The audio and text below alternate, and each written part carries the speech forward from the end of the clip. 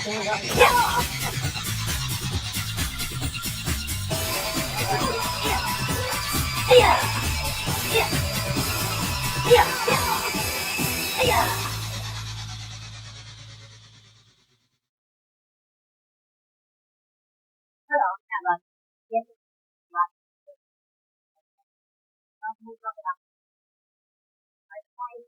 body to arch forward. That's very important because as he comes forward, he's set up for a follow-up immediately. Also, something to watch is this arm. There's something in medical terms called cross-extensor reflex action. What that means is when I strike this arm, that arm runs away. So on paper or on a magazine article, if you see somebody standing like this, the first thing somebody says is, he can hit me with that arm. But when you strike one of the points, that arm immediately starts to fly backwards. It's a protection mechanism because your body has two arms. It doesn't want both of them to be injured at the same time. Just like if I poke him in this eye, that eye's going to close to protect it. Alright, so we take advantage of that. So the first one is called lung 8. It's in the depression. It needs to be rubbed. But if you rub on the surface, nothing happens. You also need to project where you want his arm to go. I want to rub his arm, but I want it going down there. If possible, even towards my left leg. So as I rub, my arm travels down this way. Eye contact is very important. Generally, your arm tends to go where you look. That's why in boxing or even in martial arts, they tell you when you're hitting a target or a bag, not to look at the surface, but to look through it, because your arm will go there. Same thing on this point. If you're looking exactly where you're going, you're going to end up on the surface and you're going to feel it a little bit. You want to make sure that his arm starts here, just open for a second, but it ends up all the way down there. So your focus point, instead of being here, is actually down here, and you bring them down this way. Now, the further up the arm we go, which we'll see later on, the more dramatic the body reaction is. If he was to grab a little higher and we hit him on one of these, his entire body moves. This particular move would generally be used in a less threatening situation. If he, say, had a knife in the other hand, I would not be rubbing this point. This is more somebody just grabs you and you get out. This is excellent for smaller people, for children. Everybody's sensitive. And what you're also going to find is the larger the person and the stronger their grip, the better this works. So if you have a very strong man and a average-sized woman, the woman will have no problem doing it against the man. The man might not even be able to make it work on the woman. But the man can just go like this and make the woman let go because of the strength difference. So when you're working with somebody, make sure you're working with somebody strong. Make sure they grab you.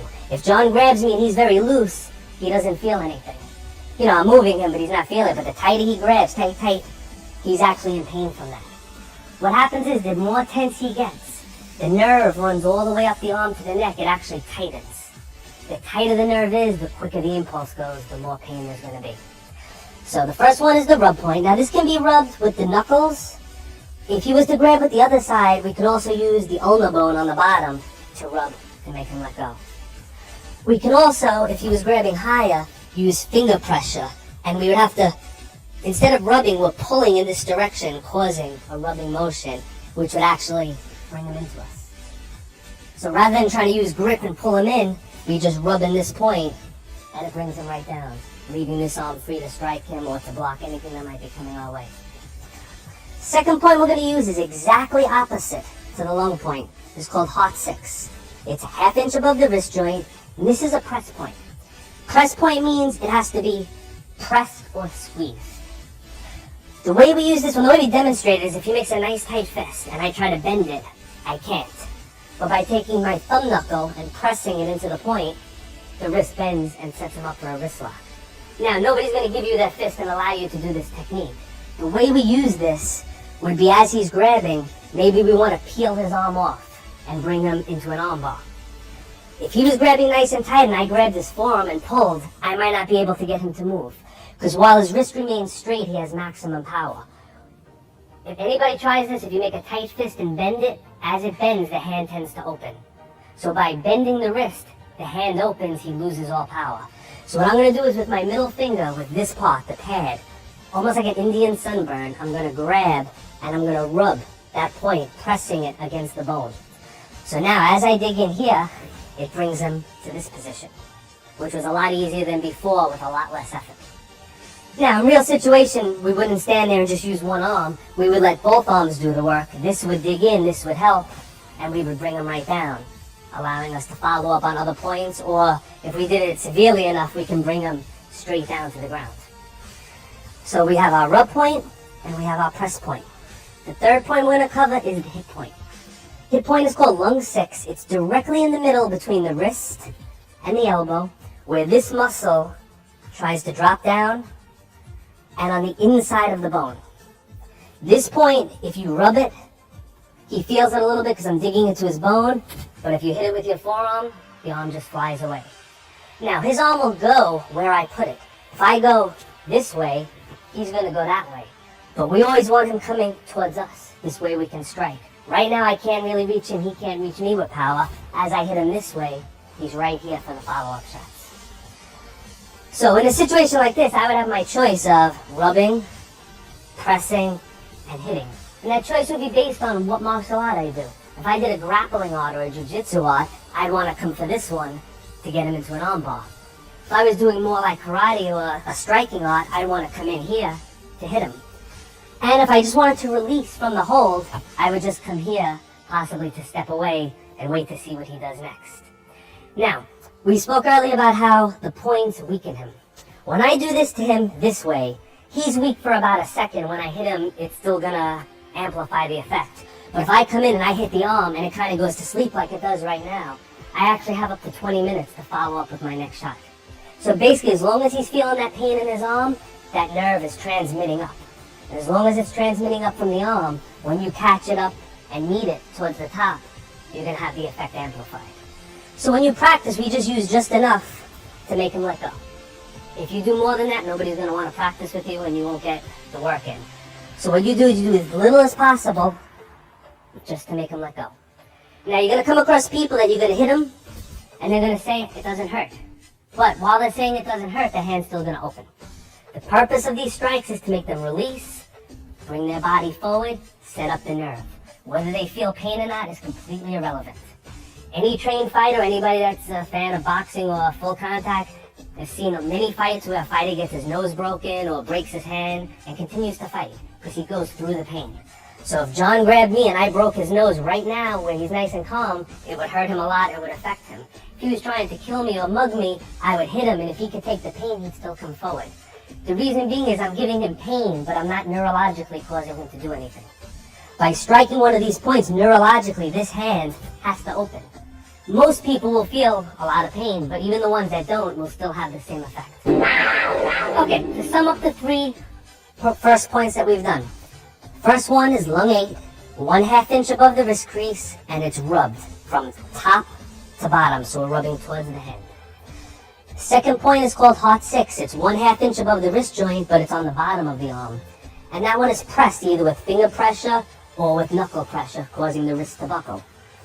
And the third point is halfway between the elbow and the wrist on the inside of the bone. That's called lung 6, and this one is struck.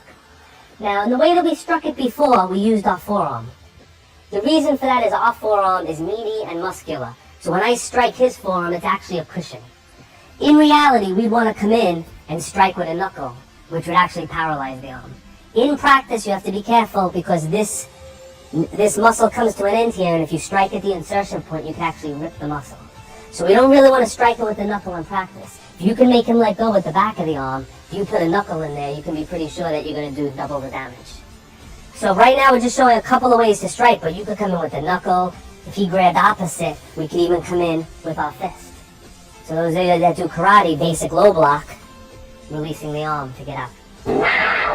We covered the first 3 points of the arm. We covered the rub, we covered the pressing point, and we covered the hitting point. The next 2 points we're going to cover are the most useful on the arms for several reasons. One, they can be pressed and struck. And number 2, depending on his arm position, they can always be accessed. For example, if he grabs low, I can use the low point. But if he grabs very high, it's a little awkward to use this point. Same thing with the center point. If he grabs here, or grabs my elbow, or grabs low, we can use the center point. But if he grabs very high, it's too awkward to get to.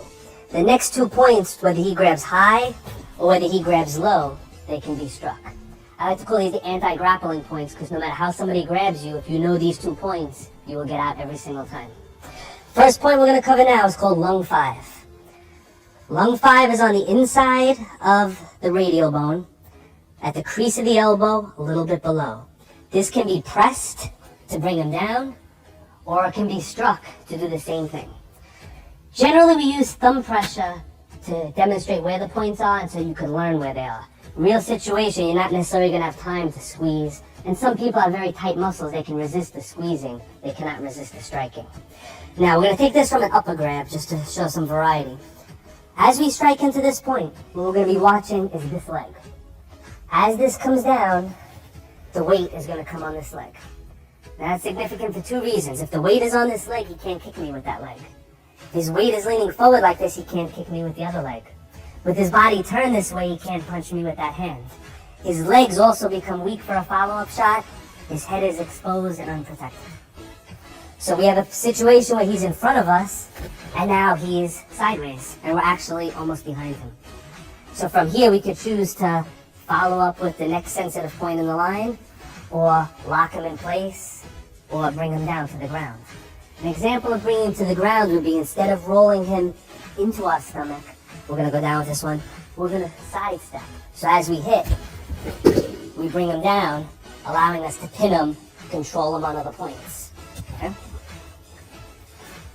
Now, the points on the top of the arm, meaning this rub one, this hit one, and the one we're covering right now, all need to be struck towards you, not towards your opponent. So we're not going to hit his arm this way. You'll get some effect, but if it's struck in this direction, this is what brings him in the position we want. Now, we could use either arm to do it. We could use the right coming down, or we could use the left coming down. Generally, the way he grabs, if his arm is a little bit bent, it may be a little awkward to get this arm in there, so we use the right. Now, when we're using this point can be used to bring him in towards us, or in a multiple opponent situation, if we had an opponent like the Bob dummy behind us, we can put him between yourself and the next individual. So we use this inside point and the outside point, which we're going to cover next, to control his direction. Right here, I have an opportunity to use my right hand or my left hand.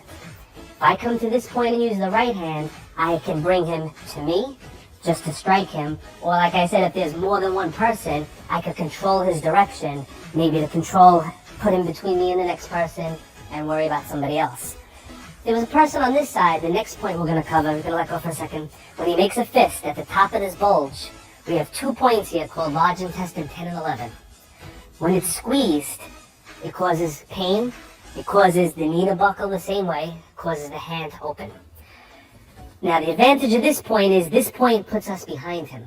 This point needs to be struck in towards the bone, close to the joint, and it turns him for us this way. So now if we had an opponent this way, we would strike it and bring him that way.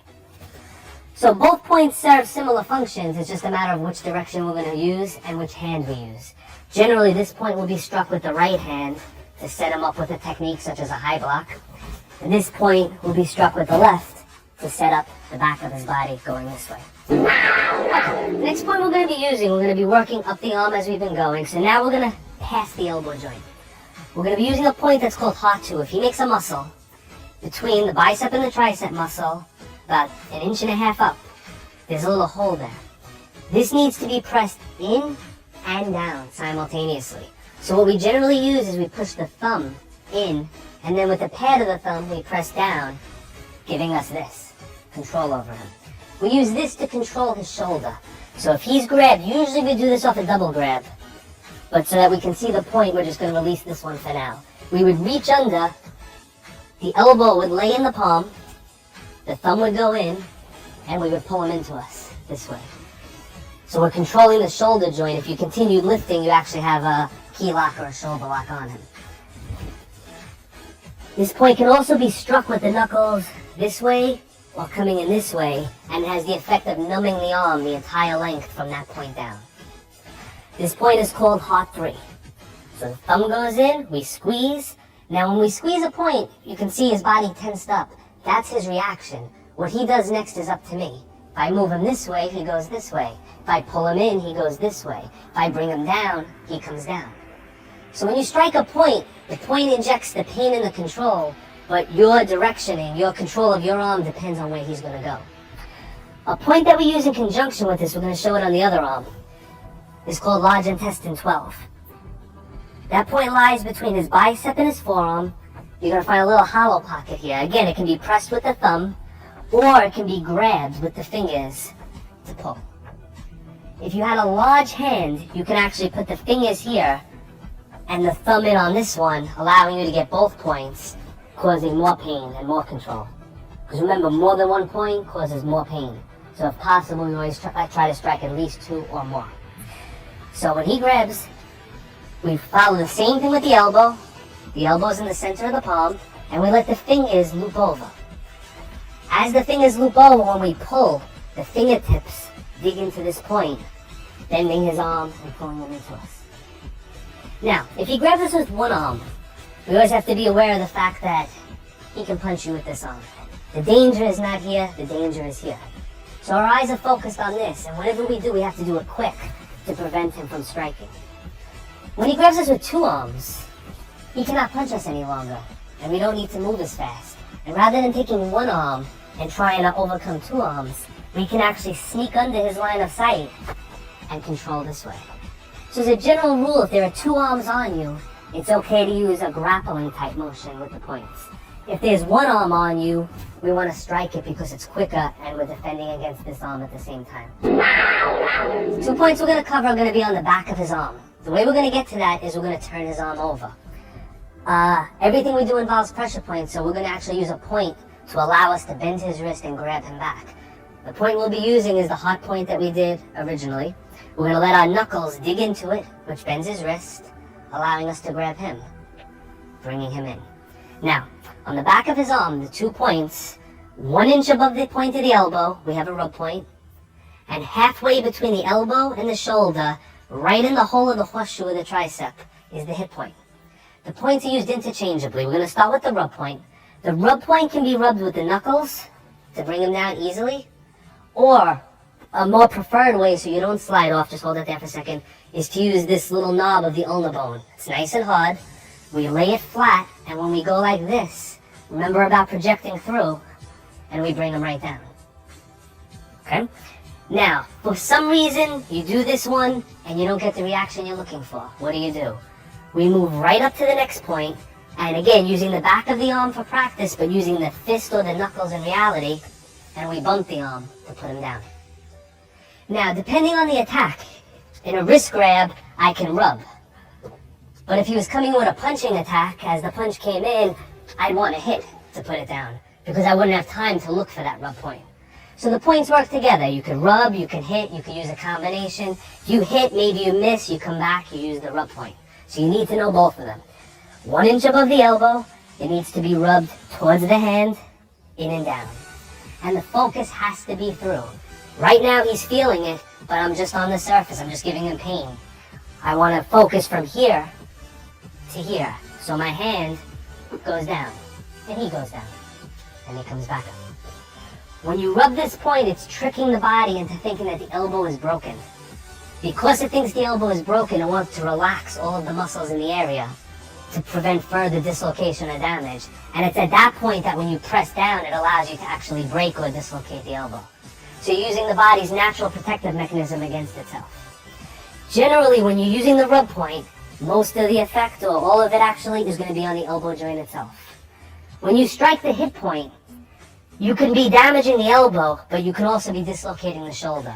That will entirely depend on his musculature and which part of his body is tighter. If he has a very tight shoulder and you hit it, that's where the damage is going to be. If his shoulder is loose but his arms are very strong and you hit it, that's where the damage is going to be. And if you give it a severe shot, you can damage both of them. So again, when you practice it, right now I'm holding this arm still and just working with one arm. In reality, as this went down, this would be coming up, causing opposing forces, and it would do much more damage in that sense. Okay? We have a couple of points left that we're going to cover that are in the same territory as ones that we've done already. Meaning we're going to go back to the wrist. We had our rub point. We had our press point. Directly between them, we have another squeeze point. This point can be hit to make the hand open, or we can use thumb pressure to dig in and bring them down this way. Basically, this point serves the same effect as the other 2 points. It's just another option, something else that you can do. Now, as we get closer to the hand, we have 2 points on the hand that we use to release grips. One is between the thumb and the forefinger. One is between the pinky and the ring finger.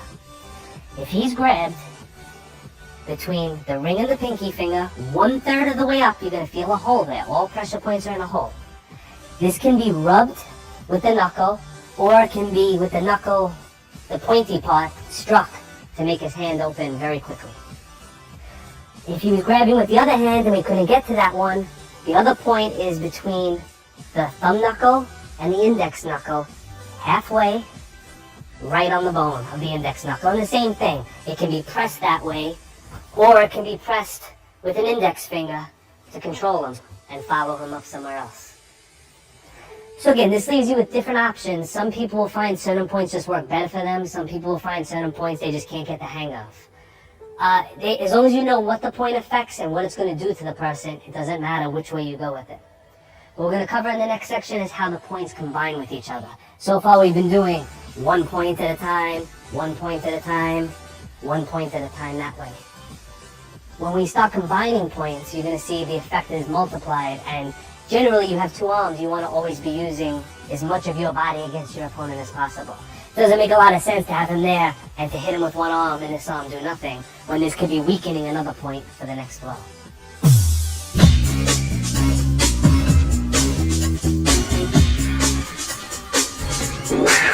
Okay, we're going to work on some combination of points and how they actually work together. For example, the point we just did, the one in the center of the arm, that's actually called pericardium 6. I don't think I named it before. When you press this point, his body starts to dip forward. But let's say this was the best effort I can get, and maybe this isn't enough, I want to add more pain. At the same time that I press this one, we're going to add this one and bring him down very easily. So now instead of using strength and using force, we're just adding more spots that we hit. The more spots that you hit, the less force that you need. When we grab him, we don't want to just grab with a regular grip. This will give us control, but we're not activating any pressure points right now. If we use what we call the eagle claw grip, we draw the fingers back, and this thumb knuckle automatically catches into this point, this way. And these 3 fingers, the index, the middle, and the ring finger, catch into this groove here, guaranteeing that you're going to get that lung point. So now, grabbing this way is different, you can see, than doing this, because I'm curling. I let the fingers dig into the groove, this is here, and I squeeze. Now, right now I'm squeezing and I'm not controlling him. To control him, I arc the wrist and pull the pinky towards me, this way. Now, the reason for such an effect is I'm actually on 2 points instead of just being on 1. So now, anytime he grabs me, I automatically start my combinations with 2 points. If he decides to punch with the other arm, now I have 3 points, and I can follow up somewhere else. But if he doesn't, when I come to my next point, he's coming in. Whether it's the lung point or the heart point on the inside, we lock here and we squeeze here, and he comes in. Much easier with a lot less effort. Now, real situation again, we don't always squeeze. He grabs, maybe I'm going to strike the 2 points simultaneously, bringing him in, and for the follow-up. So if I want to speed things up, instead of squeezing, we just hit 2 spots. Or we hit 2 spots this way, and we bring them that way to follow up. The final point we're going to cover on the arms has one specific use, and it's called the lower forearm disarm point. Whether our opponent's holding a knife, a gun, or a stick, we want to use this point to make him release it, and there are a couple of reasons for that. If his knife is coming in, and we strike one of the other points, as it comes forward, the knife may end up actually falling on me. The point that we're going to use is opposite the upper hip point, so it's inside this bone on the bottom. Whether you're on the outside or whether you're on the inside, what you're going to pay attention to is the direction that the weapon falls, which is towards him. Now, there's another thing that this one does. When we strike the bottom of the arm, the wrist is going to bend and weaken. When the wrist bends, what did we learn from before? The hand opens. The hand opens when we're using a handgun. The trigger cannot be pulled. Alright, this is a rubber gun, but if you had a real working model and you struck one of the upper points, he would release the gun, but before he released it, his finger would twitch and he would pull the trigger. So if I was here and I hit him, he would let go, but maybe he would shoot somebody that we wouldn't want to get shot. So the same thing we're going to apply by coming underneath. It just makes the wrist open, the gun drops. There's no chance of the trigger being pulled. So again, halfway between here and here, the muscle comes in, inside the bone. And striking area should be your radial bone, this bone on the top. So we're just going to do it slow, shooting up this way. If you're on the outside, you're coming slightly in because it's on the inside. If you're on the inside, you're going to turn it a little bit and come from underneath. And as you do it, the wrist is going to be forced forward, which makes sure that the weapon goes that way.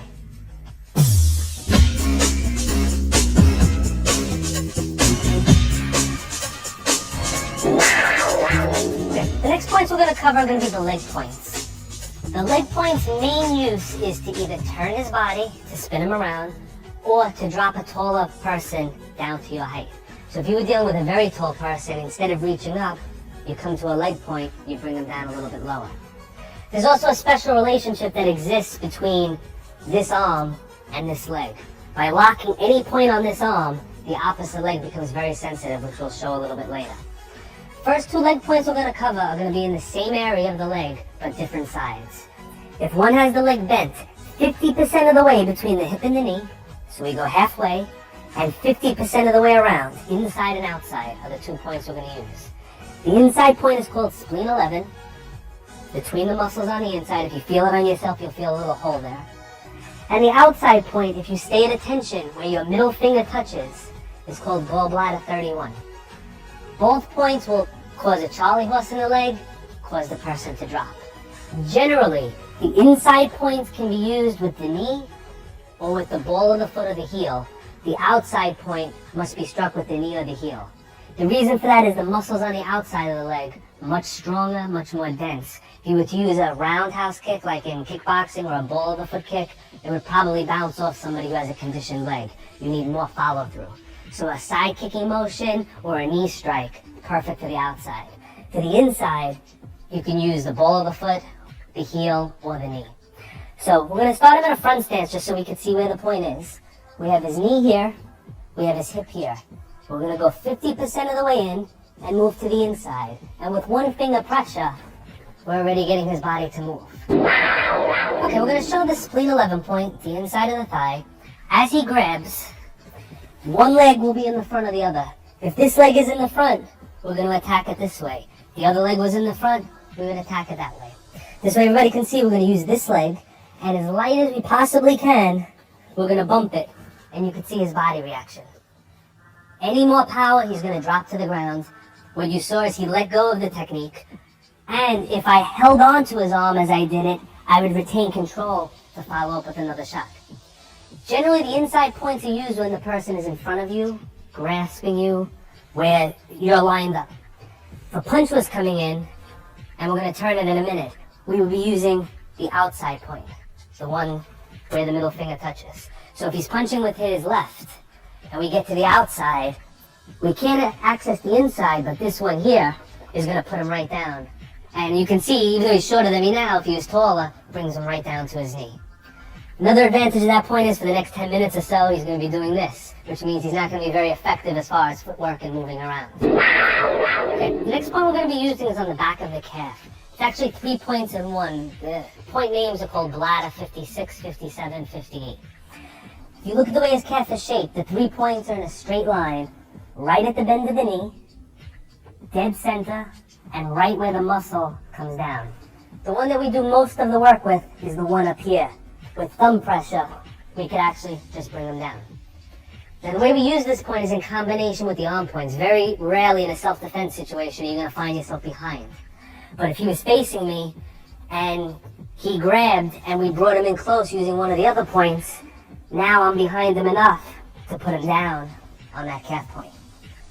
So generally when we attack the arm to turn him, either with the right or the left, his body shifts. When you do it harder, the weight comes on, you see the leg buckling, and that allows you to bring him down and follow up this way. The last point on the foot is one that's very important from rear attack. Somebody grabs you from behind this way, or they choke you from behind. One of the main defenses is to stop. Most styles of karate or self-defense teach you to stomp on the instep. The instep is one of the strongest bones in the body. I don't think it's even possible to break it. So really what you're doing is you're stomping on a very unsensitive surface. Where we aim our stomp is between his pinky and the next toe. Just like the one on the hand. Where the foot makes a little turn, you can just press and control him there. So using just, turn a little bit this way, just very light toe pressure, we can pretty much control his body. When we use it, it would be stomping, and he would drop or at the very least let go of what you were doing. This point's also used with footwork. If a punch is coming in, a lot of times we'll step in and tread on the point to follow up with other shots. So if you do a form of martial arts that involves a cross stand, so cross stepping, that's a good spot for you to put your foot there. Okay, when we practice again, we use, just like we use our thumb pressure, we use our toe pressure to find the point. Obviously outside he's going to be wearing shoes or boots on, and you're not going to be able to access it in that manner. But by using a stomping motion, whether he has shoes on or not, unless they're steel tipped, he's still going to get the same effect, whether he's grabbing you from behind or from the front. So real situation, stomp. For practice, you don't want to do that to your partner because he's not going to like you anymore. So you use your toe, or if you're going to use your heel, you place your heel on it and gradually add weight until you get that reaction and you release. Whenever you're working for pressure points, you're looking for a reaction. If I grab his arm and I do this, once I see that reaction, right, I'll do it one more time, I know I did it right. I don't always have to be throwing him to the ground or making his arm go numb. Later on when we cover the head and the body points, it's going to be similar. You'll strike a point and you'll see his eyes blink and he'll stumble a little bit. That means you're on the point. You don't necessarily have to knock everybody out when you practice, because people are not going to want to practice with you if you do that. What you do is you make sure you're on the point, you control. Real situation, you use full power. Excellent method to train on is one of the bob dummies, because you can hit it as much as you want. It's anatomically correct. You learn the proper angle and he won't get mad at you. Right? What we're going to combine now is the arm and the leg, like I explained before. When he grabs with this arm, when you lock either with the eagle claw, like we did before, or we grab one of the points, or we even hit a point, this leg becomes very sensitive. The main way we use to attack it is with our heel coming across. The reason for using the heel is it's harder than the other parts of the foot, and when you have shoes on, the toes tend to wiggle. So the heel is going to cut into the inside point. Now, when I strike this point, like we learned before, his body turns. If I kick that leg without using the arm, his body turns. Right? Just keeping these bent a little so I don't hurt them. When you do them together, his body turns and he tends to drop. So whether he was going to punch you, grab you, whatever he was going to do, he's not doing it anymore.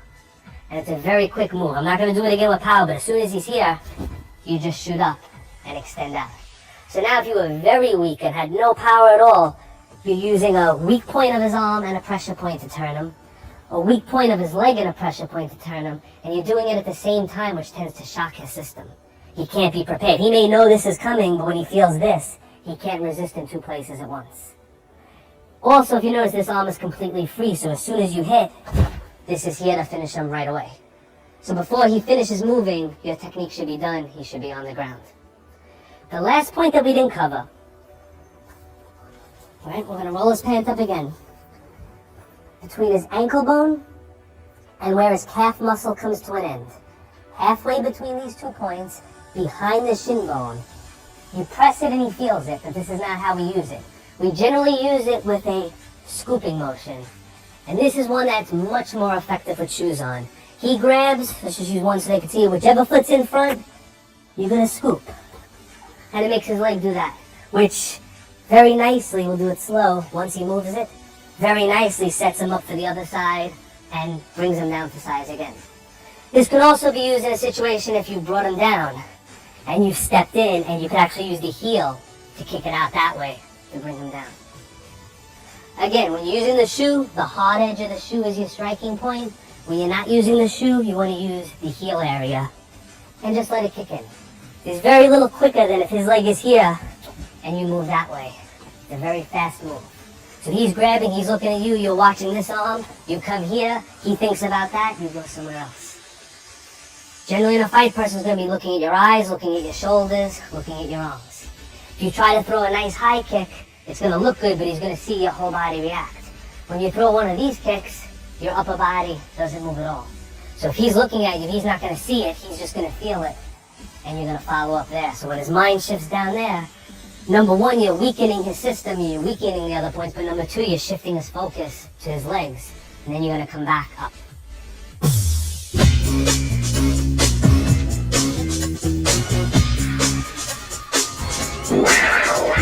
Okay, what we're going to do now is we're going to go back to those first arm points that we used, but this time we have John fitted with special protective forearm guards. Same ones used in competition to protect the bones so you don't get bruises. Purpose of that, number one, is so that he allows me to finish what I'm doing because it's starting to hurt. But the main reason is this way we can show that the points work even through a winter coat or through padding. An example would be the hip point that we use. Now it's going to be hard for you to see, but everybody remembers it's the one halfway. With practice, you will know that it's halfway and you won't have to roll the sleeve up, and that's where the training comes in. I've done that, so I'm just going to show you. He lets go. Right, he grabs on the other side, we catch it from another angle, same thing. He lets go. And remember, I'm still using the soft part. Now that he has this, I can put the knuckles in, and it works even better. What we're going to have him do is grab different spots. Basically, there's only so many ways somebody can grab you. They could grab your arm, your elbow, your shoulder. They could do it on the other side. They could double grab. They can choke you. That pretty much covers most of the grabs. All of those grabs, most of the time, are going to start with an arm point and then follow up with a head, neck, or body point, or maybe even a leg point. So as he grabs, he's just going to grab a random. We're going to use different points to get out. Doesn't matter which one we use. And you're going to see you just get a good reaction. Two arms, we can either focus on one or we can focus on both of them to set him up for the next point.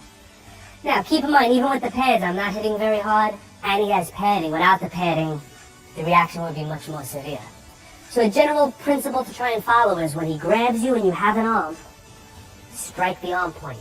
Instead of trying to travel all the way up here, which he expects, strike an arm point.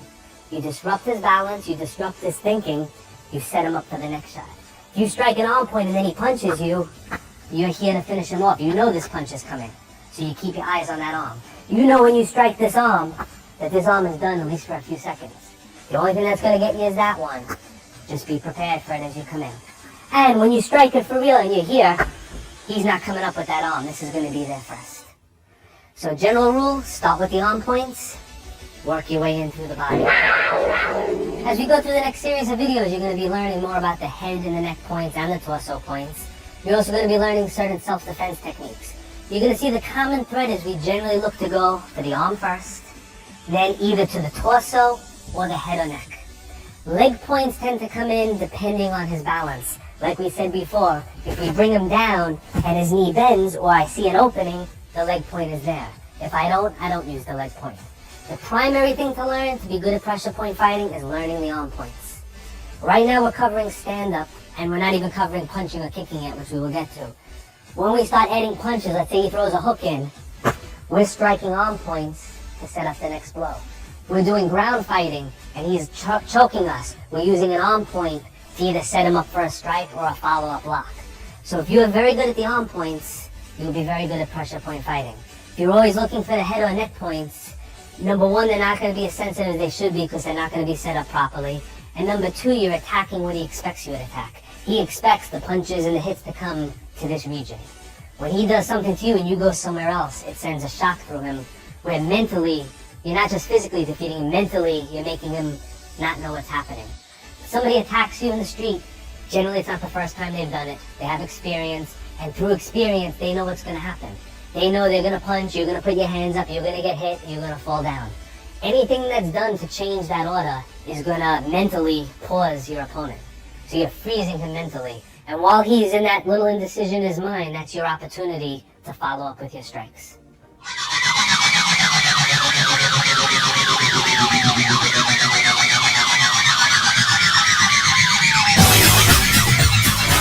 We're going to be demonstrating one of our instant knockout shots. The way we're going to be targeting is the stomach 9 point in the side of the neck.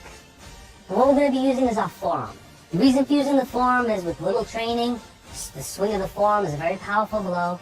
And it doesn't have to be as focused as, let's say, using the edge of the hand or even the fingers or a punching technique. With this motion, this could come after blocking a punch, this could come off of a grabbing. For his safety, we're just going to demonstrate it off him grabbing. This way, we minimize the motion and nobody gets injured. So we're going to have John grab nice and tight. We're going to focus on this point.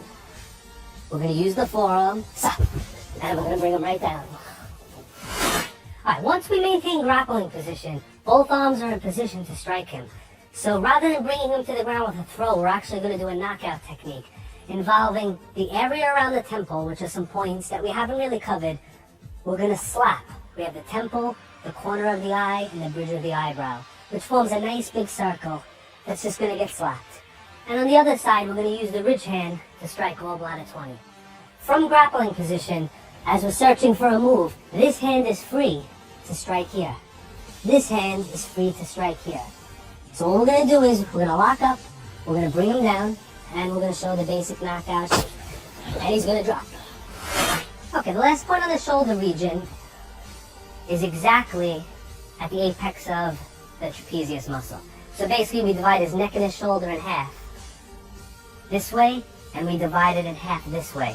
And this is where we're going, and we can actually press it and get some effect. Because this is a big muscle, the muscle actually protects and the point lies underneath it. So generally we want to strike it inward this way or using our forearm. If he was coming forward like to shoot to do the takedown, we would actually use our forearms on this point to stop him. Because of the angle, we may not knock him out, but what we'll do is stop his motion, which will allow us to set up something else. What we're going to do is just show this point the effect of it. We're going to have him throw a punch, we're going to block it, and we're just going to put some downward pressure. And the thing to watch for is his legs. Watch where his legs go. So as he comes in, we come down, and we drop him down. Okay, as previously explained, the more pressure points you hit, the more damage that you do. So if he were to grab me in a real situation, I would be using one of the arm points, one of the body points, or one of the leg points before I came to the jaw point. What that would do is it would make it actually weaker. But what I want to actually just show you is how, with no setup at all, this one point becomes very sensitive. So as he grabs, we're just going to come from this position. I'm going to go slow so I don't injure him. We're going to come up in the up and out direction. I'm going to have him bite down real tight so he doesn't hurt his teeth. Alright, so I'm going to look straight.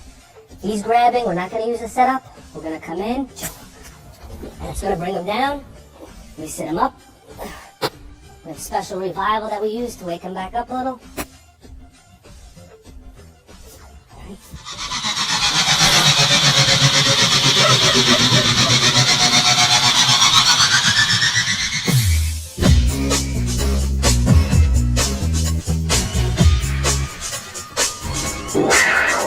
Okay, at this point I'd like to go over the proper revival techniques. The purpose of the revival techniques is to wake your partner up if you do a knockout, but most importantly it's to make sure that he doesn't have any adverse effects. What can generally happen if you knock somebody out, they will wake up on their own, they won't just stay asleep forever. But when they wake up, they're going to have headaches, their stomach's going to hurt, they're just going to feel almost like they have a hangover. With the proper revival, you're restoring energy, basically that you took away with the strike, and you eliminate that effect.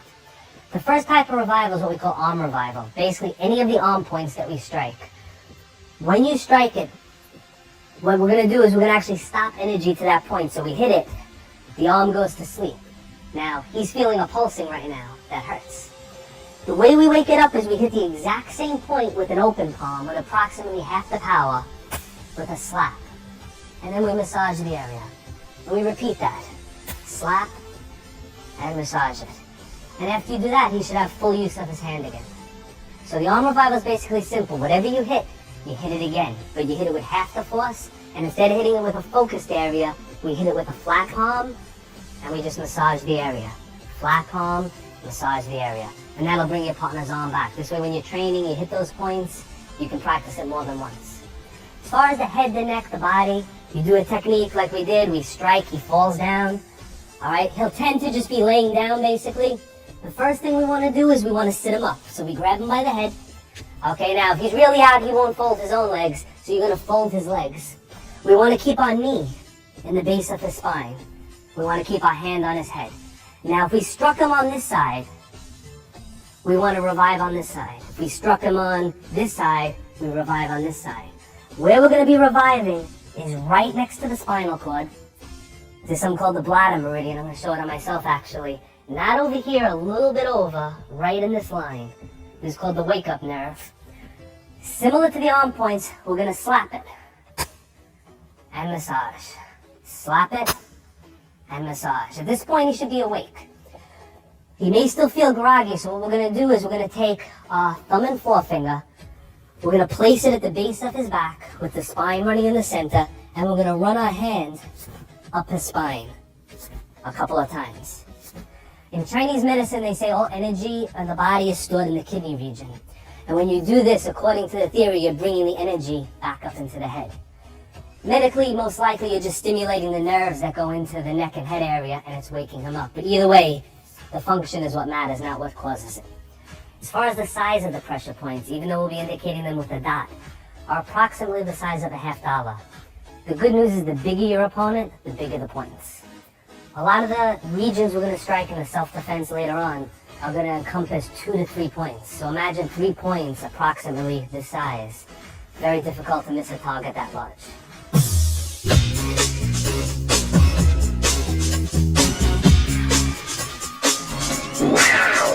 Let's go with the ball. We're going to start with the first point. First point we're going to use where the lip and the jaw come together. It's called the mental nerve. Right in the corner of the jaw, there's a little hole there. If you look at a picture of a skull in a textbook, there's actually 2 little holes. It's called the mental foramen, and the nerve sticks out through there. This point struck on an angle 45 degrees down and towards the collarbone, and it can also be used to press to release the neck. Later on with an assistant, we'll actually show how these techniques are applied. Traveling along the jaw, we're going to make an imaginary line straight down his eye, right on the bridge of the jaw. Most people have a little indent there, a little notch. This point's called stomach 5. This point has 2 angles. This point can be 45 degrees up and in, or 45 degrees down and in, meaning you can strike it up or strike it down. There's a very common target in boxing. Usually they target the hook punch there. The problem with that is the hook punch, if you'll notice, is coming 90 degrees in, which is actually an incorrect angle. So sometimes it drops down or sometimes it comes up and they get a good effect. But for maximum benefit, it has to come in a downward angle or an upward angle. We're going to try to continue along the same line along the jaw region where the jaw comes to an end in the corner. All right, we're going to turn him a little bit here. Behind the jaw, we have a point called triple warmer 17. This is one of the most important points of the head and neck. The reason for this is this can be struck at an angle 45 degrees back towards the jaw, but when it comes to grappling, which we'll explore later, this point is very important because it's used with fingertip pressure to turn the person's head, setting them up for other techniques. So along the jaw region, we have the mental nerve, the stomach 5 point, the triple warmer 17 point. Now, as we go a little bit higher, right underneath the cheekbone, we have a point called small intestine 18. This point can be struck in and up towards the center of his head. It can also be pressed with fingertip pressure. And again, in a grappling situation, this point becomes very important. If we focus him in the center, in his upper lip region, right over here, we have a point that's actually a rub point. It's the only rub point on the head. When this point is rubbed, the person will be forced away from you. Let's say in a tight encounter, somebody's grabbed you, we rub it, forces him back, and it tends to set up the other points in the head region. And the last 3 points we're going to cover is a cluster of points called the gallbladder cluster. The gallbladder cluster is 3 points above the eye. The first one's directly in line with the pupil, 1 inch above the eyebrow. The second point in the cluster is directly above that point in the hairline. And the third point is directly parallel to that point and 45 degrees to the first one in the hairline as well. In order to strike all 3 of these points, a palm strike must be used to try to catch all 3 of them. Generally, you get 2 of them. You try for 3, you get 2. If you get all 3 at once, the person goes right down. If you only get 2 of them, you usually get a level 1 or 2, which we discussed earlier, where the person either falls or they're just stunned and their arms drop. Okay, at this time I'm going to introduce my assistant, John. John's going to help me demonstrate the proper angle and direction and some of the striking weapons that you could use to make these points effective. First one we're going to cover was the mental nerve in the corner. First application we're going to use is to twist the neck. So let's say he's grabbed you or he's locked onto you. It really doesn't matter what the attack is for now. We're going to use our thumb and we're going to press down at a 45-degree angle. If I was to grab his head and turn it and he resisted, nothing would happen. But when I press on that point, which we're going to turn a little bit more, and press down, it allows the neck to be spun. This combined with grabbing the hair or just holding the opposite side can make a nice neck takedown, but it could also turn him to set up one of the other points. So imagine a situation where he was coming forward and he was grappling or struggling, and you just turn his head. You stop his motion right there. He can't go forward anymore if his head is looking that way. As far as striking applications for this point, one of the best weapons that we use is this part of the palm. So if you look at your palm carefully, it's actually divided into two parts, the part where the thumb is and the part where the pinky finger comes down. And there's a little bone here. What we want to try to do is focus that bone in this motion. And we focus it to this point, in and down, in a dropping motion. So again, this can be off of, he could be punching you, you could be blocking and dropping down on it, or you could just be coming up to the point this way, be striking an arm point first, coming down on the point. And this point is struck down and at an angle towards his opposite shoulder. So if we're using his side here, it comes this way. If we're using the other side, it's going to be coming in that direction. The next point we're going to go after is the one adjacent to it, the stomach 5 point in the corner of the jaw. This point has an up and a down direction. This point can be struck down with the palm, just like the other one, but it can also be struck in an upward movement. The general guideline is if your opponent is taller than you, you want to strike in an upward motion. If your opponent is shorter than you, you want to strike in a downward motion. The main reason for that is if he was a lot shorter, it wouldn't make sense for me to go down to come up when I can just drop down. And if he was a lot taller, it wouldn't make sense to reach past the point to come down on it. So it's a matter of convenience and the shortest distance between 2 points. The stomach 5 point, when struck up and in, you actually want to aim towards his opposite eye. So the angle is this way and back. One of the features of striking this point and a lot of the points in the face and neck region is he's going to be forced to take a step backwards. Generally, anything above his solar plexus when struck forces him to take a step back. Anything below his solar plexus forces him to come forward. So when you're setting up your combination of techniques, when you strike this point, you're pretty much guaranteed that the arms are going to be away from you. Because once he takes that step back, he cannot reach you any longer. Then he actually moves out of hand range into kicking range. And that's where the leg points will come back into it. All right, we're going to continue along. So we've done the mental nerve, we've done stomach 5. We're going to do triple warmer 17, the point behind the jaw, right here. This point, no matter what position you're in, fingertip pressure is going to turn his head and control him. As long as my fingers are here, he's in a lot of pain. I'm going to show it on the other side the same way. All it is a direction back to front, like you're pulling on his jaw. You pull and press. Now, this point can also be struck. Let's say a punch was coming in with that hand. We blocked using the fist. Using the pinky knuckle on the hammer fist, striking again in that 45-degree back to front direction. And in the rare instances where you get him dropping down a little bit, it can be struck with a punching motion because again, you're maintaining that 45-degree angle back to front. So let's say you had him in an arm bar, you could shoot right in with the knuckles into that point. So we have triple warmer 17 back there. We're going to shift from the side, we're going to go towards the front. We have the small intestine 18 points. They lay just under the cheekbone. If you squeezed his cheeks and pressed, you'd be on them. These can be squeezed as in a grappling situation. If he grabbed, we can just use it to control him. Or they can be struck with what we call an inverted punch, meaning not an uppercut, but a straight punch using this part of the knuckles. So struck this way, underneath that way. So a situation might arise where his palms were on you, we covered his arms, and you strike in this way. What you're going to notice is this motion tilts his head back and sets up his neck points, which we're going to cover later for future strikes. Everything we do in pressure points is to set up the next shot. Most of the time, again, we're going to start with the arm points first, or the leg points, work our way into the head and the neck region. The head and neck is the most sensitive, so it's generally the finishing points. Everything goes well, you hit this point, he should drop. But if he doesn't, he's set up for follow-up shots, even the one under the jaw that we did before. The next set of points we're going to cover are the gallbladder clusters. That's 1, 2, 3 points. The only real way to access all 3 of them is to use a slapping palm motion. So we're not going to use a palm heel, we would only hit one of them. We want to slap.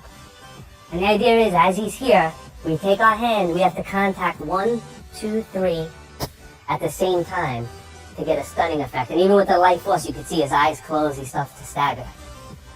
The advantage in this point is in a boxing situation. If his hands are up and he's covering his jaw and he's leaning forward a little bit, that may be the only thing that you have access to. So if somebody's protecting their jaw and their neck, even this part is covered, all you have is their forehead. Maybe with gloves on, they think that you can't hurt them, but slapping into that region is going to cause either a level 1 or a level 2 knockout. As you hit them, the arms will tend to drop, exposing other points. The last point in the head region we're going to cover is the one on the upper lip. This point is not struck, this point is rubbed. If he's grabbed you, or even if it's a closer situation like a woman who's grabbing you tight, we rub in and down, and it releases him right off of you. It requires no strength, but it requires an up and down rubbing motion, very similar to the arm and the back of the arm point previously covered. So we come in with our knuckles and we rub. We'll do it a little bit slower, and you'll notice that as you do it, the head tilts back, allowing us to come in to the stomach 5 points, which if for this didn't drop him quick enough, this one would put him down. Okay, we're going to use the bob dummy. What we're going to do is we're going to show some of the strikes at a little bit of a faster pace. Some things to pay attention to when using pressure points is no cocking of the arm. We don't withdraw, we don't drop into a stance. Wherever our arms happen to be, we strike from there. The reason for this is we do not need power, we need proper angle and direction. The further your arm travels, the greater chance you're going to miss your target. So really what you want to do, if you're a few inches away from the person, you're almost guaranteed to hit what you're aiming for. Power is less important than angle and direction. So what we want is we want a nice relaxed speed, we don't want telegraphing motion, but we want to make sure we focus on the angle. So what we're going to do is we're going to pick one point at a time. The first one we're going to do is the forehead points. We're going to show the angle. Again, the angle is a slapping motion, bringing his head back this way. So if you had your hands up, you were arguing, you just slap in. Now a real person's head isn't so shaking, so you would remain in contact. So as you hit, the head would go back. As the head goes back, either the person drops or you're set up for your follow-up shot. If you were here, that would set you up for the next point. So if you're here, even if your arms are down, just shoot out in a slapping motion. And the idea is to connect 3 points of your palm. 1, 2, 3. And line them up. 1, 2, 3. And you want to try to hit them at the same time. So the motion's more of like this, very relaxed. And the wrist is kind of limp until you strike. So it's a whipping motion. So we're not doing a palm thrust, we're not hitting this way. We're relaxed, our elbow is down, not up, and we're just thrusting forward. Here, and slap out. Next point we're going to cover, the side of the jaw, the stomach 5 point, right down, 45 degrees up and in. So instead of 45 degrees this way, we're just coming from underneath. And again, the elbow's down, the hands are here, up and in. Up here, up and in, 45 degrees. And again, a result of it with a real person, when the neck moves as you come up and in, the head's going to tilt back. Person should fall. If they don't, we've set up our next point right there. The point in the center, the rubbing point, we want to make a nice tight fist. We don't want to use one knuckle because we're going to miss. Almost like we're knocking on a door. Just like this. We focus with the middle knuckle. We take the thumb out of there. Right, we'll come from this side. And we rub. In and back. So we'll turn them a little bit so we can see it. We're here, and we rub. Now, when we use a rubbing motion, if somebody was ready to punch you and you reached out to rub, you're going to get hit. Generally, it would involve him having 2 arms busy, either with a bear hugging motion or a double grab, or something where his arms are occupied so that you have the time to do that. It's also generally used from this distance. We don't want to reach all the way out here because then we can do our strikes. We're in very close, we lock on to the point, we rub and press back. A lot of times also we'll use it to set up the jaw point. We'll stretch them back and then follow with the jaw shot. So basically what we're doing is we're creating distance and pain and then setting them up with the next. The next one we're going to cover is the one behind the jaw, the triple warmer 17 point. When the opponent's facing you, there's very little use for this point except for the fingertip pressure because the angle is back to front. But we gotta imagine that Bob has arms, and what we're going to do is we're going to block his arm and strike in a back to front motion using the corner of our fist. Alright, so we're going to turn him a little bit. So we're going to block his arm, the point is here, and we strike across, catching them behind the jaw. Another way we can get at it is using the same knuckle pressure that we used here, but we're actually going to strike it this way with our foreknuckles. So if we wanted to hit it from the front, we would just clip it this way. As you struck it, it would turn his head, setting up follow-up blows. And the last point is the point under the cheekbones. Again, as shown on John, it can be squeezed and pressed, or it can be struck in an upward motion with either fist. He's here, strike straight up to the ceiling. It's not an uppercut. If you throw an uppercut, you're going to hit it and slide off towards yourself. Think of it like a punch, but instead of punching out, punch up with an inverted fist. So if you're here, up, right, move in, strike like you're going towards the ceiling. What we're going to do now is we're going to bring John up again. We're going to demonstrate one of these points, the point under the jaw. We're going to tap it as light as possible just to show you the effect. Now we can't hit him on all of these points because it would be dangerous and there's no need to keep knocking him down. All of the points have the same result. How hard you hit the person depends on the situation, but generally the power of your arm is enough to knock out most individuals. Meaning if you were here, this is more than enough force. In a demonstration situation, we're just going to move a little bit. Real situation, you hit as hard as you want. Okay, as previously explained, the more pressure points you hit, the more damage that you do. So if he were to grab me in a real situation, I would be using one of the arm points, one of the body points, or one of the leg points before I came to the jaw point. What that would do is it would make it actually weaker. But what I want to actually just show you is how, with no setup at all, this one point becomes very sensitive. So as he grabs, we're just going to come from this position. I'm going to go slow so I don't injure him. We're going to come up in the up and out direction. I'm going to have him bite down real tight so he doesn't hurt his teeth. All right, so I'm going to look straight. He's grabbing. We're not going to use a setup. We're going to come in, and it's going to bring him down. We sit him up. We have a special revival that we use to wake him back up a little. All right. Yeah. Okay. Now, if this was a real situation, aside from the setup points, instead of this, the technique would be that. One thing that you really have to watch out for is, even if you're not trying to injure him, his head can still hit the floor. Here we're in the studio, we have mats, it's not a problem. Outside, you hit somebody. If it wasn't a life-threatening situation, you may actually want to grab them and make sure that their head doesn't hit. Because you may hit them lightly, but if their head hits the floor, you're going to have a problem there. It's the second hit that's going to do damage. So anytime you knock somebody down, whether you're doing a throwing technique or a pressure point move, they lose control of their body and sometimes their head can go first. So again, this is not something to be practiced or played with.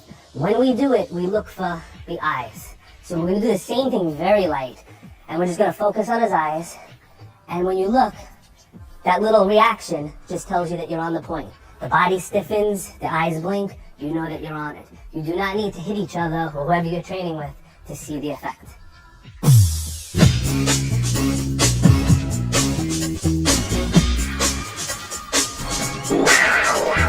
We're going to continue with the neck region. The neck is your primary target. Every single nerve in your body has to pass from your brain through your neck to, let's say, your heart, your lungs, your liver, to all the functions of your body. So the neck pretty much encompasses everything.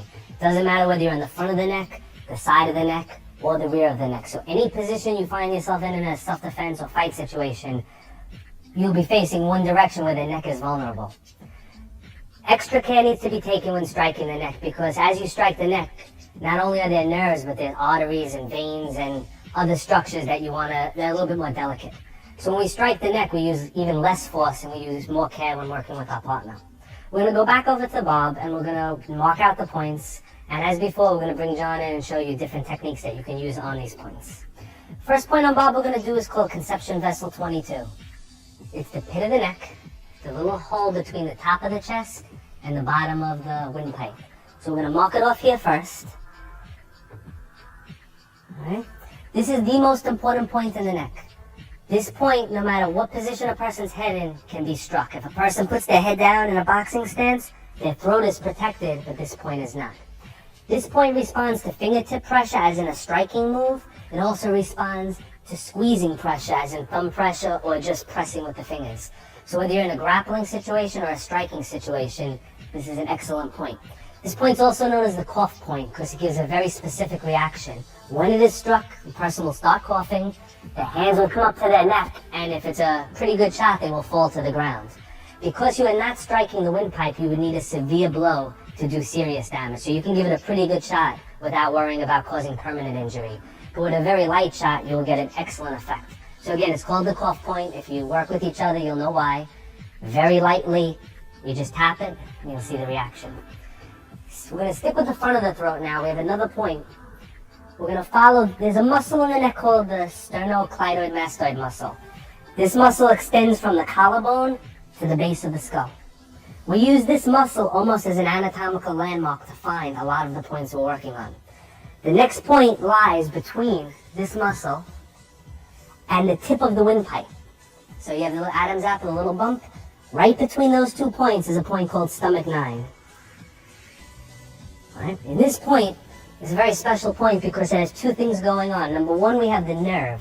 But number 2, we have something in there called a baroreceptor, which basically means it monitors your blood pressure and it lets you know if your heart's beating properly. It controls whether your heart beats faster or slower. When this point is struck, it tricks your body into thinking that your heart is beating too fast and it slows it down. In consequence, since your heart's not beating fast, it actually makes you pass out momentarily. They also call it a vasovagal faint, which is something that in medical terms, a lot of times people that have their neck ties too tight, they'll turn their neck and they'll pass out.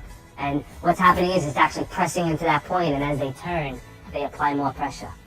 This is a very easy point to cause a knockout, but it's a little bit on the dangerous side. So when you practice, we tend to use blunted weapons, meaning the edge of the hand or the forearm. We wouldn't want to go in with our fingers as we can do permanent injury in that region. Right, so we have the pit of the neck, we have lateral to the Adam's apple. Now we're going to go up a little further, very close to where the triple 1 or 17 point was, but on the underside of the jaw. We have a point called small intestine 17. This point is an excellent point to be used in squeezing applications as a choking move. And what this actually does is, this is the neck artery that goes to the brain on both sides. So as in a judo choke where you try to compress both sides of the neck, by simply reaching in and squeezing, you can apply the same amount of force as a full choke with very little effort. And when struck, it will cause unconscious. The basic angle for this point is up and in towards the opposite side. So if the dummy was facing, or the person was facing you, you'd want to strike it towards the opposite side of the head region. We're going to go back to this one for a second because we didn't go over the proper angle. For the stomach 9 point, what we want to do is we want to make sure that we're coming in at a 45-degree angle towards the spine. This could be a 45-degree angle going in an upward motion or a 45-degree angle coming in a downward motion. But it's not straight and it's not across. 45, like you were coming out the opposite side of the neck. Okay? As we turn them further, we're going to go into one of the better points called gallbladder 20. This point is located at the base of the skull. In most people, it's where the haircut stops. You'll feel a little hole there. It's a spot that you massage when you have a headache. In opposite, when we strike it, it tends to give somebody a headache and it makes them pass out. This point there's a very big nerve in this region. When struck, it's actually one of the easiest points to cause unconsciousness. But again, it lies in the back of the head, so in a self-defense or fighting situation, sometimes it's not accessible. But again, if you can imagine a person punching or you moving to the outside, it becomes a primary target there. Okay, now, so far what we covered was the neck region. We're going to go into a little bit of the shoulder, like where the neck and the chest combine. Along the collarbone is another anatomical landmark that we look for because we use this to find our points. We have 2 points that actually work together. We have a point called stomach 12, which is in this big depression between the trapezius muscle and the collarbone. And we have stomach 11, which is on the opposite side of the throat point. So on that muscle, where this muscle comes down, right over here. So what we actually have is 1, 2, 3 points in a straight line. And most people aren't as big as Bob, and they're actually closer to each other on a real person. So if one was to go in with fingertip pressure, you would certainly activate 1 or more of the 3. So again, we have a situation where you don't have to be exactly accurate. You don't have to look for just 1 point. You just have to find where the collarbone is, and this one is activated with fingertip pressure only. We don't strike this one. Fingers go in, we press it, it tends to buckle the legs or bring the person to the ground.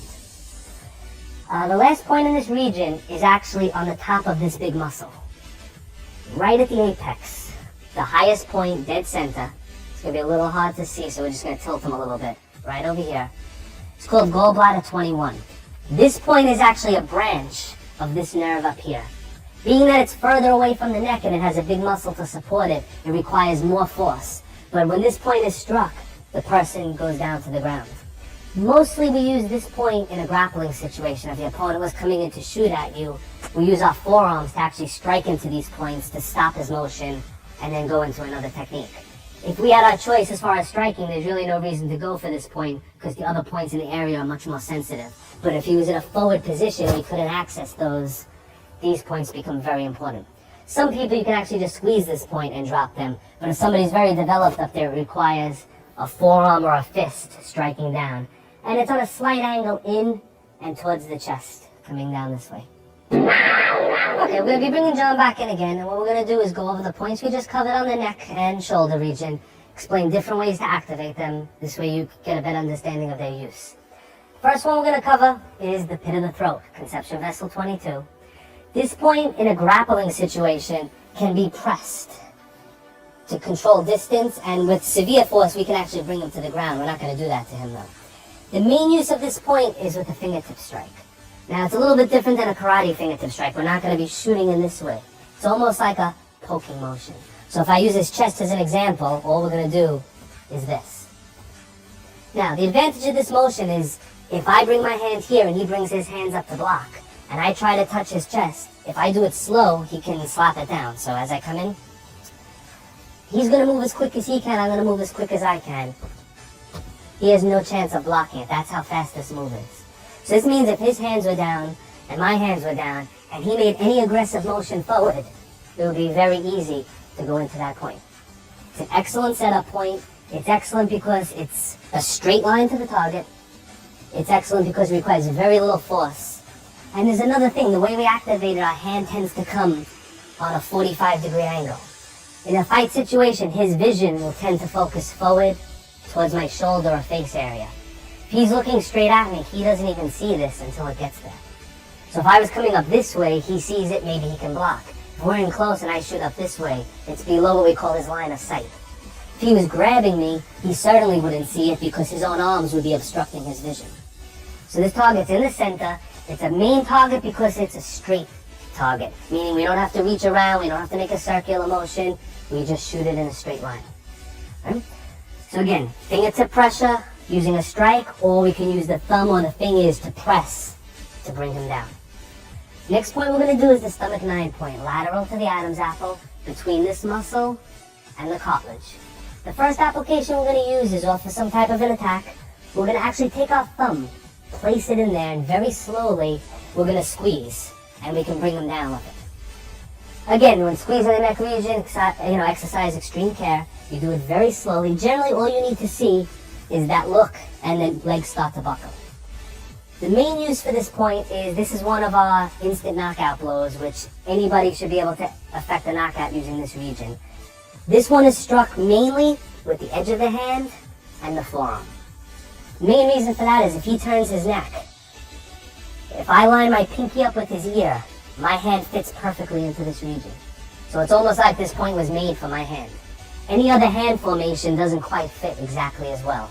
So as he's looking this way, this just fits right in. Right, in karate they call it a knife hand block or a shudo block, and we just shoot it in.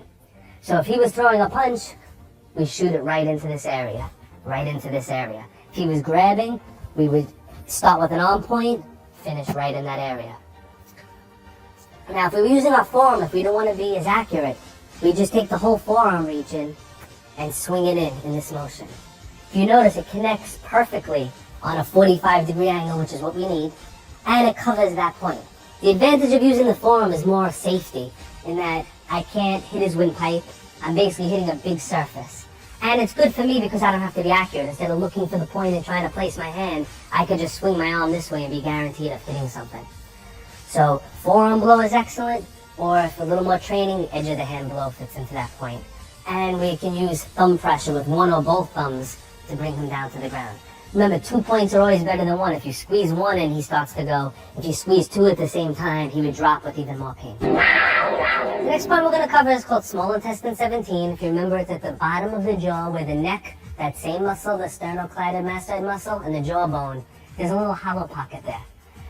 And it basically lies right in this region. There's a V that is formed here. Now this can also be struck with the edge of the hand, either a back arm blow or an inward blow. This becomes a very good technique when his body is tilted. If we brought him down first, this actually is very exposed to finish him off in this region here. What we also use this for is a choking technique. If he was coming in with a punch, we can squeeze both of these, we bring him to the ground, and instantly you see his eyes close and he starts to pass out from it. And what we're doing is obstructing the arteries on both sides of the neck at the same time. So again, we have a squeezing application, and we have striking application into the same area. Alright, the last point we're going to cover on the neck region is the gallbladder 20 point, right in the back. And again, if you look at that muscle again, remember it connects all the way up here. It's right behind the muscle, below the skull at the base. So as he turns, we'll show it on him, he's got a perfect haircut. Right where this little point is, that's the point, right there. Now, if you're facing him, it wouldn't make a lot of sense to pass all of these other points to go for this one. But imagine a situation where if he grabbed and punched and your arm was here already. As you brought it back, we would strike it in this direction. And generally we'll strike with this bone here or with our thumb knuckle here. And we'll try to hit it into the point. It's called a ridge hand strike. And we're here and strike back. Can be if he was grabbing with both hands, we can bring him in and strike both of them together. Now another really good application for this is if we turn him. If we go back to what we did on the very first part of the series, we used the arm to turn him sideways. As we struck the arm point and he turned, the point back there becomes exposed. We're going to show that on the other side. Right now his point is lying here, I can't get to it. We hit this point, he's just turned and exposed it for me. So even if you're not behind him, you may be in front of him, the situation may lend it to where you end up turning him, and that's the only point that's exposed. Because basically the rest of his skull is very well protected. There are points there, but they're not very sensitive, so we do not use this area. So this is our main point that we go for in the back. We can be struck with a palm, hammer fist, open hand strike, even a forearm strike, depending on your positioning. We're going to move into the shoulder and the collarbone region. Now, we had the conception vessel 22 point at the pit of the throat. If he turns his head sharply that way, you can see this little muscle bulge here. Right on the opposite side of this little tendon is what we call the stomach 11 point. With one fingertip pressure, we can put him right down to the ground. About 2 inches over from that point, you're going to feel a big hole right here, which you put on the bob dummy. We had 22, we had this one. Now we're going to move over above the collarbone, and same thing, fingertip pressure brings him down.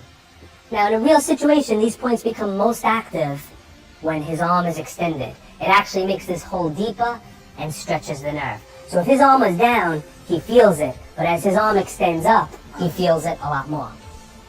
What's good about these 3 points, 1, 2, 3, is you don't have to look for one or the other. He grabs, you take all of your fingers, and you just shoot him in. Now I think I got 2 of them there, but it's possible I got all 3 actually. Don't try to pick one, don't be fancy, don't take one finger and try to hit the point. If you miss, you'll be left with nothing.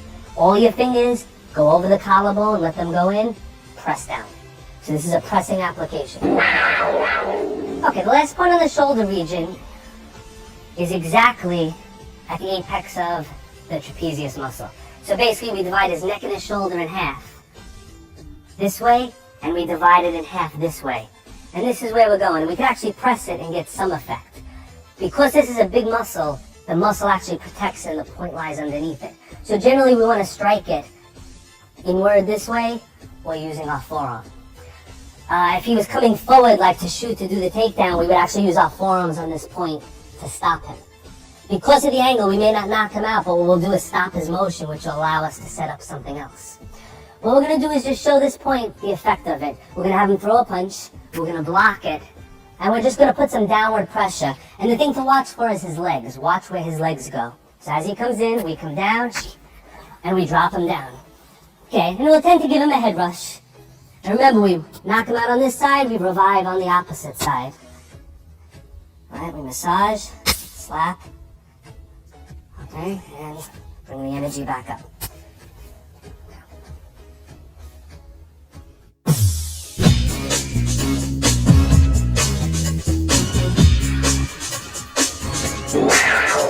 Okay, we're going to continue with the points of the torso. As far as pressure point and self-defense training in general, the torso points are the least important. The reason is the following. As far as actually trying to injure somebody, the torso region is actually the most dangerous because all of the vital organs are there. But it also contains the most amount of muscle and in some people the most amount of fat. All of the points and the nerves lie beneath the tissue, between the muscle and the fat. So if somebody has a very big stomach or very strong muscles in that area, you have to penetrate whatever they have, whether it's muscle or fat, to get to the point you're going after. That's why points of the head and the neck are best, because no matter how big somebody is, their jaw is still unprotected. What we try to focus on are the points that even in people that are muscular or have a lot of body weight are still effective. One area is the rib area. No matter how big their stomach gets, their rib still has very little tissue covering it. Between each rib, there's a pressure point. Right below the line of the chest, in a straight line with the nipple, we have 3 points in a row that we're going to cover. The reason we do all 3 of them is because we don't try to pick one, we strike all 3 of them at once. It would be very difficult to pick one rib. So in the 6th rib, in this space, they call it the intercostal space, between the 6th and 7th rib, we have a point called liver 14.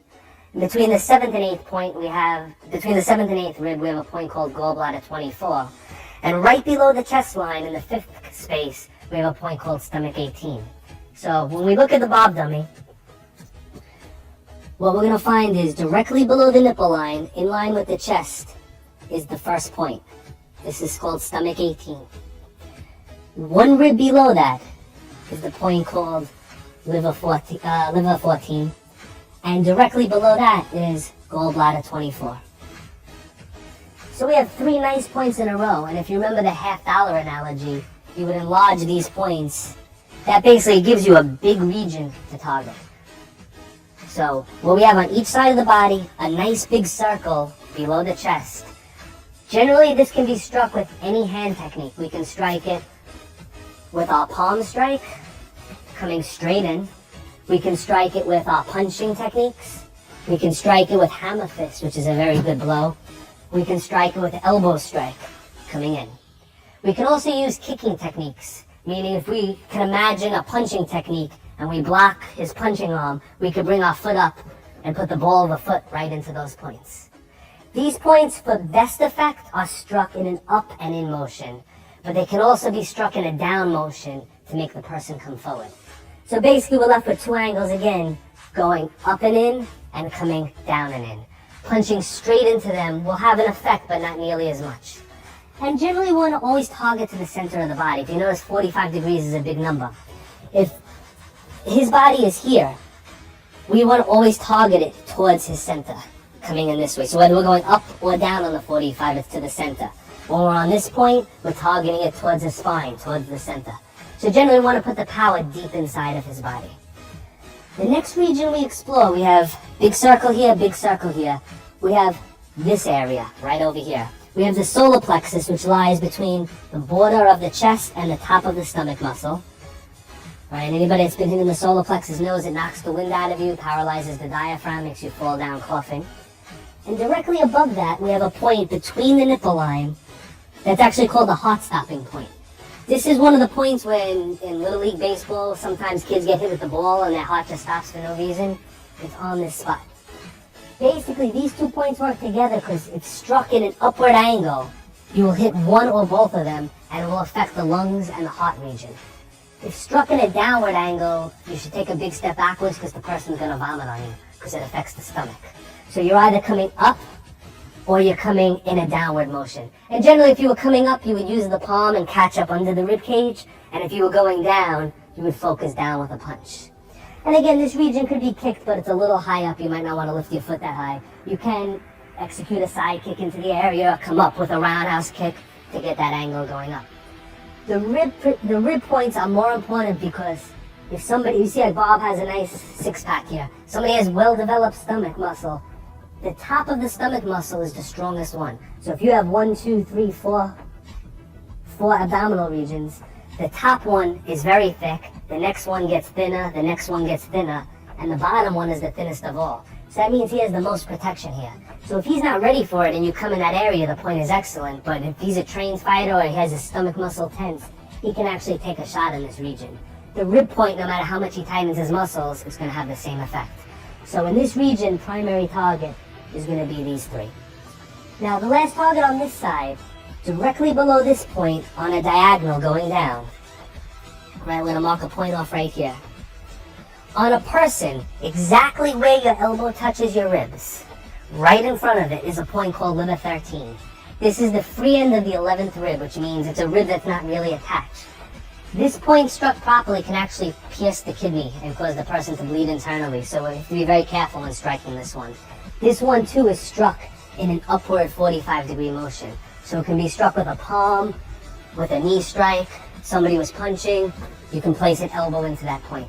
But again, you have to be very careful because a nice hard blow is going to take the rib, which isn't attached in the back, and push it in towards the kidney region. Exactly opposite this point. So if a person has the elbow here, in front of the elbow was this point, behind the elbow is a point called gallbladder 25. This point lies directly over the kidney, right? If everybody feels behind their back, you'll feel a notch there, like a little hole, right where the love handle is, just behind the elbow. And this point is either pressed or struck in a 45-degree upward motion. So if a punch was coming in and you blocked, you would strike in an upward motion with the palm.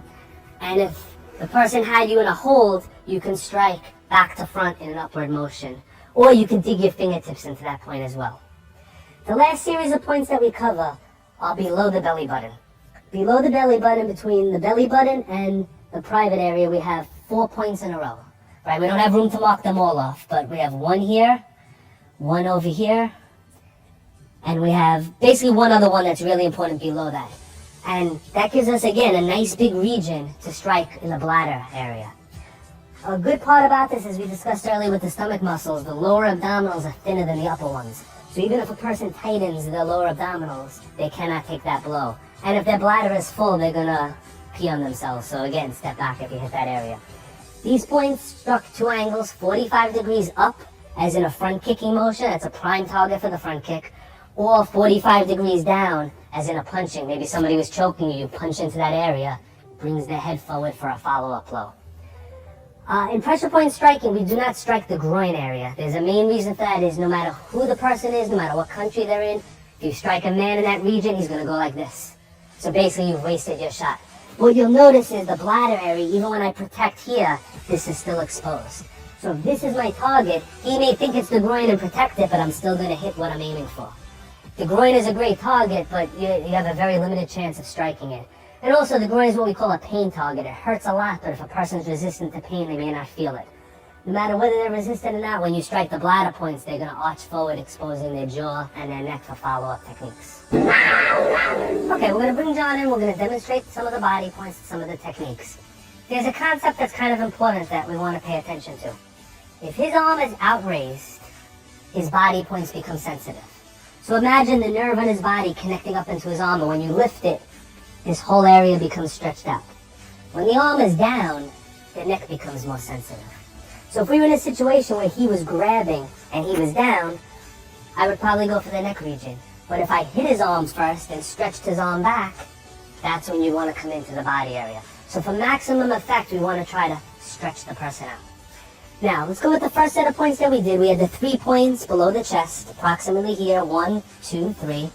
And again, they're struck in an in and upward motion. So if he was to grab, you could pretty much, he has his arm extended, shoot this right in.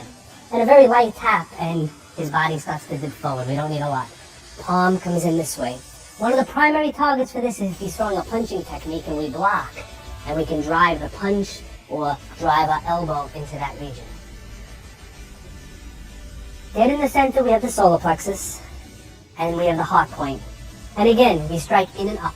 So if he was coming in with a punch, we blocked. If we wanted to shoot in and up, we would catch in an upward motion, going towards his head, catch it underneath his rib cage, this way or to the heart point. Or you could actually try to catch both of them, in and up. Now, being that he's shorter than me, I would not use this technique because I have to dip down. but most likely your attacker is going to be larger than you, and the angle should be perfect there. So again, remember, the person's taller, strike up. The person's shorter, I would use the other angle, which is this one, striking down. And what you're going to notice is as you come in, his head comes forward. As his head comes forward, he's set up for one of the other techniques. So we have the solar plexus region, we have the rib cluster points. We're going to go to the elbow points, the ones next to the elbow. His elbow's on his ribs. In front of it, we have the liver 13 point. And let's move it this way. Behind it, we have the gallbladder 25 point. We're going to start with the rear one first. He was grabbing, let's say we're here, we need to release. We can actually just push our fingers in, or we can strike it to make his body arch backwards. The points in the front are similar to the rib cluster points in that they're struck in and up with the palm, but it's a very good application for a knee strike to fit in. So we're going to just turn him a little bit. So that either you've blocked it or you've trapped him, and we could put the knee right into that region, shooting up that way. So we have the liver points on the side, we have the points in the back. The last area we have is basically below his belt. The best way to find it, if a person's wearing jeans, where the button is, that's point 1. And everywhere below that, you have 2 or 3 more points. It can be struck in an upward motion with a knee, or with a front kick technique, or it can be struck in a downward motion. If he had both arms on me, and I just wanted him to let go, I can shoot down, make him come down that way. This point becomes very important because when we go back to body motion, everything above his chest is going to make him step back. So let's say we found ourselves in a situation where we struck one of these points and he moved backwards. I can't hit him with my hand again, but when I come into the bladder point with a kick, not only am I going to be able to hit him, but it puts his head back in range for other shots. So basically I'm working him like a puppet. This is an important point because this point brings him forward. So basically I strike a point, I move him back, I strike a point, I bring him forward. Or if he was throwing a punch, let's say I wanted to get that point behind the jaw really good, maybe I would slap into that area. As he goes down, that sets my angle for the point behind the jaw. So sometimes what's going to happen is you're going to find a point that you really like to use that works very well for you. You're going to set up your self-defense techniques based on how to access that point. And one way to get behind them is to step to the outside, bring them forward. Now you have the point behind the jaw, you have the point behind the head that you can follow up with.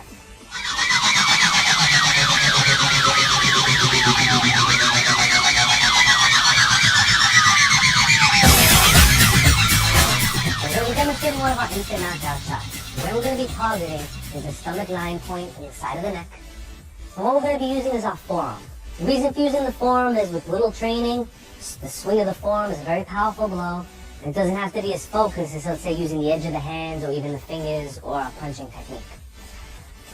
With this motion, this could come after blocking a punch, this could come off of a grabbing. For his safety, we're just going to demonstrate it off him grabbing. This way, we minimize the motion and nobody gets injured. So we're going to have John grab nice and tight. We're going to focus on this point. We're going to use the forearm, and we're going to bring him right down. Alright, once we maintain grappling position, both arms are in position to strike him. So rather than bringing him to the ground with a throw, we're actually going to do a knockout technique involving the area around the temple, which are some points that we haven't really covered. We're going to slap. We have the temple, the corner of the eye, and the bridge of the eyebrow, which forms a nice big circle that's just going to get slapped. And on the other side, we're going to use the rich hand to strike gallbladder 20. From grappling position, as we're searching for a move, this hand is free to strike here. This hand is free to strike here. So what we're going to do is we're going to lock up, we're going to bring him down, and we're going to show the basic knockout, and he's going to drop. Okay, the last part of the shoulder region is exactly at the apex of the trapezius muscle. So basically we divide his neck and his shoulder in half this way, and we divide it in half this way. And this is where we're going. And we can actually press it and get some effect. Because this is a big muscle, the muscle actually protects it and the point lies underneath it. So generally we want to strike it inward this way, we're using our forearm. If he was coming forward like to shoot to do the takedown, we would actually use our forearms on this point to stop him. Because of the angle, we may not knock him out, but what we'll do is stop his motion, which will allow us to set up something else. What we're going to do is just show this point the effect of it. We're going to have him throw a punch, we're going to block it, and we're just going to put some downward pressure. And the thing to watch for is his legs. Watch where his legs go. So as he comes in, we come down, and we drop him down. Okay, as previously explained, the more pressure points you hit, the more damage that you do. So if he were to grab me in a real situation, I would be using one of the arm points, one of the body points, or one of the leg points before I came to the jaw point. What that would do is it would make it actually weaker. But what I want to actually just show you is how, with no setup at all, this one point becomes very sensitive. So as he grabs, we're just going to come from this position. I'm going to go slow so I don't injure him. We're going to come up in the up and out direction. I'm going to have him bite down real tight so he doesn't hurt his teeth. Alright, so I'm going to look straight. He's grabbing. We're not going to use a setup. We're going to come in. And it's going to bring him down. We sit him up. The special revival that we use to wake him back up a little. Right.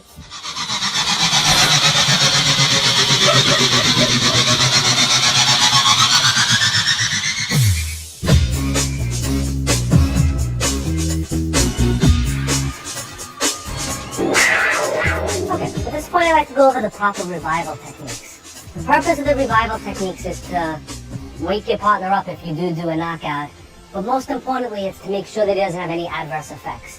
What can generally happen if you knock somebody out, they will wake up on their own, they won't just stay asleep forever.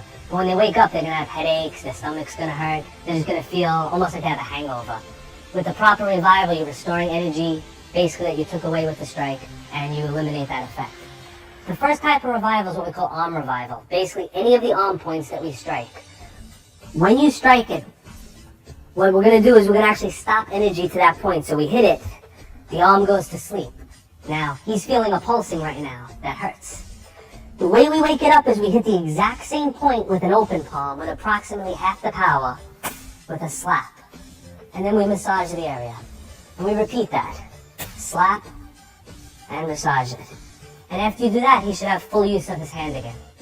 So the arm revival is basically simple. Whatever you hit it again. But you hit it with half the force. And instead of hitting it with a focused area, we hit it with a flat palm. And we just massage the area. Flat palm, massage the area. And that'll bring your partner's arm back. This way when you're training, you hit those points, you can practice it more than once. As far as the head, the neck, the body, we do a technique like we did. We strike, he falls down. Alright, he'll tend to just be laying down basically. The first thing we want to do is we want to sit him up. So we grab him by the head. Okay, now if he's really out, he won't fold his own legs. So you're going to fold his legs. We want to keep our knee in the base of his spine. We want to keep our hand on his head. Now if we struck him on this side, we want to revive on this side. If we struck him on this side, we revive on this side. Where we're going to be reviving is right next to the spinal cord. There's something called the bladder meridian. I'm going to show it on myself actually. Not over here, a little bit over, right in this line. This is called the wake-up nerve. Similar to the arm points, we're going to slap it and massage. Slap it and massage. At this point, he should be awake. He may still feel groggy, so what we're going to do is we're going to take our thumb and forefinger. We're going to place it at the base of his back with the spine running in the center, and we're going to run our hand up his spine a couple of times. In Chinese medicine, they say all energy of the body is stored in the kidney region. And when you do this, according to the theory, you're bringing the energy back up into the head. Medically, most likely, you're just stimulating the nerves that go into the neck and head area, and it's waking them up. But either way, the function is what matters, not what causes it. After you finish that, to restore more energy, we're going to start with the hands. Again, in acupuncture and Chinese medicine, each finger controls a different part of the body. So for example, the pinky finger is considered the heart. The ring finger is considered what they call the pericardium. The index finger is the large intestine. So what you're going to do is you're going to pinch, starting at the pinky finger, and pull. Pinch, pull. You should feel like a popping sensation. If anybody ever got a Chinese massage before, this is what they do. They massage the points, they pop the fingers, and what that does is it wakes up and stimulates all of the nerves.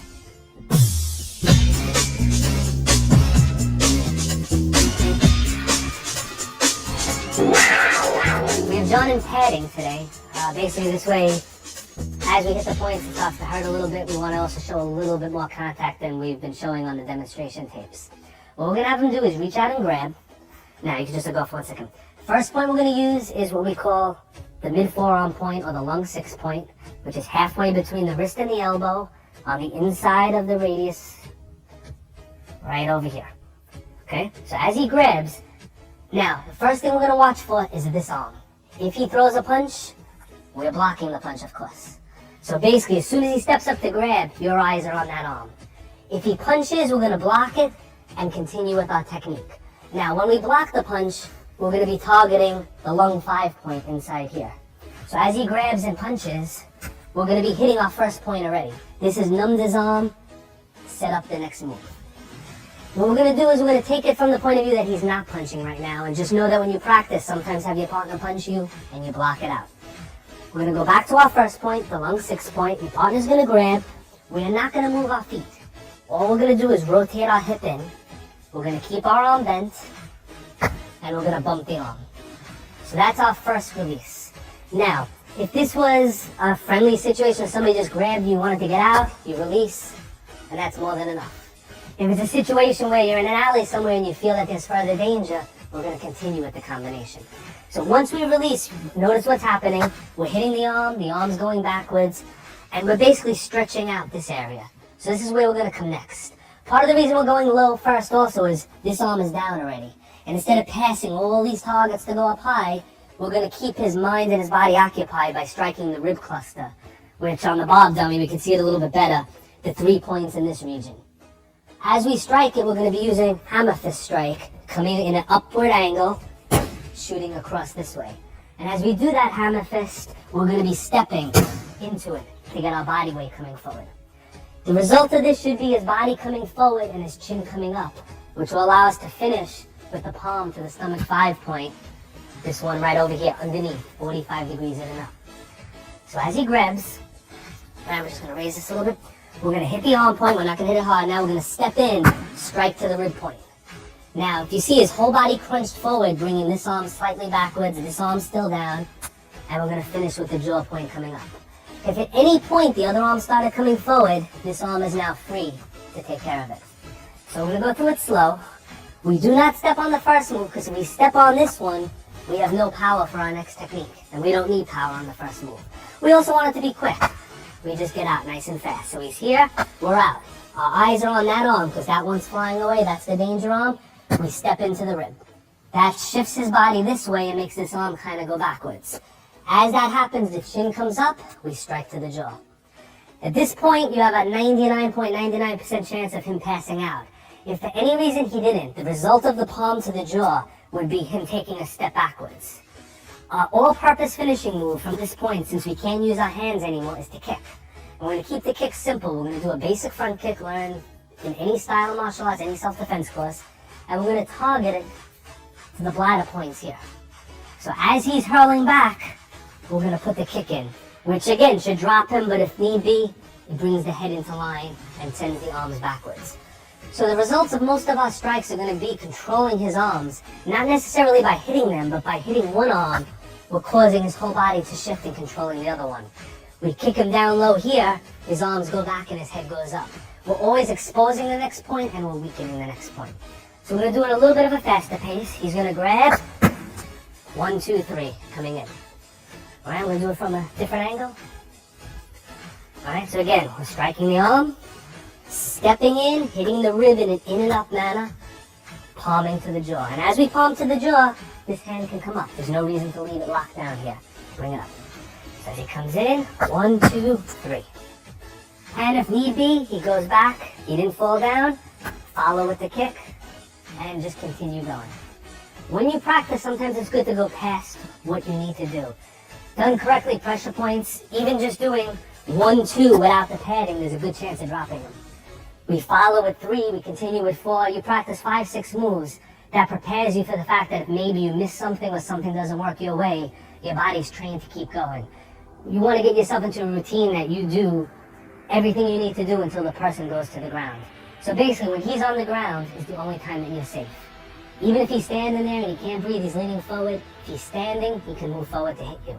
So if he's on the ground, you're safe. 2 ways to get him on the ground: to knock him out or to sweep him or throw him to the ground. At either of those 2 points, that's a good time to run or to get out of the scene if possible.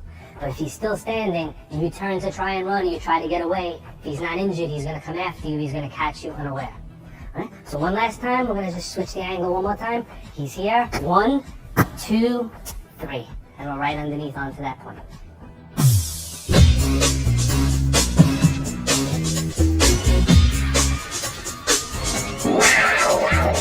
lower arm grabbing, really we only have 3 variations. He can grab me on the same side, which we just covered, or he can reach across and grab. Now, in practice, he's facing me this way, and this seems kind of like a funny way to grab. But imagine a situation where I was walking, and he just captured my arm this way. So this would kind of be like to stop me from where I'm going. From this position, what we're going to do is the first point we're using is the point in the wrist here. And we're going to use our index knuckle to roll to the outside.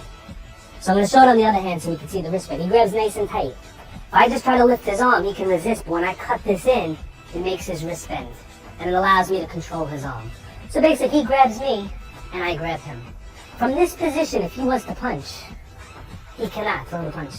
He can't punch across his body, and I could control him with one arm. So I've done 2 things here.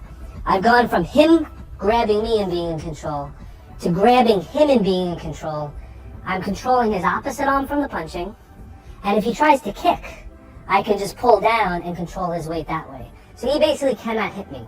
What I've also done is I've allowed myself the opportunity to strike him with no chance of him blocking, because I'm on his blind side, and this would be the arm that he would most likely use to protect this area. So we're going to turn it the other way for this one while we do it slow. So as he grabs, again, the danger is here. If he was to punch right away, we would block it. If he punches as we're stepping, this hand is actually stopping it. So we're going to step in at a 45-degree angle, roll it, and we're going to lock the arm. We're going to place our hands, just move back a little bit, on his shoulder, and we're going to let our fingers slip into the collarbone region, which on the bob dummy, we can see right over to either these points or this point, one of these 2. Basically, it just gives us a better grip, and it's going to control his body weight. So as we step in, we're here, we press down, and that kind of makes that happen. Now in this position, he cannot punch and he cannot kick because his weight's on his legs. Now that he has all his weight on his legs, we want to take his leg out from him, and we're going to knee him into the leg point. If this is done strong, he's going to fall to the ground, so we're going to just motion it because we want to finish with the technique. As he starts to go down, we're going to palm him to that point in the back of the head, coming right into there, knocking him out. Keep in mind, you have a very, very good chance that as you do this move and you come here, this alone is going to take him right down. But if he doesn't go down, he's perfectly set up for this point back here. All right, so let's show it a little bit smoother. He's here, we step, we press, we knee, we palm, shooting in. Always on the blind side, always controlling the arm, always keeping him in a position where he cannot hit you or block. Yeah, let's try it from the opposite side. Let's do it this angle. Okay, so maybe I'm walking, he's grabbed my arm, I turn in, press in, knee him, and hit.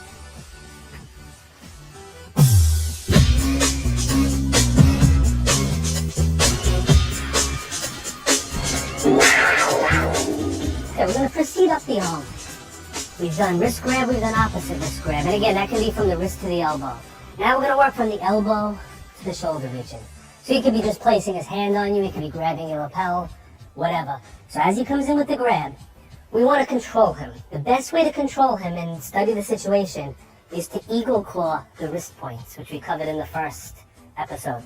We want to be on this point, and we squeeze it. From here, if he decides to pull his arm away, pull real hard, he can move my body, but he can't pull his arm away. So basically, I've attached him to me. What I've done here is I've eliminated this as a striking weapon. Now, most likely, if I grab him and start to hurt him here, he's going to punch me with the other hand. And that's why this hand is going to be right here to chop him into the lung 5 point that we covered earlier. So as I grab him here, if he punches, I'm going to chop him. If he doesn't punch, I'm going to continue to the same point on this arm, the same lung 5 point, and I'm going to take a small step backwards. What's going to happen here is the cross-extensor reflex action is going to kick in, making this arm fly backwards. I'm going to turn him sideways, put the weight on this leg, and expose his neck, just like that. He cannot kick me, he cannot hit me, he cannot block. From this position, I can continue with the controlling technique, but if I wanted to hurt him, I would take the same hand. I've chopped in, now I'm going to chop out, and I'm going to hit him to either this point or the point in the front, depending on how far he turns. I'm going to use this one right now, and I'm going to turn him after.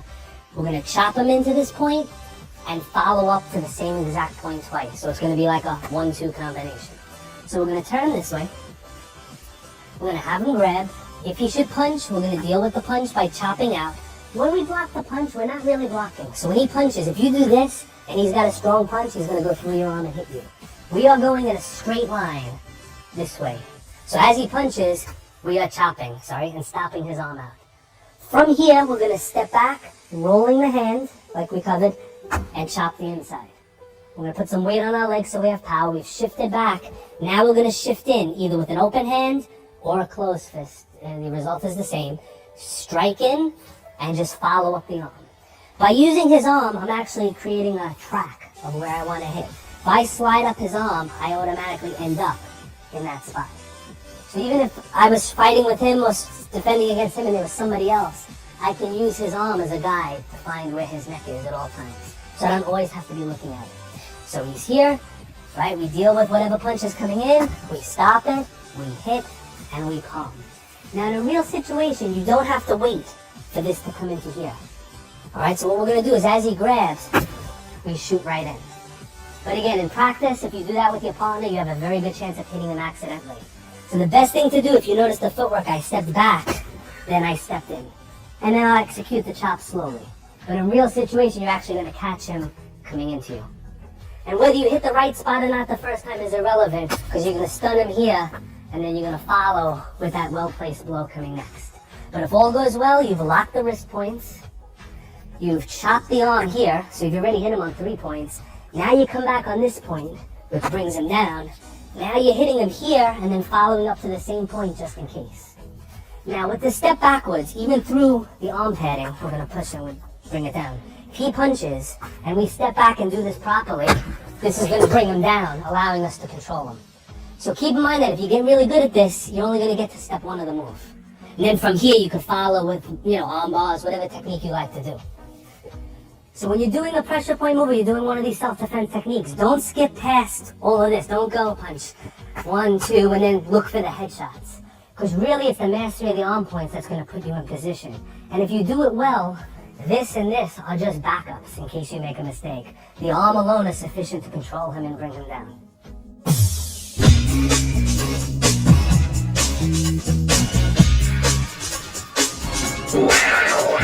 Alright, so we've covered single grabbing applications. We've grabbed the wrist, grabbed the opposite wrist, we've grabbed the lapel, and that same thing, if John came in and actually was to choke with one hand, this is the same technique as if he grabs here. So basically any one-handed grab from the elbow up, we do the previous technique. Now we're going to work with a double grab. With a double grab, he's most likely going to grab your clothing, and he's going to have some strength to it, so he's grabbing you this way. What we're going to do is we're going to work the outside points, the large intestine 10 and 11 points on the forearm. Basically, it's in the split between these 2 muscles. And the purpose of these points are going to be to bend his knees, lift his chin, and bring his elbows to my ribs. So I'm going to take a small step back, hitting the points this way. As he comes forward, we're going to use the gallbladder cluster points. The one above the eye, the one above it, and the one here, in a double motion, slapping him back that way. And again, we would be using that same 1-2 motion where we would be hitting him as he comes forward. If he was a taller individual, right, I'm going to just sink down a little bit. If he was taller, instead of coming to these points, we would double up on the jaw points. So basically that's a height thing that you want to work with your partner. If your partner's taller than you, you shoot under the jaw. If your partner ends up lower than you, you come right to the forehead. In a real situation, basically you can see that when he's here, all I see is the forehead. The jaw is out of reach for me, so that's where I go. If we reversed it and he did it to me and hit both my arms, he would see jaw, and that's where he would go. So you won't really have to search for the points. You'll just know which one to hit because it's the most vulnerable point. That's a part of what we always try to do, is hit what's closest, shortest distance, and most susceptible. When the head is stretched back, all of these points are being stretched off of the neck, and they're extra sensitive. So as he grabs, as we hit these points, there's some, just like off 1 second, I want to just show the angle. We're not coming in, and we're not coming down. If you hit them down, you're going to miss them because the points are on the outside of the arm. We're hitting them this way. Almost like you want to hug yourself. Like this. So if he was very weak or you were extremely powerful and you did it right, you would end up this way. But because both of his arms are there, you end up getting stuck in this position and reverse it. And you want to always breathe out when you do the move and step. And in.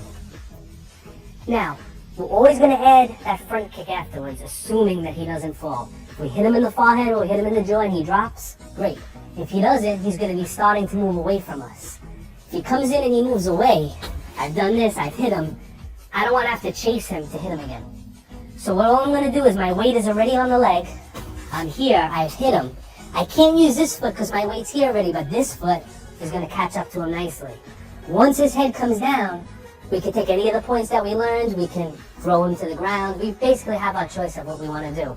In this position, if you wanted to end with a nice knee smash, this is a good spot for that.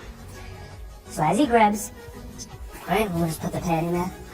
We're going to hit the outside arm points like we want to cross our arms, and we drop our weight. So we don't just step, we drop. So this way body weight comes in. We shoot, boom, and we catch as we come in. As soon as we do that, this is here. Finish off with a knee smash, finish off with a neck twist. Push him to the ground. At that point, he should be very injured. Alright, let's try it from the other side. Let's slide angle this way. Okay, so as he grabs, the arm points rolling. And when you strike the arm points, you have two focuses. One can be the fist, and one can be the ulnar bone, this little bone here. So you can basically be hitting with the forearm or with the fist. It's kind of your choice, practice ball. Hit it down, strike out, and kick, and follow up.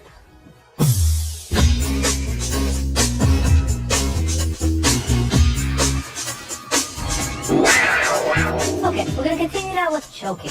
Choking is a lot more dangerous than grabbing. The main reason being is if your partner chokes you in practice, it just doesn't feel like all that much because he's not choking you, but if he digs in, it's very uncomfortable. When that happens, your mind is going to change. You're going to start to get nervous and you're going to start panicking. What we want to do is we want to prevent that from happening. So as soon as he starts to choke, basically the same area he's putting pressure on, you're going to put pressure on. We're going to use the fingertips, we're going to poke right into that area. So as he chokes with both hands, one arm's going to come up to his arm to control. We're not going to grab yet. This is going to poke in, which makes him move away. What that did was left this hand open and he went from this distance to this distance.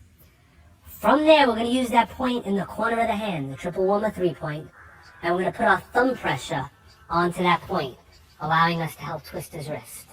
We're going to use the wrist lock on that point to bring him to the ground. So as he goes down, we're going to pin him by dropping our knee onto the rib point. Boom.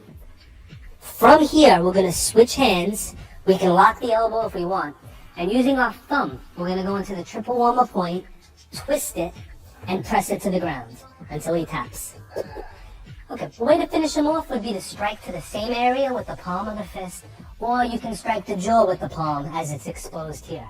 If you just wanted to pin him and hold it there, you can do that also, and you have a nice controlling technique.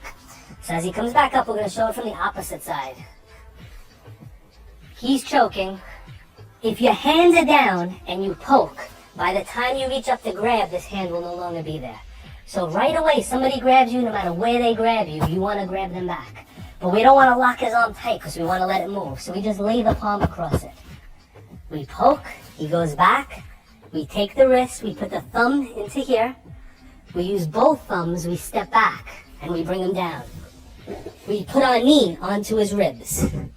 We switch and twist the arm. We have the elbow locked. He cannot punch you, he cannot kick you. He can't do anything. Now he starts to struggle, we use our thumb, we put it behind the jaw, and we pin his head to the ground. If his head doesn't touch the ground, and you're here, he can wiggle out. So you want his head coming to the ground, and you use your weight. And if you want to finish him, palm into that point, back to front 45 degrees, or if his head is up and you never did that point, palm right into the jaw that way. Okay, we're going to show it from the back angle, this way you can catch some of the finer points maybe you missed from one of the other angles.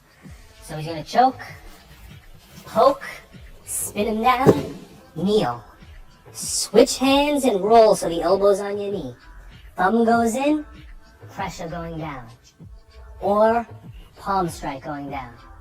And if you like to grapple, this is a perfect position to step over and basically drop into the armbar. Nice and easy. Okay. I'm going to drop one arm, this way you can actually see what we're doing here. So this arm's dropped, just imagine it's there. We're shooting up through the center under his line of sight. We're coming into the hole. And in a real situation, it's going to be quick. For now, we just press. Once we have the distance we need, we go for the wrist twist. and continue from there.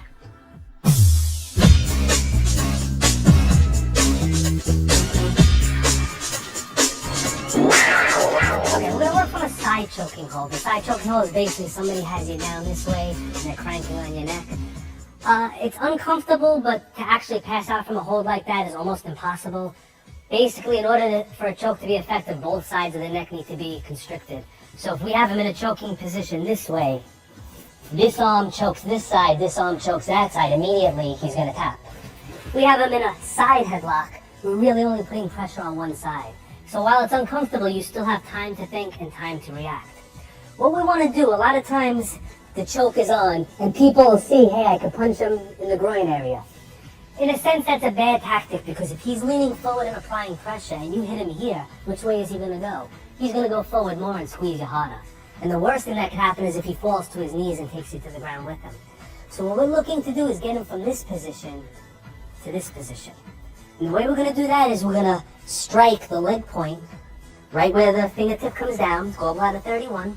We're gonna punch this one either with a fist or with our foreknuckles. And we're gonna strike the kidney point, gallbladder 25, at the same time. Both of those points, when struck, cause his body to straighten out. Once his body straightens out and his head comes up, we're gonna apply fingertip pressure, rubbing on this point, to stretch out his center line. And then we're gonna use our hammer fist to hit the bladder points, the lower ones below the belly button, to bring him down to the ground. So it's gonna look something like this. We're gonna show it from this angle, then we'll turn so you get the fine points. As he grabs, you turn your chin in. By doing that, you relieve some of the pressure. You're gonna find his knee, you find the side point, this point's gonna form this hand, and we're gonna hit it. Once that happens, you're pretty much out. Now you wanna keep him from re-grabbing you. We're gonna reach over and press. Now that he's all stretched, this is gonna come in and drop him down to the ground. And in reality, you're gonna hit it much harder and he's gonna basically stay there. So you're in position, 1, 2, 3. One thing you also wanna do is when you go to hit him, your left foot, step a little bit wider. Otherwise, as you go to stretch him backwards, he may start to walk away and you lose your opportunity to finish him. Remember, once he grabs you, he doesn't get away. You keep him close till you finish him. You don't wanna knock him away and have to recapture him again. Right now, this is a simple attack. He's grabbing you. Everything you need to finish him off is there. If you let him create distance, now he comes back with punches. It requires a lot more skill to deal with. We're gonna show from the opposite angle, using the same hand, so from here. Okay, I'll turn it this way. Now just try to catch the back point. We're gonna come into the leg, this point here, hit. Reach over, stretch. This leg is basically here, so that if he starts to fall, you're here supporting his weight. He can't get away. And then we're gonna pound down onto the belt, dropping him. Okay? Okay, let's try it from this angle. Alright, last one. Alright, so he's here, we hit. I'm gonna use the palm so I don't hurt him this time. Stretch and hammer, dropping him down. And when you throw that hammer to the ground, right in this area, 45 degrees, down and in. And at that point, if he's not out, you can finish him or get away.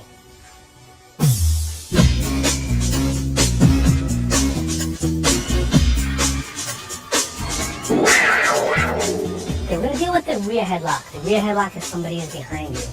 A big part of self-defense is awareness, and if you allow somebody to get that close behind you, you weren't very aware of what was going on.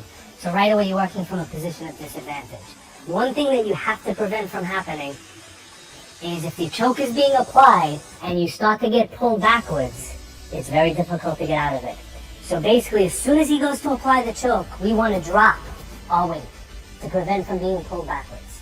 So now he has the choke, but he can't bring me to this position where my body can't function. What I'm going to do immediately is with one of my feet, I'm going to try to stomp backwards on one of the leg points and elbow into the rib point, whichever arm is free. So he's choking, stomp, elbow. From here, my thumb is going to go into the heart 2 point to give me a good grip. And I'm going to turn into it. As I put the pressure, he starts to dip this way. I'm going to use the right arm and using the elbow, turn back, and I'm either going to hit him in the gallbladder 20 point or the point of my elbow is going to catch him behind the jaw. So it's going to be coming either this way or into this point like that. Both points are in the same spot, and either one that you hit will have the same function. So as he grabs, I'm going to breathe a little bit, pull down, strike, turn, elbow going across. Just like that. Some reason, whatever happens, you hit him, he doesn't fall, we're going to shoot back under the jaw point with the palm. We always have extra options. So one more time. We're going to breathe, stomp, elbow, rotate in, strike, and back. All right, let's just try it from a different angle. Let's bring them this way. Okay, so we're going to breathe down, elbow into the rib using the point, stomp, rotate, keep the thumb pressure in here, elbow across, palm shooting up. The most important part of this technique is breathing so that you have time to think, dropping your weight. The elbow, if you do it right, you can cause good effect. Mostly it's just a distraction technique on this side to allow you to spin to this side. So don't spend too much time on it. And when you do the elbow, if your arm is here, you're hitting him low on his stomach. We don't want to go near the muscle, so we raise the arm. This way the point of the elbow catches him into the rib. Most likely somebody that does this technique on you is going to be taller. So if I'm doing it to John, and I have him here, if he elbows and he's loose, he's hitting my stomach right now and my hip. But if he keeps a tight, high elbow as he comes in, he's coming in towards the rib point. So when you throw the elbow, instead of throwing it this way, throw it this way, almost like a karate chamber. Throw it back. This way the point digs in, most likely catching these points or that corner point there.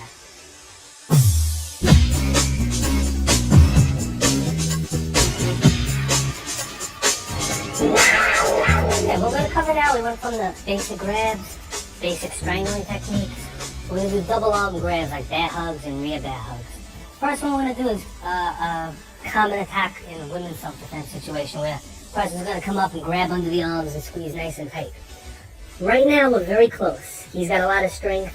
If you try to striking maneuver, you might not get the right leverage that you need. So we need to create some distance and put a little pain into him. We're going to come to this point here, governor vessel 26. We're going to rub, which sets him back. As soon as he sets back, if you'll notice, I've pinched this arm. So I don't want him going too far back, I'm controlling him. So as he grabs, we bring him back and we pinch. Immediately, we palm to the jaw. After the strike, we're going to hold. We're going to step through, and if this was a real situation, I want to dig my heel into the bladder points on the calf, 56, 57, 58, right at the top of the calf muscle. That would paralyze the calf muscle. For practice, we're just going to go through. So he's going to grab, we rub the point, we strike right away. We lock here, we lock the arm. We step, we bring him down. From this position, I'm applying pressure to that rub point on the back of the arm. So right from here, if I just rub my arm, I have the lock. I let the knee drop in, right either on the kidney points or the liver point, and I apply the lock. And I have him controlled here. At any point, I can finish with a strike to the rib points or to the head of the neck points.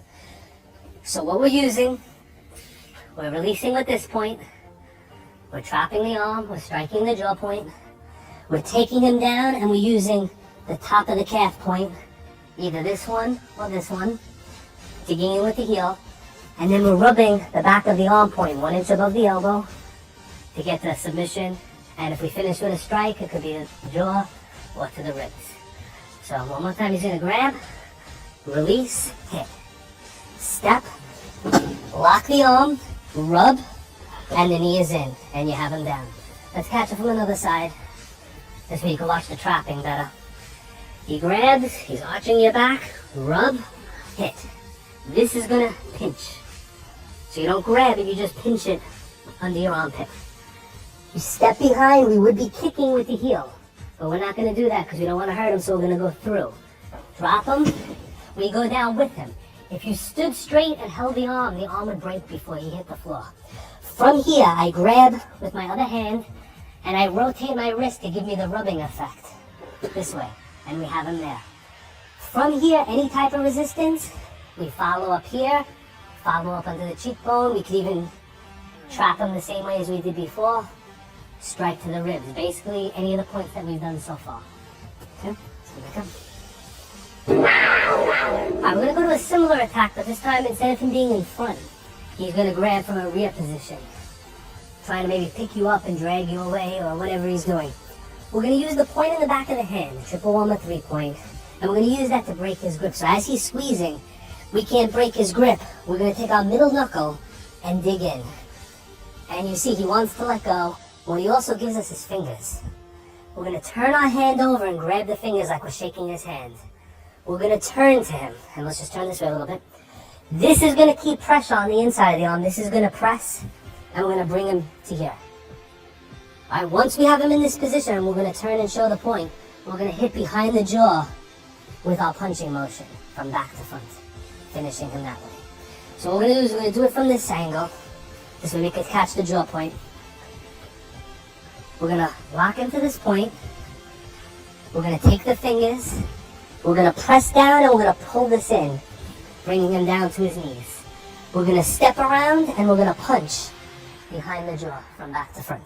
Alright, we're going to just show it from another angle. We're going to dig the knuckle in. We release the hand, turn over, shake his hand, rotate, keeping this contact here. This is going to rub in, this presses down, we drop him. So we're using the fingers and the elbow to bring him down. We release this hand, but we maintain control here. We punch him back to front of the jaw. For some reason, if he didn't fall, we have the gallbladder point in the back of the head. We just come back with the palm. And if you like to grapple, that's one of your strong points. If you have the hand trapped, this arm just has to lift. And you have a shoulder lock. Now we can lock him coming back this way. Okay, the next one that we're going to do is going to involve a bear hug around the arms from the rear. So as he comes in and he grabs, we're going to turn this way. He's going to be trapping the arms this time, which limits your ability to counterattack. The one thing you have to try to prevent from happening is just lift me up a little. Is him lifting you up, because if you're in the air, now you have very little. Two things you're going to do immediately is stomp towards the foot and swing your head backwards. Even though the nose and eye area is not exactly a pressure point, we're going to stun him long enough to allow us to finish our technique. The next thing you're going to do is pray. Hands are going to go together. We're going to point to the ceiling. And we're going to lift up this way. Once we're in this position, we don't want him choking us, so we lock the wrist. We lift the arm up, and we're just going to bow forward, rotate. We're going to pin again. From here, we swing to the opposite side like in previous techniques, locking the arm. And we follow up either with thumb pressure or with the striking. Another thing we can follow up with is to lift up and stomp behind the ear or stomp into the rib points. So if you want to continue with the legs. The only disadvantage in that is you have to stand on one leg, and if he rolls into you, you may be compromising your balance. So let's do that one more time. We'll show it from the same angle, because... Okay, as he grabs, stomp, headbutt back, drop down and pray, make sure you drop low, grab, roll him, pin. Lock the arm. Now either pin him behind the jaw, strike him to the jaw or the behind the ear point, or grab with both hands and put the heel in behind the jaw, or put the heel into the rib.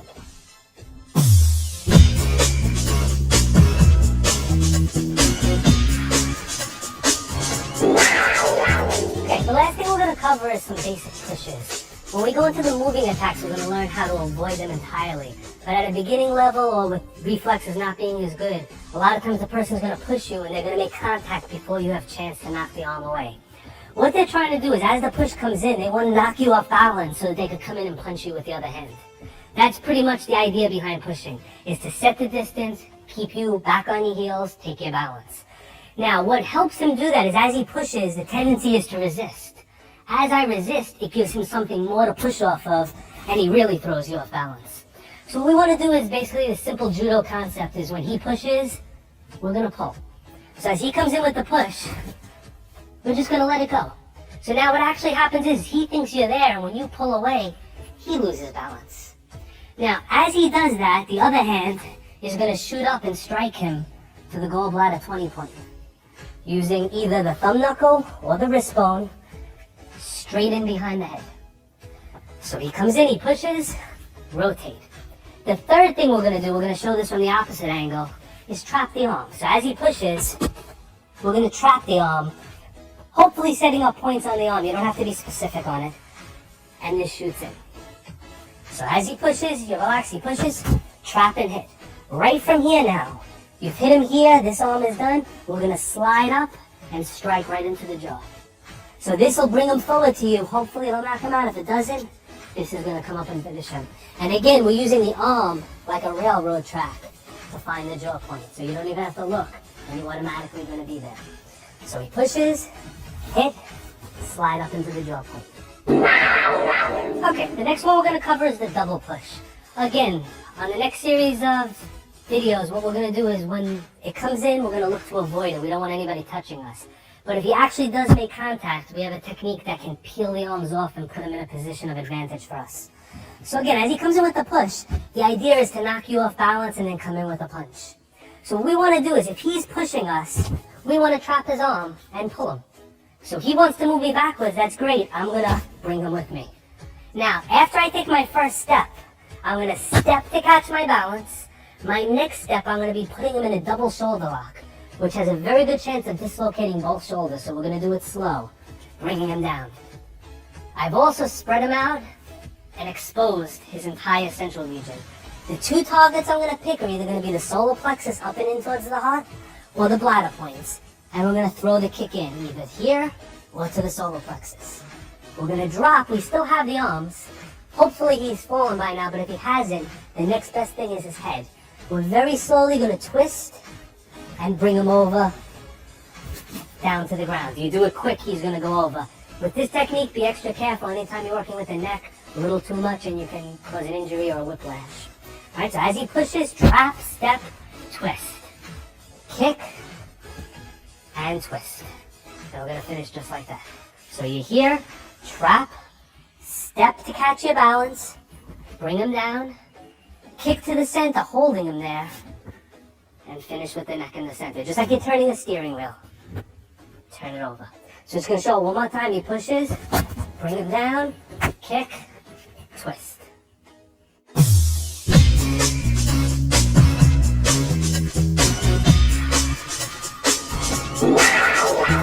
Okay, there's a two-step drill we're going to do now that if you want to get good at pressure points, it's very good to practice.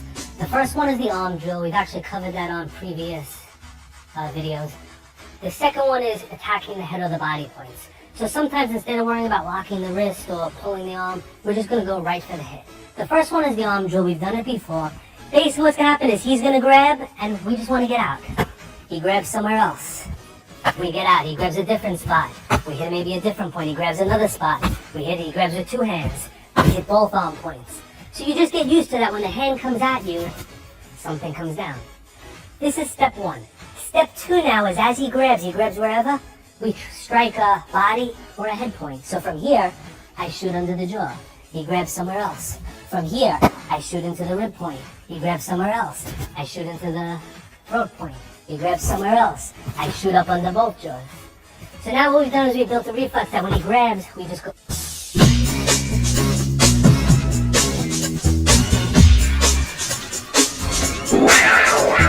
Okay, as far as punching defense, we're going to cover the basic boxing type punches as they are the most common.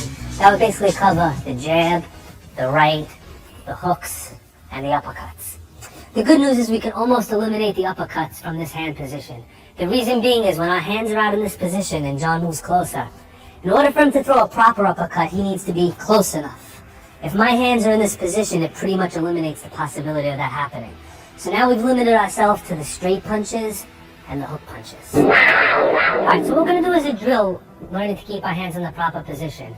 Not only do we want to keep our hands in our center line, but we need to keep them between our opponent's arms, which will force his arms around us. So the drill is basically this. I line up in my position, he lines up in a basic boxing stance, and he's just going to circle around me a little bit. And as he moves, I make sure that my fingers are constantly pointed to him. If he moves the other way, right, I shift the other way. So basically I aim right at his nose. If he moves forward a little bit, I move backwards a little. If he backs up, I move in. And I learn to keep my distance this way. I always want to keep him one step away from me. If I'm this close to him and he decides to throw a punch, I may not react quick enough. But if I force him to have to take a step in, the punch becomes a lot slower because I'm actually reacting to his forward motion instead of his hand motion. So the basic rules of this is we want to keep him a step away, about approximately 4 to 5 feet. And we want to step in also. Natural reaction when he punches is to step away. What this has done is it allowed me to block the first punch, but now I have to deal with the second punch. The more punches he throws, the more likely I'm going to get hit. So what I want to do is when he comes in with his punch, I want to move in right away. From this position, I can strike him all I want. If he throws that other hand, all I have to do is put my head down. I'm basically inside his punching range. So for the basic punches, we're going to start with the jab and the cross. We're going to start with the left hand. What we're going to do, we're going to have our hands in the center. As he moves to step in with his punch, we're going to step straight into him. As we step in, we're going to cut across. Now this does a couple of things. We're going to be striking either the lung 6 point or the lung 5 point on the arm. Now in a real situation, you can't stop to look where you're hitting. Most of the time, you're going to catch one of those two, which is going to set his arm up. And we've turned our wrist in such a way that we can twist back and chop either into the front of the neck or the side of the neck points. So it's going to look something like this. He's punching, we chop, and strike across straight. So as he comes in, he punches quicker. 1, 2. Now, with my hands in this position, I have 2 lines of defense. If he punches and I miss with this one is still here. So what I'm doing is giving myself the opportunity to block with both hands and to strike with both hands. So I have 2 chances to stop his punches. Also, remember, in this position, he cannot throw a truly straight punch because he has to go around my arms. If he punches straight into my hand, he's not going to do that. So he either comes to one side or he comes to the other side. Based on how he comes, instead of watching him, I watch my hand. And I look at him through my hand, and wherever I see movement, that's the direction my hand travels. So the first technique we're going to cover is moving in, inward chop, and chop to the side of the neck. Dead center, this point's called large intestine 18. We're going to come straight in. So as he punches, we move in, chop the arm, chop the neck. If we do it again, he comes in, 1, and chop. Now in practice, we do it slow, and we go 1, 2. In reality, we're going to move a little quicker, and we're right in there. Now, as soon as we throw that chop, good chance we're going to knock him out, but if we don't, look where this hand is, right into the jaw point. So now the technique becomes 1, 2, 3. And that gives you 2 shots right in that vulnerable area to take him out. So he punches, 1, 2, 3, coming right in. Alright, let's move a little bit. Now we're going to do the same thing, similar to the drill we did before. We're going to move around. This is how you practice it. And when he's ready, he's going to throw a left. And then we're going to back up. When he's ready, he's going to throw the left. We move around, keep... Now if you notice, I'm moving backwards to maintain distance. If he's just walking me down and just moving without punching, I don't want him to be this close, because now when he goes to punch, I may be slow and get hit. I keep my distance. This is where it's okay to walk backwards. This is where you dance around, you move. When he punches, though, you move in. So whenever you're ready to make contact with him, whether hitting the arm or hitting the neck, you move in, you don't move back. Yeah, as we're doing the drill, we're backing up. When he throws his punch, that's the last forward step that he gets to take. So as soon as I move in, I start moving forward, I never stop moving forward, and I constantly move in until he is down. So basically, the only time I'm moving backwards is when we're out of range. I can move backwards, I move sideways, I do whatever I'm doing. When he moves in, I move in. And then it's a constant forward motion until he drops. So once you go back, you switch forward, that's it. You no back and forth, you don't step back, you don't move away. All moving away does for you is allow him to punch you with the next arm. Most people do not function well going backwards. I take 1 or 2 steps, I may even trip over my own feet. If I'm moving backwards and he hits me, there's a good chance of me going down just because I'm off balance. If I'm moving forward and he hits me, even if I get hit, I could go right into grappling mode. It's the basic theory behind ground grappling is that the person, it's very hard to knock you out with that one punch. And if you're moving forward, even if you get hit, you're going to be able to grapple with them or lock onto them and give yourself time to recover. Okay, we covered the inside defense, which is basically working in. Now if he throws a right hand, what we're going to do is we're going to knock the arm to the outside. Now moving forward in this one becomes very important. If I'm facing him and he throws the right, if I block this way and he has a very strong punch, he's going to get through and hit me. So it's very important that I get in before his punch reaches true center. So what's happening is he's kind of going around my arm. Right now he's not in the center. Right, so if we turn this way, the camera can see it better. He's not in the center right now. But as he gets towards my face, boom, now he's here. If I look to move in here, I'm going to get hit. So what I need to do is, as he punches, I move in here while his arm is still on the outside and strike to the jaw. The rear arm on this one becomes a little more important because if for any reason that this one doesn't work, this arm is here to pick it off. So I'm really having, again, two arms to block. So as he throws the punch, I block out and I use the same palm and shoot into the jaw point. Alright, we're not doing the chop first because this is the closest arm, so we're not going to reach out with this. So we're here, he comes in, 1, 2, and we're on the inside. Now after this palm, if you remember how the body works, you're going to hit him and he's going to move. And that's our opportunity to come in with our kicking techniques. So we're going to show it from the other side. And same thing, he's going to come in with the punch, we move in, 1, and we shoot into the jaw point. Okay, let's turn back. We're going to do the same drill we did before. We're going to move around. When he's ready, he's going to come in with the right hand. This way we can work a little more of the distance and the timing. So we're going to move around. I keep in his center. Whenever he's ready, I come in and strike.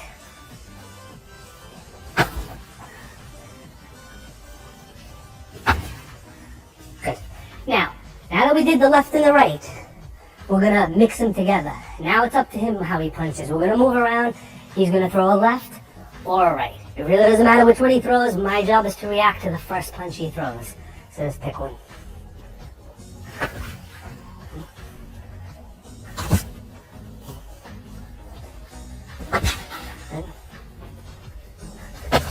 Good. Okay, so we have our straight punches. Now we're going to work our hooks. Sometimes he's going to see, if he's a smart fighter, he'll see my hands are in the middle. And he's going to try to loop in and go around my arms. As he does that, this is a very powerful motion using these muscles. We don't want to just, as he punches, stick our arm out, because if he's strong, he's going to hit you anyway. So we're going to use the theory of two arms against one. We're going to rotate and chop. Rotate and chop. Now what's happening here is I'm going to be striking either 1, 2, 3, or a point in the bicep. One of those points, or both of them, will be struck when I do my blocking motion. So as he throws the hook, I'm chopping the arm. Without the padding, his arm would be down here right now.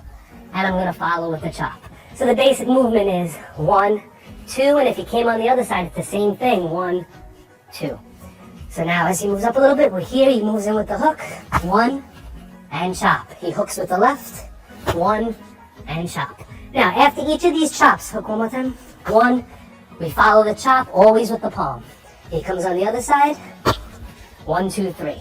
So it's a nice smooth move, and we just follow his arm up into the jaw. He comes around, 1, chop, follow his arm up into the jaw point. Withdrawing this one, ready to strike again.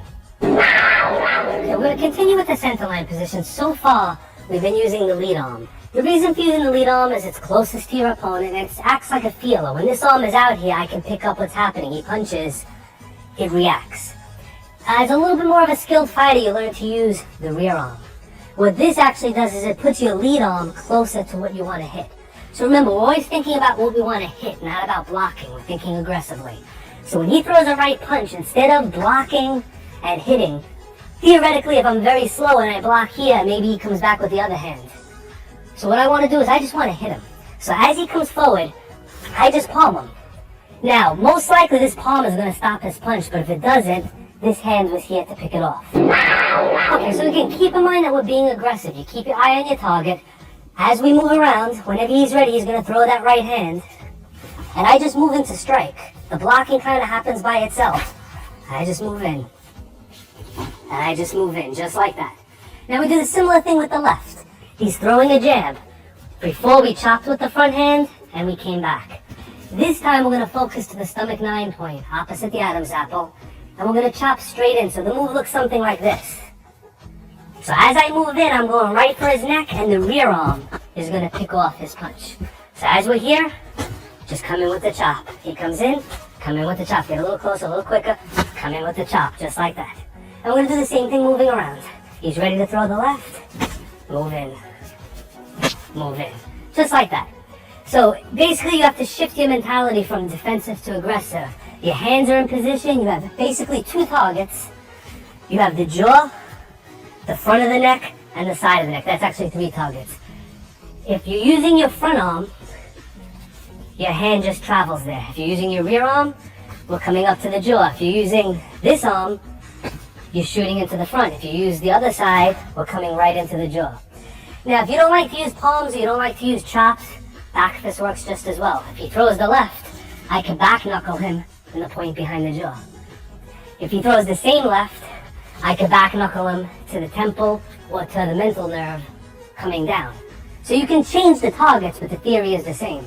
If you don't like the palm on the other side, we can inward hammer behind the jaw. So we're just going to turn him a little this way. So originally we came in, we threw our palm, which worked well, but we could also hammer in that direction. So how you strike is really up to you, but make sure you're hitting points and make sure you're using the closest hand to the closest target. The next step is what some we call simultaneous. When he throws the hook punch, we blocked with two and we came in. And that was a good technique and it will work, especially if you're caught by surprise. He throws the punch, you want to stop the arm first. But again, if your hands are in this position, you should be in an aggressive mode. And when he throws the punch, we're going to attack right away, allowing us to follow up with our knee strike. So the basic move is we're here, and we're just shooting both hands out. If he was coming on the other side, we would go the other way. So from this position, he punches, I just move right into the neck. He punches with the other hand, I just move right into the neck. So if we come from the other side, same thing. He comes in with the hook, just shoot in. He comes in with the hook, just shoot in. And that leaves you a good opening for a knee shot or a follow-up hit immediately.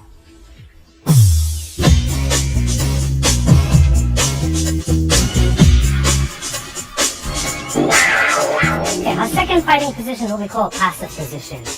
Basically just like this. Now you would use this position if you knew something was wrong and you wanted to get your hands ready to move, but you didn't want to alert the person that you were a martial artist or that you knew what you were doing.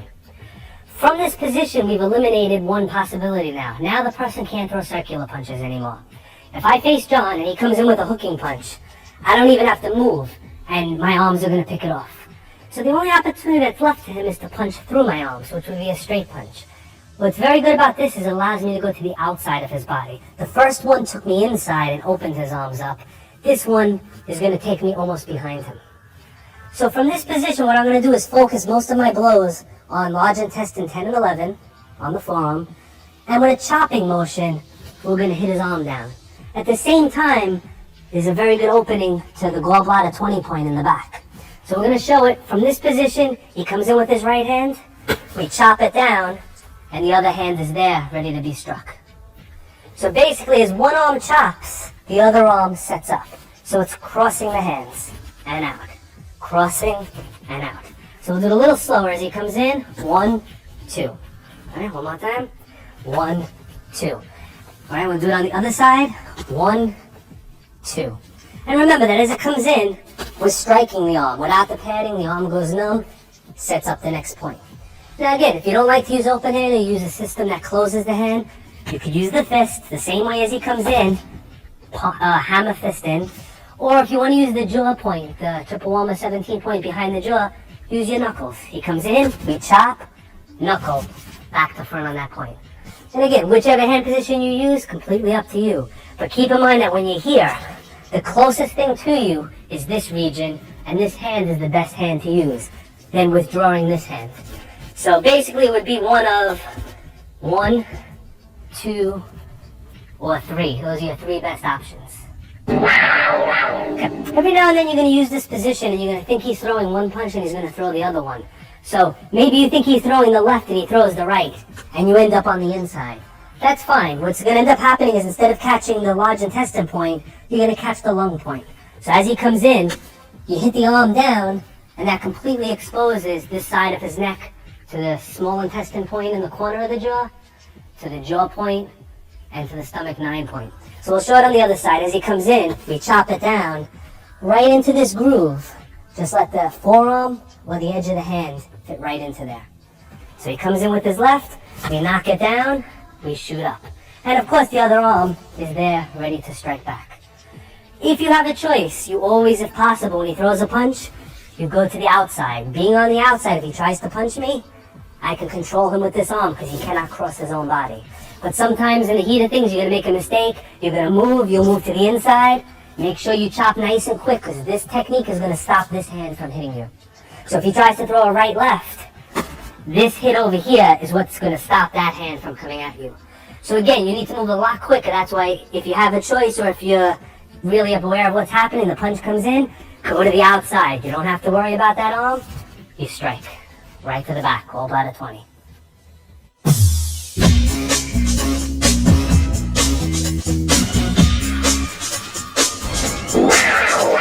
Alright, the next series of blocking drills we're going to use are going to be the most common ones that you're going to come in contact with, meaning your arms are in this position. Nobody walks around this way. So if you're not aware that a fight's happening, you're not going to be able to get into this position quick enough. So we're going to learn to block from this position. Now imagine you're walking down the street, there's a bug in your face, you swat it to the side. You don't go like this. It's a natural motion, so as it comes in, we slap. So it's a basic palm block. What we're going to develop that into is a double palm block, which is going to free this arm up. But we're going to start with the single one first. The single palm block is going to set the right hand up for striking. The double palm block is going to set the left hand up. They both work equally well, it's just a matter of what your follow-up techniques, what you like to do. We're going to turn this way. Alright, we're going to first start with the basic stepping rules. Punch is coming in, or a train is coming in at you, or a car's coming at you, get out of the way. As you get out of the way though, we don't want to go sideways. If he throws a punch and I go sideways, I've avoided the blow, but I may not be able to reach him if he doesn't slide in all that much. So what I want to do is I want to step and move in on a 45 degrees. Alright, just step with your left like a boxing, like a right. Right? Boom, just like this. So I moved 45. If he punches very straight and I just move, I'm outside the punching range. Now I got hit in the shoulder, that's because I didn't block. That's why we always block. Point being is as the punch comes in, we step one way and push the other way. So basically I'm running away with my body and I'm throwing my hand that way. That gives me a lot of distance to defend with. So I have two chances to block. I'm actually slipping the punch and contacting it. So we're going to start with first basic technique. As he punches, we're going to shoot out and we're going to punch right to the rib point. We're going to switch the angle so we can catch the point. He comes in, we block, and the right fist is going to punch in an in and down motion right into the rib point. Now we're going to speed it up a little. We're not going to hit him with it. As he comes in, that's how fast the move is going to be. And as I withdraw the hand, I'm outside his body. I'm away from that arm. He'd be kind of like this. I could follow up different techniques. Using the same idea, if he was more aggressive or I took too big of a step, instead of using the arm, we're going to use the elbow. To the elbow, we want to try to catch the lower rib, liver 13, the one on the inside, or we can still use the rib points we just used. So now as he comes in, we're going to shoot the elbow in, and we're going to turn the other way to show that one. So as the right comes in, shoot the elbow right into the point. All right, let's come on this angle a little bit. All right, one more time. Step out of the way and hit. Now we're doing it kind of slow because we don't want to hurt him, but in reality, as he punches, the elbow's in there before he even extends his punch. So you don't want to wait for him to extend, because in reality, he's going to pull his hand back. So as he punches, we're in there with the elbow. But again, working with a partner, be careful when you're moving quick and he's moving quick. The impact can be much greater than you expect. Now, let's say you take a really big step. You got nervous, he punched. You took a big step. This is where the ball of the foot fits in nicely to one of those 2 points. So if you're in a style that likes to do a lot of kicking, you put yourself in the distance, which allows you to throw that kick. So we're going to turn this way, like on a slide angle. That's it. So as he comes in, we've avoided, and we put the ball of the foot right in. Okay? What we're going to do now is we're going to use our free arm. Right? As we block, this is the free arm. It's still down here. We're going to use this to do certain techniques. The first one we're going to use is the collarbone. Stomach 11 and 12. We're going to bring him to the ground using our fingers against the punching attack. And the way we're going to do it is, as the punch comes in, we're going to let this hand slide through. So he punches, this slides through. And as it slides through, I'm going to stop it on those points. So he's going to come in, and I'm here. And we bring him down on those points. So we're going to show it from a different angle. Now remember, these points are most active when his arm is straightened. And his arm doesn't get any straighter than when he's punching. You're going to have a really big hole in there and your fingers are going to fit right in. So he comes in with the punch, you avoid, and we bring him down. Just like that. Second technique, using a similar idea. The punch is going to come in, we're going to do the same motion, but instead of stopping on the collarbone points, we're going to squeeze the small intestine 18 points. Body leverage is such as that when the punch comes in, if his head goes backwards, he's going to fall. There's no way about it. If your head goes past your shoulders, you fall. If I push on his chin and he has a strong neck muscle, he can resist me. But when I push on the points, he's going to go right back. So he's going to come in with the punch, I'm going to come up, and we're going to bring him down nice and easily. For practice purposes, you're going to put your rear arm, let's do it slow, behind your opponent so that their head doesn't hit the floor. So now I bring him down, and I just kind of keep a hand on his head. Because when you're controlling somebody's head, that tends to be the first thing to hit the ground. The third technique we're going to use, same entry, same stepping, is using the small intestine 17 points in the corner of the jaw. We're actually going to squeeze with a gripping motion. He's going to punch, we slide up, and we squeeze. And if we want, we can continue squeezing while we're on the ground. So we lock into these points. So we're just going to do this one slow. Slide up, hand is open. You go as high as you can. When you can't go anymore, you just squeeze together and compress and keep pushing. And you see the look on his face is a combination of pain and the fact that the blood is rushing to his head. It's actually the same manner as choking him this way, except we're just using 2 fingers. What you also notice is that while I'm here, if he cannot punch me, if he wants to punch me, I'm going to put my head down. So I could stay here all day and just work this technique. So I'm avoiding this hand. So the punch comes in, I can slide up under, I could slide into the collarbone, or I could slide under the cheekbone. Yeah, we're going to continue with some more techniques using this free arm. What we're going to do is actually use this arm to trap his hand. If he throws a punch, there's really no way I'm going to grab his arm. But I can trap him at the elbow, and I'm going to trap him at the lung 5 point. The way I'm going to do this is I'm going to throw one arm into the other arm. So this is the basic idea. He punches, I slap it, and I stop it. And as soon as I do this, I pull down. I take his balance, I throw that arm backwards, and I set him up for the knockout right here. So if he's coming this way, he throws the punch, I slap it, and I stop it with this arm. That's how we start the drill. We do it one more time, and we stop it. So it's actually hooked in there. Nice hook, his elbow and my elbow. Now we do the same thing, but as soon as I get to here, I drop the edge of my hand to my ribs, and I twist it, which brings him into me, exposing the gallbladder 20 point in the back, and the triple warmer 17 point behind the jaw. So I can punch him there, palm him there. So if we do it a little bit quicker, he punches, boom, and he's down. Let's try it from the other angle. All right, same thing, and he's down, just like that. Last one we're going to cover is using the rear arm to actually attack the opposite side. He's going to throw the punch. This arm is down here. It's going to shoot up into the neck region. And we're actually going to hit that stomach 9 point. Now in training, fighters are taught to keep the other arm up. And that's fine for training, but in reality, most of the time they're punching this way. If the person had his arm up, obviously we use a different technique. So let's assume that he's not protecting completely. The punch comes in. We're going to use the inside edge of our hand to strike into the front of his neck. So he punches, and this shoots in, coming in this way. For any reason this one doesn't drop him, the other hand shoots back on the opposite side. So we'll show it from the other angle. So he comes in with the punch, we lock here, and we strike. Let's just come slightly this way. All right, one more time. He steps, hit into the neck, and palm. This should put him right down, because as you step, you're throwing your hand in 45 degrees in and down, right into this point, next to the Adam's apple.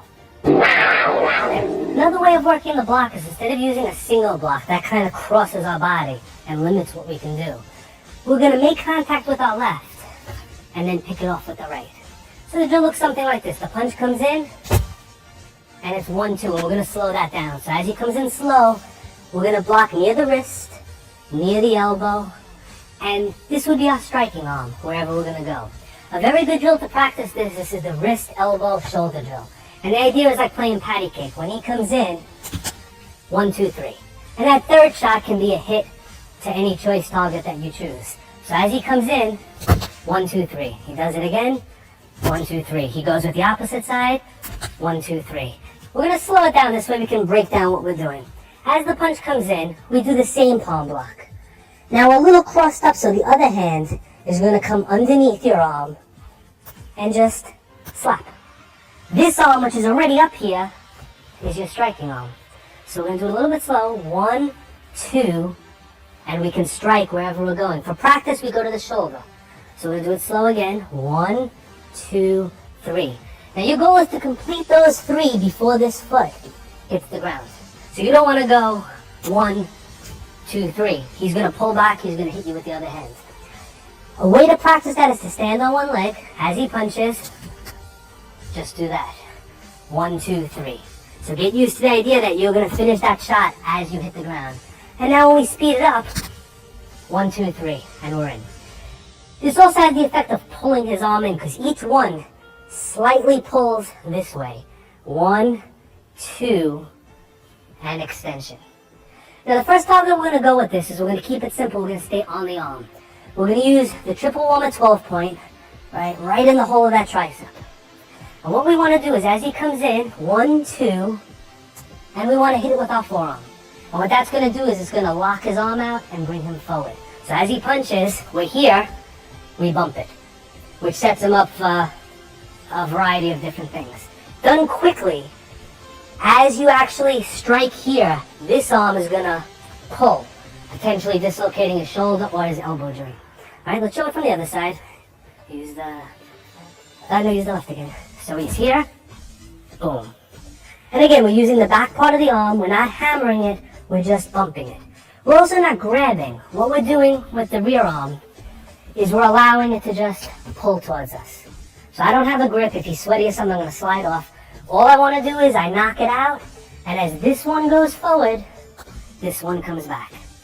In practice, you cannot practice both motions because you're going to make a mistake and hurt his elbow. So the way you practice it, you do this quick, you pull it first, and then you bump.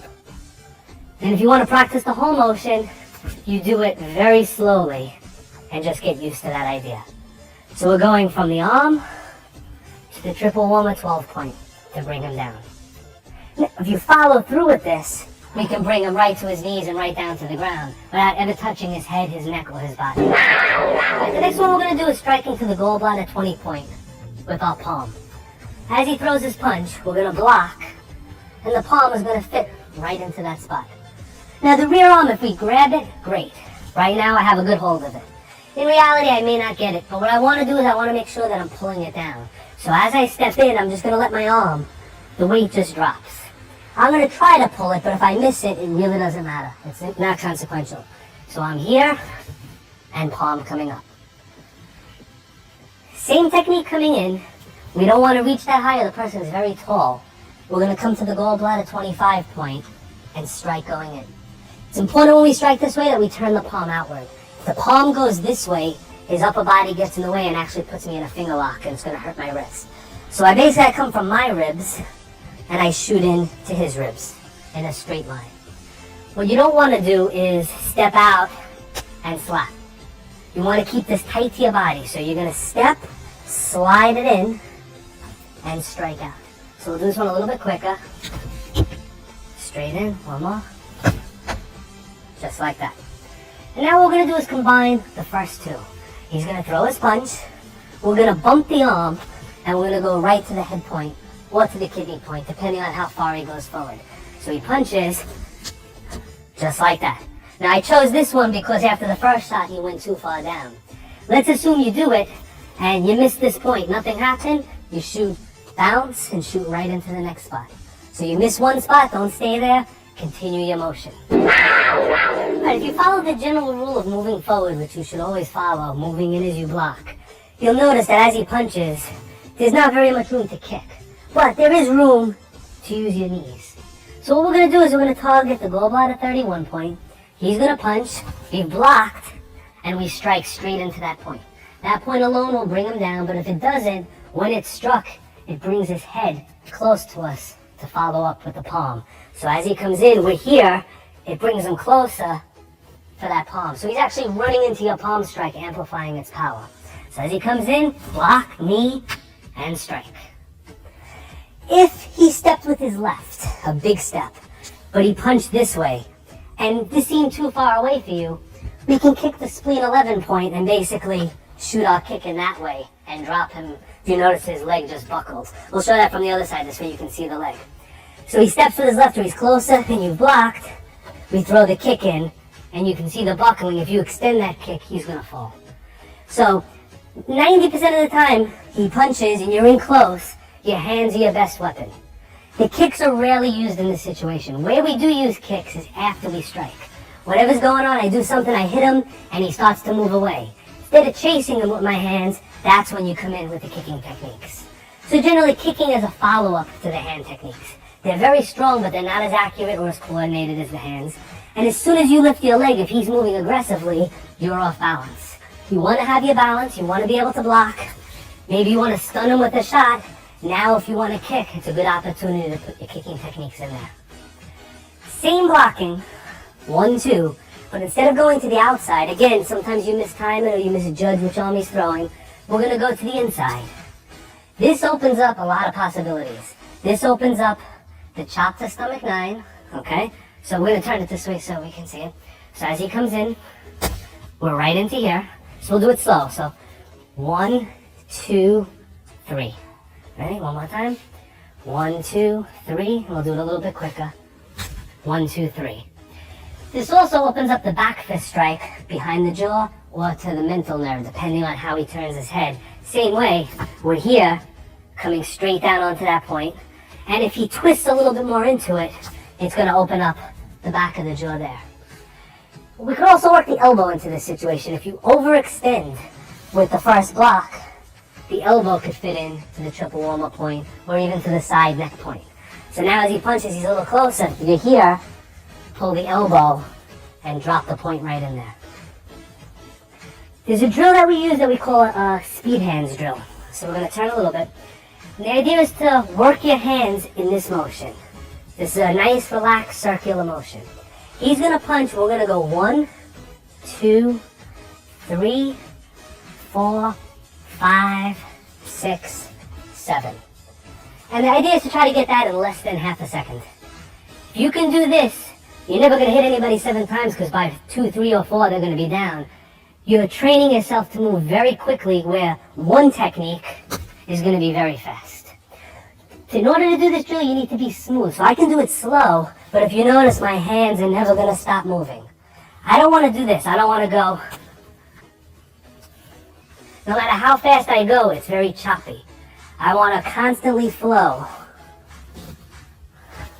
and down. And it's also training you to hit the neck, jaw, mental nerve, jaw and triple warmer, and bladder points in succession without thinking too much about it. So he's going to punch, and we're just going to come through. All right, we'll do one more time. He comes in, and we come around.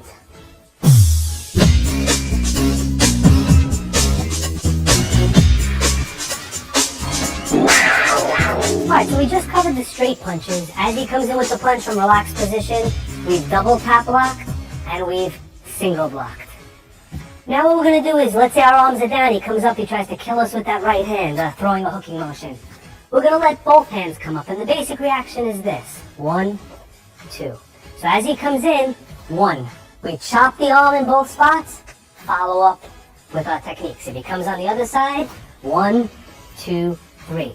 What's very important here is that the arms are spaced at least 8 to 12 inches apart. If they're too close, it's the same effect as him punching and you using one arm. He's going to get through it. If your arm is here, he's getting through. By using 2 arms, it actually forces his arm to straighten out. And it also doubles your chance of catching at least one arm pressure point. And there's a drill that we use to work this technique. It's a 2-person drill. We start with our feet to the side, and you alternate 2 punches. So I'm going to start the drill by punching. He blocks. And then he punches. Now, we want to hit with the edge of our hand. We want to paralyze their arm, but not in practice. So when you practice, we're going to use our palms. So remember, when he punches, in reality, we're chopping. For practice, we're just going to slap so that we don't cause injury and we can work up a good pace. So we're going to start it again.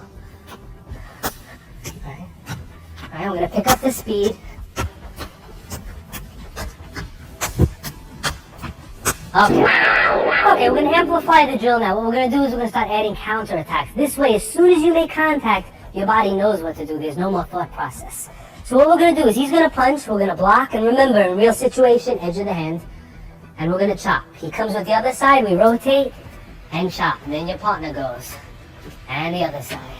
And then he comes back. 1, 2. Again, sometimes you need some coordination for these drills. You'll get it with practice. 1, 2, 1, 2. And the idea is to put 1 and 2 together fast. So when he comes in, 1, 2, 1, 2, 1, 2. Now, we're going to add the next stage. we've come to the arms, we've hit the neck. We're in perfect position to grasp for a knee strike. The knee strike can go to the inner thigh point, the spleen 11 point, or it could come up to the ribs or the bladder points. So what's going to happen now is he's going to punch 1, 2, 3. Then he goes on the other side. 1, 2, 3. Now it's his turn. 1, 2, 3. Other side, he chose the leg point. 3. Now it's my turn. 1, 2, 3. 1, 2, 3. Okay. Doing drills in this manner takes away the thought process. So now after a while you're doing it and it's just, and you're not thinking. So now something comes in, he punches, you just go right to your technique. There's no thought. Once your body started the motion, it automatically knows what to do. The next drill that we're going to use is to help us with our straight punches. This time what we're going to do is he's going to throw an inverted punch to my jaw. We're just doing that so that the punch is very straight. As he punches, I'm going to block. Now when we do a drill, we're not using a realistic range. Of course he can't hit me and I can't hit him. That's why it's a drill. In reality, when he punches, he moves in, I move in, we're closer. Drill range is about here, our feet are out to the side. We're just working the timing of the arms. So he punches, I block. Now when I punch him, he does the block. 1, 2, he punches with the other hand. I punch. Start with the right. Right, left. Now you punch. Slap, slap. That's it, you punch. Ready, slap. That's it. Hey, you punch. Now you want to build this up as quick as you can go. Alright, now he wants to try to catch that punch quick. So now there's no real thought process, at least for me yet. He's still thinking about the move, so he's going a little slower. And it just happens. 1, 2, 3. And then you could change the techniques as time goes on. You pick a combination that you like to use. So basically the drill is block, block, hit. And then your partner block, block, and as he hits, you start on the other side. And you go to the other side. And you go to the other side. And this works basically when he punches, you get used to doing this motion nice and fast. No thought. 1, 2, hit. This works the hooking punch motion.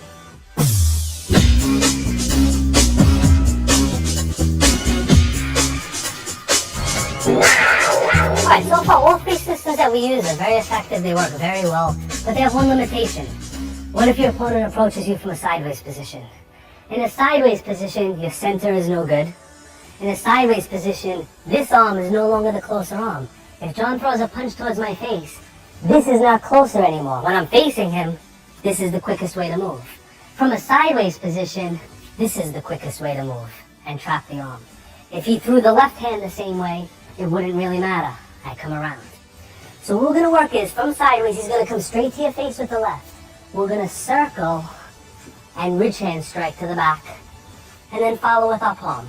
So since we're making a circle to block, we're going to continue with the circle and then speed it up with the straight technique. So it's going to look something like this. You're going to step into it. 1, 2, 3. So we're still following the rule of when the punch comes in, I'm knocking his arm to my backside, but I'm stepping around with it. So it's almost similar to doing this, but I'm just using this arm as I do it. So I'm sideways, he comes in, I step.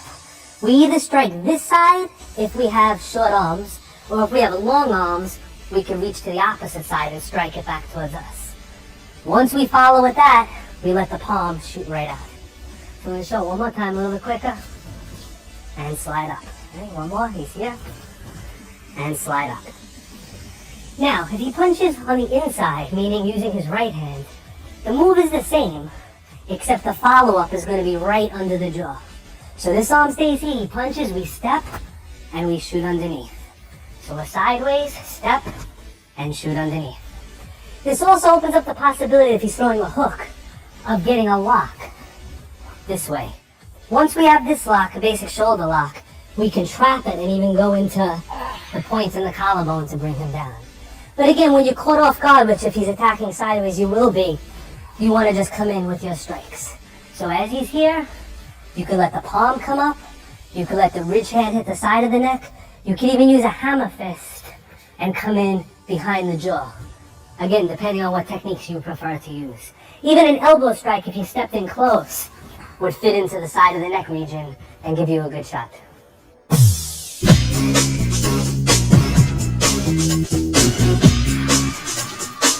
And the next forward motion we're going to deal with is pushing. In previous tapes, as we pushed, we would lock the arms because it's already struck us. Now we're dealing with motion, we don't want to let it touch us. First thing we're going to do is very similar to what we did against the punches. As he comes in with the push, we're going to double block and strike. So basically, all we did, do it slow, is 1, 2, 3. He's coming with 2 arms, but there's no difference as if he punches with 1 arm.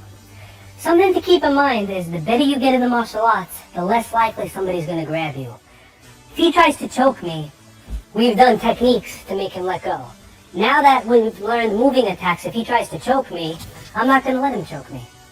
So learning how to move the arms out of the way is the most important, because then you can eliminate the need to know how to get out of holds. Nobody's going to get you in a hold. There are really 2 major directions to always watch out for. That's forward and circular.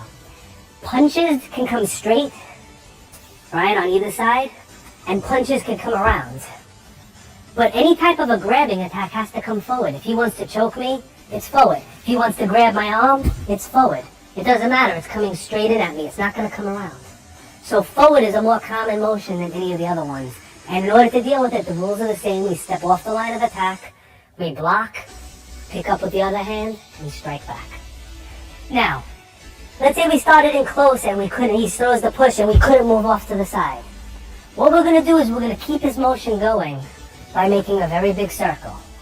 So as he pushes, we slam the arms together and follow with the chopping technique. What's happening is, as he pushes, we're lifting. Now he's going to start to press down, and we bring them together. And it doesn't matter which side you chop with. So as he moves forward, you move back, slam, and chop. And then you would follow with your kicks if the need arises. The next application for the pushing is going to be crossing. Let's say you don't have time to step at all. We're going to cross the arms and come in with the chop or the poke to CV22 in the neck. When we do this one, we actually want to move forward. So as he comes in, we don't want to move back anymore. We see he's being aggressive, one goes up, one goes down. We pin it into his body, and then we start to move him, and then we follow up with our shot. So as he comes in, we move in and strike. Balance when somebody crosses their arms is very important. If his arms are up and I push him, he can resist me. As soon as I cross his arms, he has no balance.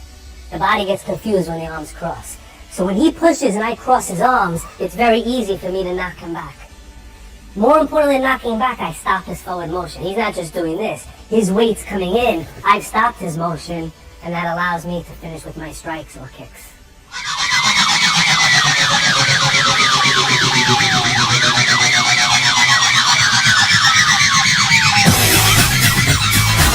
So we're demonstrating one of our instant knockdown shots. Where we're going to be targeting is the stomach 9 point and the side of the neck.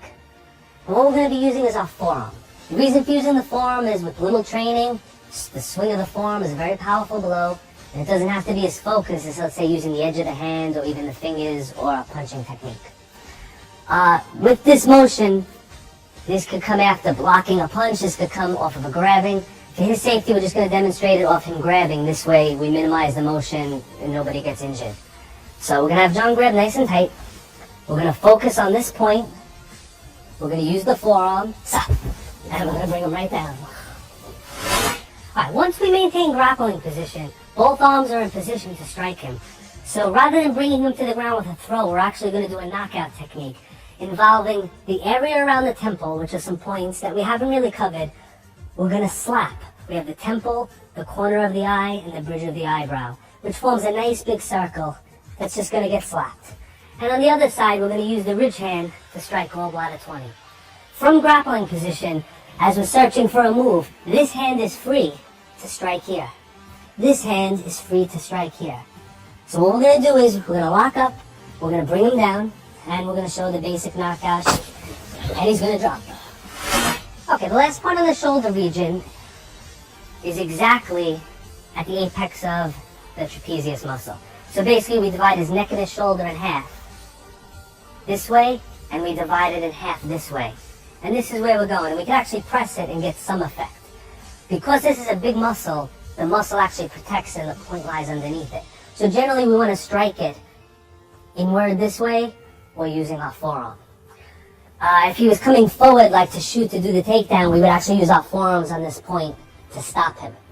Because of the angle, we may not knock him out, but what we'll do is stop his motion, which will allow us to set up something else. What we're going to do is just show this point the effect of it. We're going to have him throw a punch, we're going to block it, and we're just going to put some downward pressure. And the thing to watch for is his legs. Watch where his legs go. So as he comes in, we come down, and we drop him down. Okay, as previously explained, the more pressure points you hit, the more damage that you do. So if he were to grab me in a real situation, I would be using one of the arm points, one of the body points, or one of the leg points before I came to the jaw point. What that would do is it would make it actually weaker. But what I want to actually just show you is how, with no setup at all, this one point becomes very sensitive. So as he grabs, we're just going to come from this position. I'm going to go slow so I don't injure him. We're going to come up in the up and out direction. I'm going to have him bite down real tight so he doesn't hurt his teeth. Alright, so we're going to look straight. He's grabbing. We're not going to use a setup. We're going to come in. And it's going to bring him down. We sit him up. We have a special revival that we use to wake him back up a little. Alright.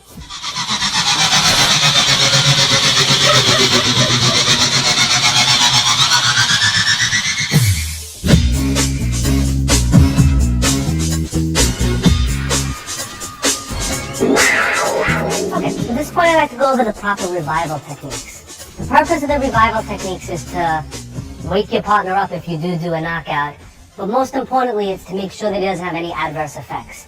What can generally happen if you knock somebody out, they will wake up on their own, they won't just stay asleep forever, but when they wake up they're going to have headaches, their stomach's going to hurt, they're just going to feel almost like they have a hangover. With the proper revival, you're restoring energy, basically that you took away with the strike, and you eliminate that effect. The first type of revival is what we call arm revival, basically any of the arm points that we strike. When you strike it, what we're going to do is we're going to actually stop energy to that point. So we hit it, the arm goes to sleep. Now, he's feeling a pulsing right now. That hurts. The way we wake it up is we hit the exact same point with an open palm with approximately half the power with a slap. And then we massage the area.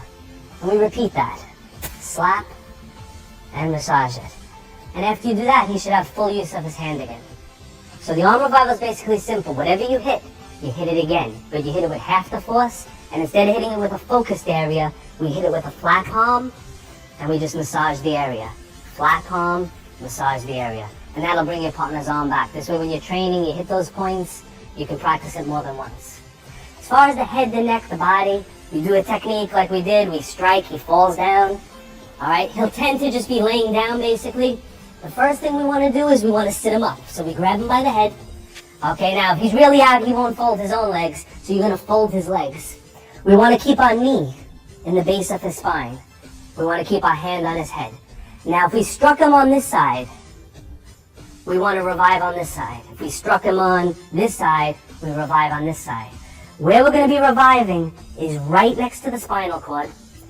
There's something called the bladder meridian. I'm going to show it on myself actually. Not over here, a little bit over, right in this line. This is called the wake-up nerve. Similar to the arm points, we're going to slap it and massage. Slap it and massage. At this point, he should be awake. He may still feel groggy, so what we're going to do is we're going to take our thumb and forefinger. We're going to place it at the base of his back with the spine running in the center, and we're going to run our hand up his spine a couple of times. In Chinese medicine, they say all energy in the body is stored in the kidney region.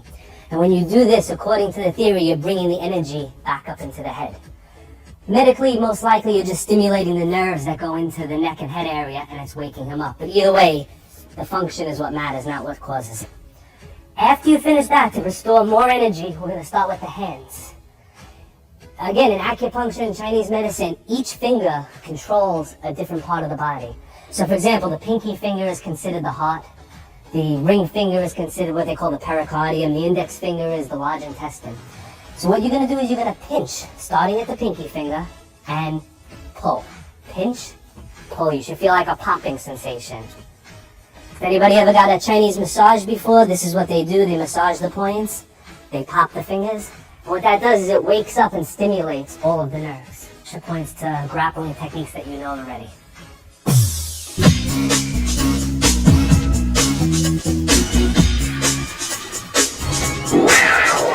Okay, again, we're going to bring my assistant on and we're going to work on some techniques from a grappling position. Basically, there are two different types of lock-up positions we're going to cover. One is the position they use in judo where they grab the gi. One is used without a gi. Being that this is also applicable to street fighting, we're going to focus mostly on no gi applications. So what we're going to do is John's going to come in. We're going to start from a basic head and arm control point. And we're going to work some takedowns from here using the pressure points. First one we're going to use is the triple Wama 17 point, which is the one behind the jaw. This point is going to turn his head, and in combination with this arm, which I'm automatically on the lung 5 point, it's going to allow me to bring him over and down to the ground. So let's say we're locked up, we're looking for a position, I'm going to let the fingers slide in, pull down on here, and roll him down into position. From here we could take a knee on belly position, or we could drop into one of the other stances. We could go right into an arm bar from here, or we could continue on that same point just to hold him in place. Alright?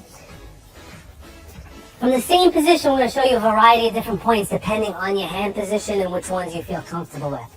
The next one we're going to use is the stomach 9 point. Stomach 9 point is going to be activated by squeezing with the thumb and pressing down. So, always with this arm, we're always going to be pulling him to get that twisting reaction to start the throw. And we're going to be stepping a little bit to allow him to fall. It's what we do with this arm that's going to change. So from here, let's say he's putting a lot of pressure on this arm and I'm not really behind his head. I'm going to let my thumb slip into this point here. Right? As it slips in, I'm going to squeeze in and down and put pressure here. And bring him down to the same position, locking him down. Okay, what I'm going to do is let the hand slide down and we're going to slip the thumb into the stomach 9 point. So we're going to move this arm first just so you can see it. This is going to slide and my thumb is going to connect in here. As soon as my thumb presses, I'm going to squeeze either the neck or the shoulder in the neck. And I'm going to put the pressure like I'm squeezing a pair of pliers. And just squeeze it in and down. Now as I do that, that arm is going to be on me. And I'm going to squeeze, this is going to pull, and we're going to bring him right down to the ground. Okay, we're going to lock up again. This time, instead of attacking this side, we're going to use the mental nerve on this side of his face to help us turn his neck. Once we have control of the neck and the arm, it's very easy to throw him. So, as we're moving, we're working for position right there, I'm going to let it slide into the opposite side, and I'm going to press down and turn. Once I get the head turned and it's in position, I can lock it in place. As it's locked, this is going to pull, and this is going to lift. So from grappling, we slide in, we turn the head, and we bring him down, controlling him the same way. Basically ending in position to start an arm bar or to go into another submission hold. Now the last point we're going to use is the collarbone points. We have the stomach 11 point, the stomach 12 point, and the conception vessel 22 point. Same thing, we're in the same position, we're searching. He pulls me down a little bit, I let it slide right in, and I press. And it ends me in the same position again. In this position, we can strike, hit, we'll go right back into a lock. Okay, let me show you this point again. We're going to take his arm away so we can see what we're actually doing.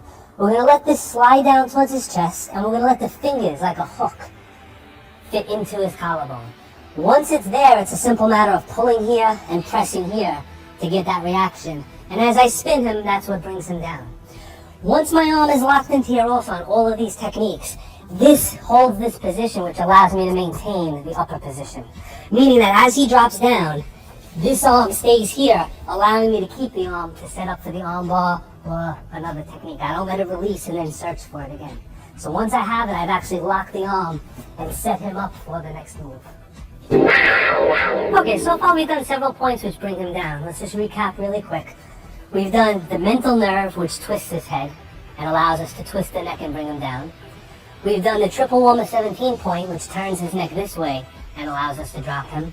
We've used our thumb and pressed into the stomach 9 point, allowing us to bring him down. And we've used the inner collarbone point, stomach 11 and 12. We're going to go back, we're going to take the triple Wama 17 point. We're going to bring him down the same way, we're going to go right into a one-leg arm bar. All of the other points that we used can be set up the same technique. It's just a matter of where you want to place your hands. So the finishing move is the same, it's just what we use to take him down. So starting from the same position, we're going to come behind the jaw, bring him down, we have him locked, we step over, and we have the arm bar, making him tap. Now, something else we might want to add here. If you get him in this position and he's struggling, we want to control his head so that he can't roll back. So we're going to use either the jaw point to press down or the triple warmer point to hold him here. So basically, if he wants to turn back towards me, he can. And I keep my fingers here as I step over. And then we drop back and apply the technique. And if this was a real fight, my heel could be digging in to his jaw or his neck points. If this was a self-defense situation. Alright, once we maintain grappling position, both arms are in position to strike him. So rather than bringing him to the ground with a throw, we're actually going to do a knockout technique involving the area around the temple, which are some points that we haven't really covered. We're going to slap. We have the temple, the corner of the eye, and the bridge of the eyebrow, which forms a nice big circle that's just going to get slapped. And on the other side, we're going to use the ridge hand to strike gallbladder 20. From grappling position, as we're searching for a move, this hand is free to strike here. This hand is free to strike here. So what we're going to do is we're going to lock up, we're going to bring him down, and we're going to show the basic knockout, and he's going to drop.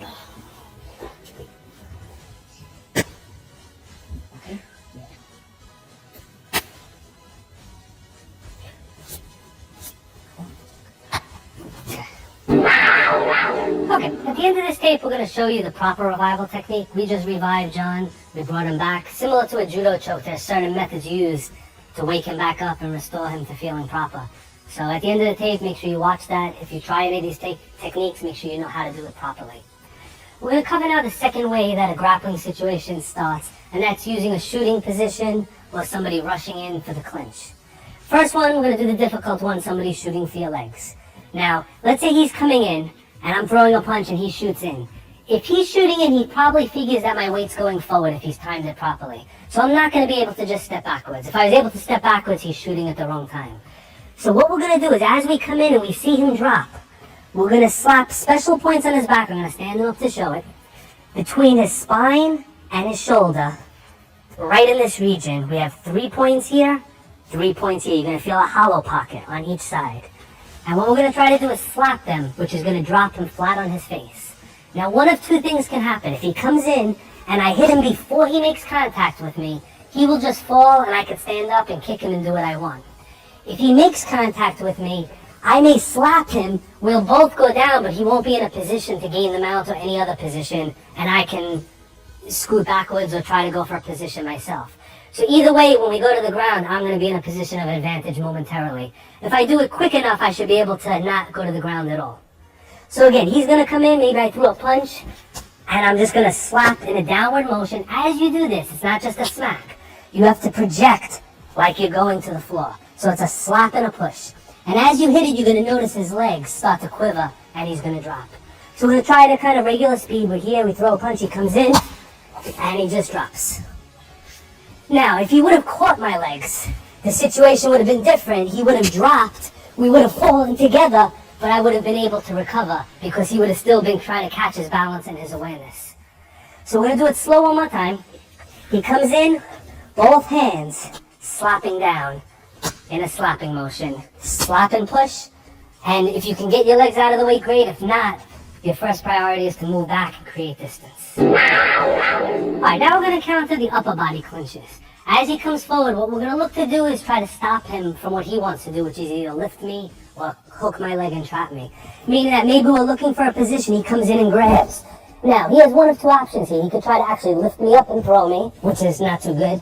Or he could be looking to hook my leg, let's say bringing it around, and take me down and try to mount me.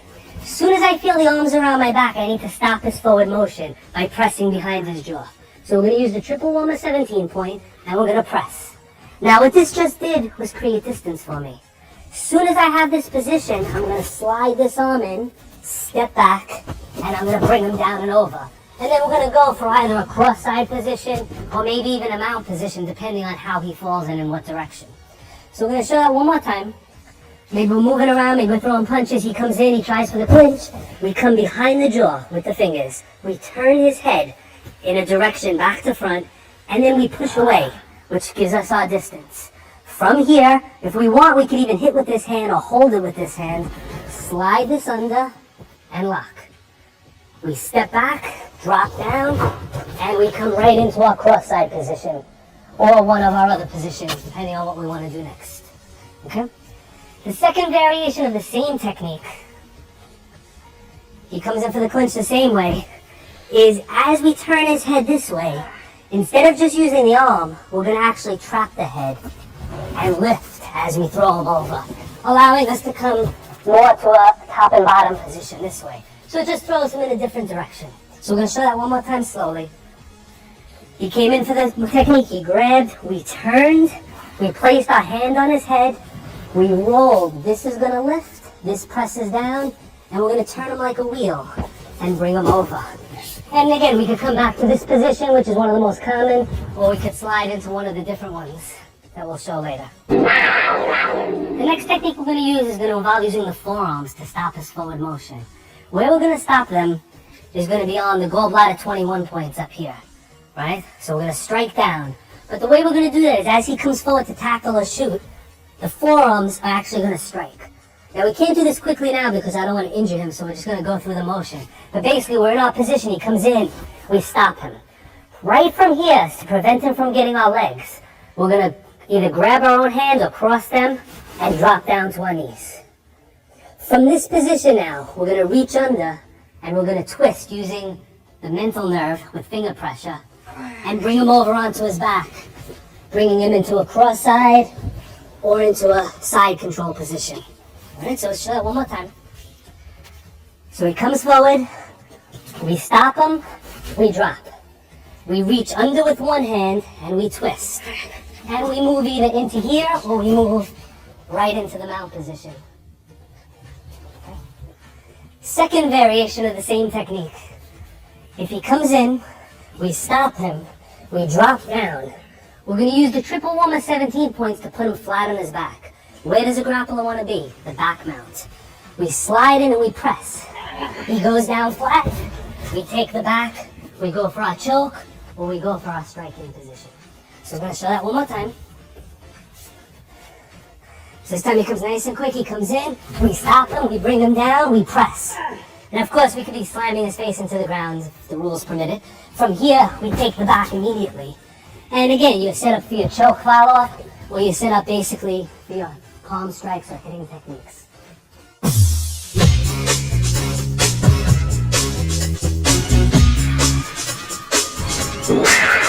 Okay, we're going to work on escaping the mount position. Traditional way to escape is to trap one side of the body. That involves trapping the leg, trapping the arm and elbow, and then bridging and rolling. We're going to try to use a slightly faster method, but we're still using the same idea. Whatever he's doing, either he's choking or punching or I grabbed his arm, I still want to trap the arm. But instead of having to bridge, maybe I don't want to use my legs or he's got my legs trapped, we're going to use the triple warmer 17 point, we're going to press, and we're going to squeeze down on here, rolling him over. Now, if this was a self-defense situation, I'd be rolling the other way to get up. If it was a grappling situation, I would continue the motion, where if I had him here, we rolled him, and we would roll basically right into the mount position. So now we are where he started. Okay, we're going to do the same technique from another angle. We trap an arm, we bring him closer to us, we reach into the triple warmer 17 point. We're going to turn his head, we're going to pull his arm, and we can do a little bit of a bridge. And as we pull, we're going to roll to our side, bringing him over, and either into the guard or into the mount position, depending on how quickly he uses his legs. If he's very experienced, he's going to wrap him quick. If he's not, you're going to end up on top. So we're putting pressure behind the jaw to force him in the direction that we want him to go. Okay, the next one we're going to do, maybe he's throwing a punching type attack, we're going to bridge to make his arms come forward, because we need an arm. So we bridge. He breaks his fall, and what we're going to do is wrap his elbow. We're going to reach through and trap it. From here, we're going to take our middle knuckle. We're going to find that spleen point, which is very exposed. We're going to dig into it, and we're going to bridge, which is going to actually send him over and start us in position for an arm lock. From here, what you probably want to do is take your right knee and slip into a knee on stomach position and crank the arm. If you're having difficulty, started to pull out, we slip right back into the arm bar and tap him out that way. Okay, we're going to show this from another angle so you can observe the arm trapping technique. We're going to bridge. He comes forward. Keep your hands in the middle so his head doesn't hit you. Let it roll up. Lock the arm. Keep it tight to your body. This arm is yours now. He doesn't get it back. We find the spleen point. We dig it in. And we bridge, rolling him over. We have him locked. And we slide. From here, we apply the pressure. And remember, rub the arm because we're putting pressure on the triple warmer 11 point. If you rub it, he taps. So we get him to here, instead of just squeezing, roll the arm, and he's gonna tap right away. Alright, from the next position, we're gonna take it from a tight mount. We're gonna use the spleen 21 points on both sides of his ribs. We're gonna place the knuckles in, and we're gonna twist. What that's gonna cause him to do is come up. As soon as he does that, we're gonna roll him over to the side. So as he comes down, we place the knuckles, we twist, and we get him right off of us nice and quick. Okay, the next one's going to involve using the points on the calf. Bladis 55, 56, and 57. Again, if he's sitting upright and he can throw punches, we wouldn't use this because we're leaving ourselves defenseless.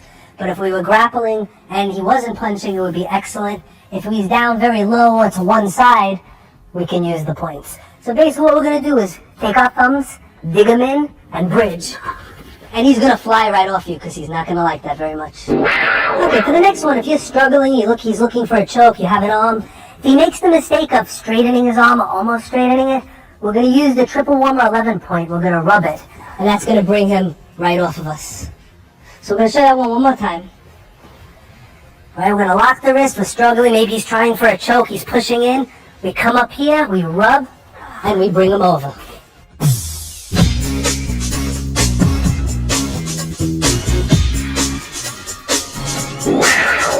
Okay, the next thing we're going to do is when you have the mount. Some things you can do to make some submissions and other techniques easier. Number one, we want to work on turning his head and applying some submissions that way. We're going to start with the mental nerve point. If he's looking at us, we can just place our thumb and turn his head to the side. When his head is looking that way, it's very difficult for him to control you or to try to even do any of the escapes. Once you have the head turned this way, you're going to use the other hand and go into the triple warmer 17 point behind the ear and continue to control him. From here, you can move on to striking applications or going into holds and locks of your own. Another variation of this technique is to use the small intestine 18 point in the cheekbone. If for some reason you couldn't get his jaw to turn, we can just take the fingers and press straight in and up. And then we can use that possibly to grasp an arm, go for an arm lock, go for a key lock. Or again, if we're doing punching, once we turn him or press him, we could follow with our striking techniques. Okay, I'm going to show a real quick, easy submission from the mount using only pressure points.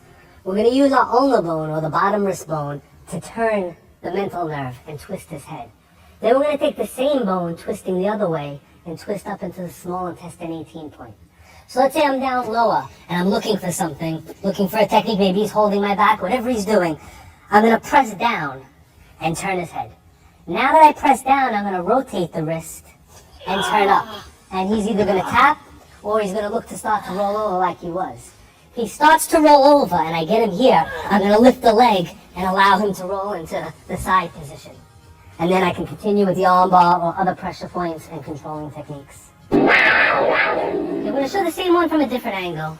Again, we're using the ulnar bone to rub down and turn his head. Once his head is turned, we're going to come up and apply forward and upward pressure to get him to tap or submit. Or if we lift our leg, we can actually help him to roll over and move to another position. So from here, we're down a little bit lower. We're going to rub down, and we've turned his head and broken his bear hug. Now we're going to rub up, and we get him to start to roll. If I want to complete the roll, I lift the leg, and I slide the knee in, and it locks me into this position here. Okay, one excellent spot to get him into for pressure point work and even striking work is to get him on his side. One way we're going to do that is we're going to either do what we did before using the pressure points, or we're going to try for a choke. As we go to choke him, he's going to defend. Once he defends, he lifts the elbow. Using leverage, we're going to lift, pull our heel in, slide our knee to the side. Now we're just going to roll him a little bit this way. Okay.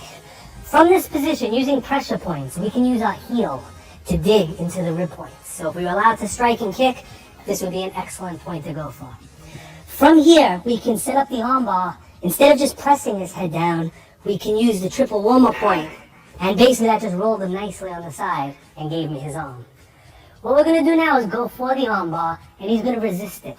As he resists it, we're going to use 2 points in the corner of the chest, called lung 1 and 2, in the crease of the shoulder and the chest. Dig our heel in it and force him to release the hold. So as we're here, we press down, we step over, we get him into position, and I can't get him free.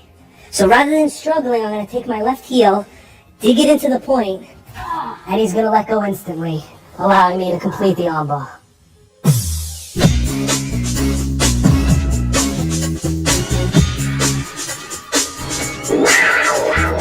Okay, we're gonna work on escaping the guard now. Escaping the guard, we're gonna use pressure point called liver 9. Liver 9 is 4 fingers up from the crease of the knee, a little bit towards the inside of his leg. And as you press it, it actually releases his leg. So what we're gonna do from this position, we're gonna take one elbow and dig it in. Right from there, we're gonna keep pressure on it with our palm or our knuckle, slide across, and come right out into the cross-side position. Right to here. So we're gonna show that one more time. Okay, so he's gonna lock us in the guard.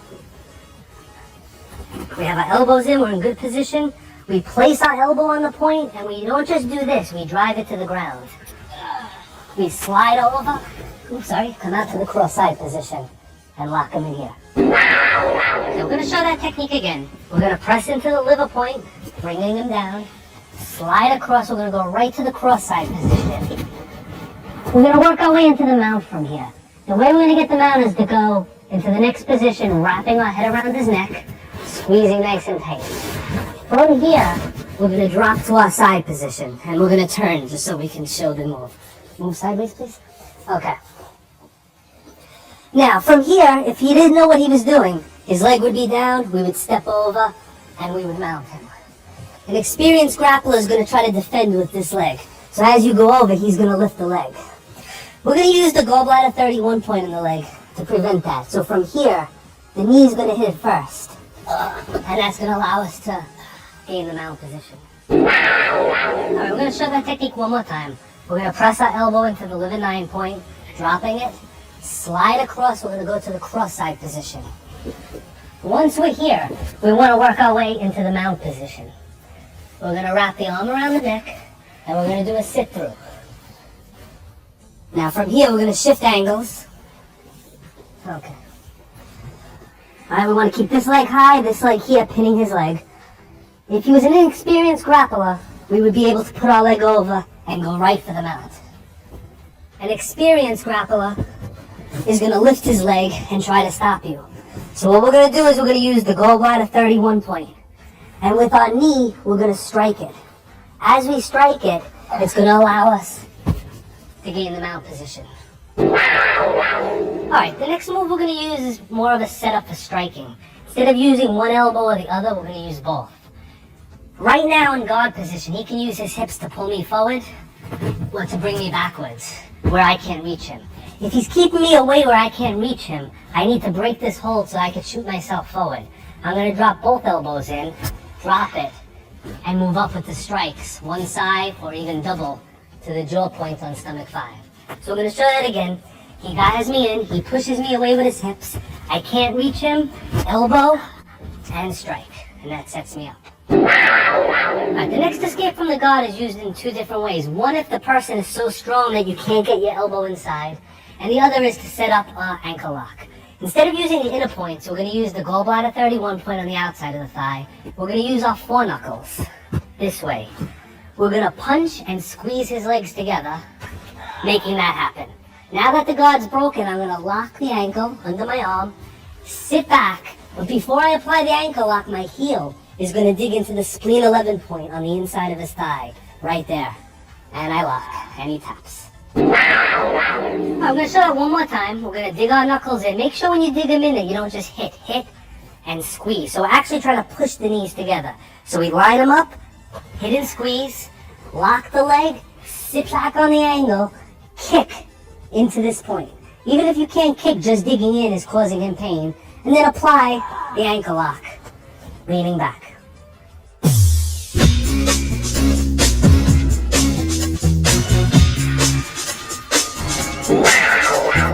Okay, so we escaped the guard, we ended up in the cross side. Now, we want to go to the mount position, but before we get there, we have some moves that we can apply that are pretty painful. From the cross-side position, if his arm is around our neck and he's kind of holding us down, the first thing we want to do is use our elbow and dig in behind the ear. Now, in a real fight, we can strike it. In a grappling technique, you can kind of just press it. And that'll release his grip. From here now, we're going to take our right knee and go across his belt line. our right hand, our right forearm, is going to be on the triple warmer 11 point. And we're going to sit up straight. And from here, remember that this is a rub point. It needs to be rubbed up and down. From here, we're going to rub until he taps. Just like that. So we're going to show it again. He's in position. He's holding us tight. We dig our elbow into the triple warmer 17 point. We make him release a little bit. We get our knee on his ribs. We embrace the triple warmer 11 point. We sit and we rub. The next one we're going to do from the cross side is a straight arm bar. Again, using the triple warmer 11 point and the rubbing motion. Let's say we were struggling and he was trying to punch us and we push the arm down. We're going to slide our arm under, keeping in mind that we want our radial bone to be under the triple warmer 11.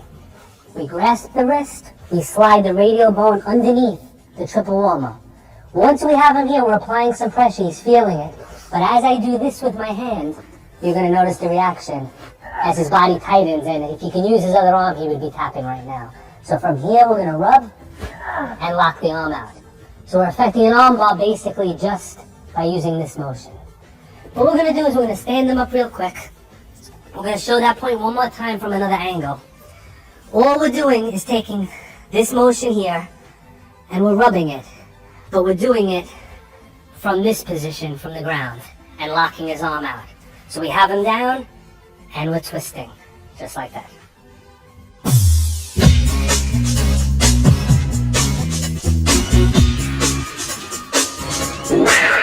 Okay, we're going to do choke defense from the guard. We're going to use our bridging motion to push him away. We're going to use the triple warmer rubbing point to roll him to the side. And then we're going to do a kneeling arm lock. So as he chokes, he's leaning in. We're going to arch, straightening his arm. We're going to rub the triple warmer 11 point, rolling him. We're going to open our guard. We let the heel come around the front, and we can either just squeeze here and make him tap, or we can roll into a kneeling position and crank the arm this way.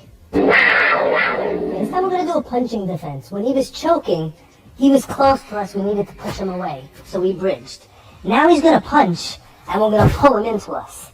We're going to lock his arm tight, and we're going to use the triple warmer point to turn his head.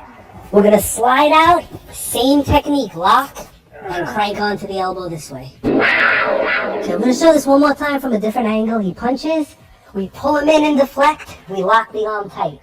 We open our guard. We put the left foot on the floor, we roll out to the side to give us room. We still keep him hooked. We press the triple warmer 17 point to turn his head and give us room to insert our left leg. We pull on his arm, we push on our leg, and we have the arm bar. From here, we can also convert it, like before, into a kneeling arm bar to give us more leverage and power. If he's down nice and tight and we can reach his head, we're going to use the mental nerve to twist it. We're actually going to turn our guard position into a mount position. So as he comes in close, he could be choking, doing whatever. I press into the mental nerve, I grab the head and twist. I open the guard and I let him roll. And now I have the mount position. With this technique, please be careful. Do not twist the neck forcefully. By pressing on this, you're actually releasing the neck muscle. Too much twisting, injuring the spine. So we do it slowly, we give him a chance to roll. Okay, we're going to just show some of the points that can be struck in a guard situation.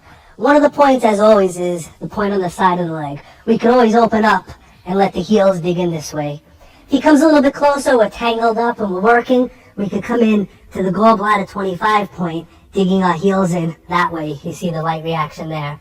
If he starts throwing punches, we want to get on the inside, we can use, we're going to sit up for a second, the hot 2 point. So if he makes a muscle, we're going to squeeze into here to control his arms. So from the same position, as he starts throwing punches, I'm going to let my thumb slip in and slip in here. Now I have pretty good control of his arms. From here, if I was to sweep him, I would be able to bring him over into the mount position again. Okay, we're going to show this one from a different angle. He starts to punch. We get inside, and we use our thumb. We're going to roll this up so you can see it. And we dig it in to the hot point from an inverted position. He punches with the other side, we do the same thing. We squeeze. And we're going to use his arms as a steering wheel, pulling this and lifting that. At the same time, we're going to open the guard, and we're basically going to sweep him, lifting here, sweeping, using the arms. So from here, lift, roll, and pin. Now from here, we're going to take our knees and replace our hands. From this position, he cannot punch, he cannot defend. This is basically a fight-ending position.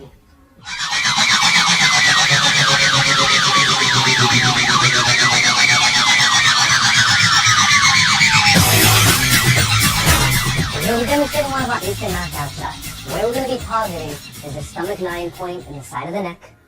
And what we're going to be using is our forearm. The reason for using the forearm is with little training, the swing of the forearm is a very powerful blow. And it doesn't have to be as focused as, let's say, using the edge of the hands or even the fingers or a punching technique. With this motion, this could come after blocking a punch, this could come off of a grabbing. For his safety, we're just going to demonstrate it off him grabbing. This way, we minimize the motion and nobody gets injured. So we're going to have John grab nice and tight. We're going to focus on this point. We're going to use the forearm. Stop. And we're going to bring him right down.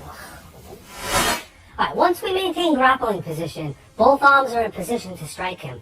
So rather than bringing him to the ground with a throw, we're actually going to do a knockout technique involving the area around the temple, which are some points that we haven't really covered. We're going to slap. We have the temple, the corner of the eye, and the bridge of the eyebrow, which forms a nice big circle that's just going to get slapped. And on the other side, we're going to use the rich hand to strike all bladder 20. From grappling position, as we're searching for a move, this hand is free to strike here. This hand is free to strike here. So what we're going to do is we're going to lock up, we're going to bring him down, and we're going to show the basic knockout, and he's going to drop. Okay, the last point on the shoulder region is exactly at the apex of the trapezius muscle. So basically we divide his neck and his shoulder in half this way, and we divide it in half this way. And this is where we're going. And we can actually press it and get some effect. Because this is a big muscle, the muscle actually protects it and the point lies underneath it. So generally we want to strike it inward this way or using our forearm. If he was coming forward like to shoot to do the takedown, we would actually use our forearms on this point to stop him. Because of the angle, we may not knock him out, but what we'll do is stop his motion, which will allow us to set up something else. What we're going to do is just show this point the effect of it. We're going to have him throw a punch, we're going to block it, and we're just going to put some downward pressure. And the thing to watch for is his legs. Watch where his legs go. So as he comes in, we come down, and we drop him down. Okay, as previously explained, the more pressure points you hit, the more damage that you do. So if he were to grab me in a real situation, I would be using one of the arm points, one of the body points, or one of the leg points before I came to the jaw point.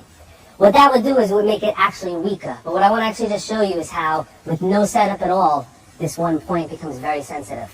So as he grabs, we're just going to come from this position. I'm going to go slow so I don't injure him. We're going to come up in the up and out direction. I'm going to have him bite down real tight so he doesn't hurt his teeth. Alright, so I'm going to look straight. He's grabbing. We're not going to use a setup. We're going to come in. And it's going to bring him down. We sit him up. We have a special revival that we use to wake him back up a little. All right.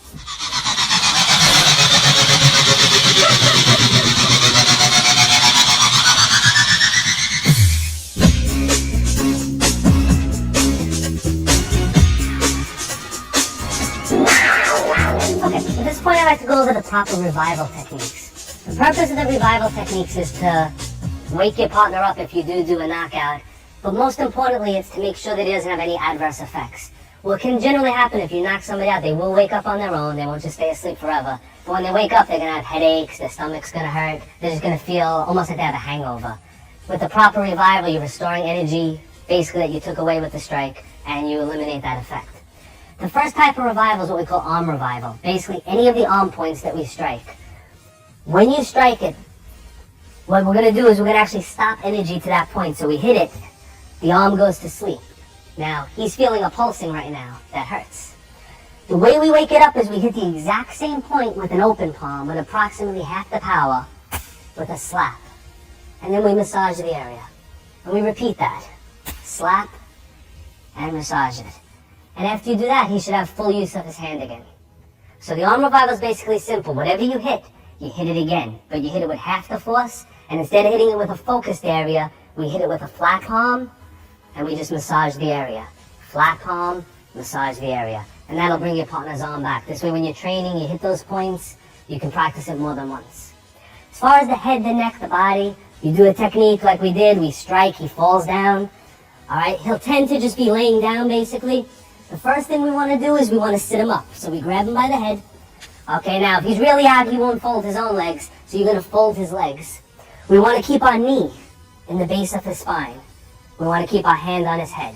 Now if we struck him on this side, we want to revive on this side. If we struck him on this side, we revive on this side. Where we're going to be reviving is right next to the spinal cord. There's something called the bladder meridian. I'm going to show it on myself actually. Not over here, a little bit over, right in this line. This is called the wake-up nerve. Similar to the arm points, we're going to slap it and massage. Slap it and massage. At this point, he should be awake. He may still feel groggy, so what we're going to do is we're going to take our thumb and forefinger. We're going to place it at the base of his back with the spine running in the center, and we're going to run our hand up his spine a couple of times. In Chinese medicine, they say all energy in the body is stored in the kidney region. And when you do this, according to the theory, you're bringing the energy back up into the head. Medically, most likely, you're just stimulating the nerves that go into the neck and head area, and it's waking him up. But either way, the function is what matters, not what causes it. After you finish that, to restore more energy, we're going to start with the hands.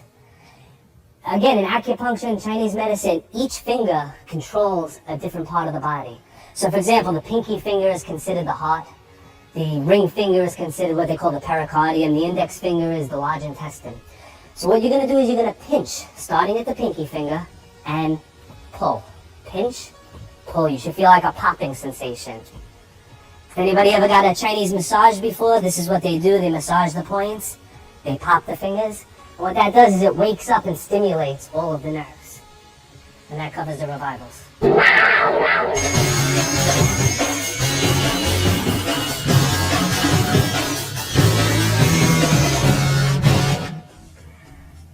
In order to defend ourselves, there's only 3 positions that we need to train in. One position is the one that I'm standing in right now, which is relaxed. This is the way you are most of the time. If I'm facing Dusan and I'm here and he punches me, I have to defend from this position. So all of my attacks have to bring my hands up. If he comes in low, I have to defend from this position. If he throws a hook, I have to defend before I can attack. Now, sometimes you will not be standing in this position. You'll have a chance to raise your hands before the attack. If you do, that's a benefit to you, but it's not something you can always count on. That's when we go into what we call a fighting position. There's only 2 positions to use that make sense. The hands outside and the hands in the center. And I will explain the difference between the 2. If I just stand in a basic boxing stance, and he stands in front of me ready to punch, he has a choice to punch me straight, to punch me in a circle, to punch me going up. I have to determine what he's doing. If he's fast, that's going to be very difficult. If I choose to put my hands in this position, throw a circular punch. He's not going to throw this punch in a circle because he knows he can't hit me. So what I'm doing is telling him, go between my arms. And as soon as he does that, I'm prepared for it. So I've eliminated half of his punching. And now he can no longer throw circular punches, but he has to punch straight. Even better than that, though, is to take away his ability to throw straight punches. The shortest distance between 2 points is a straight line. If he can punch straight, that will be much faster than if I force him to constantly come around.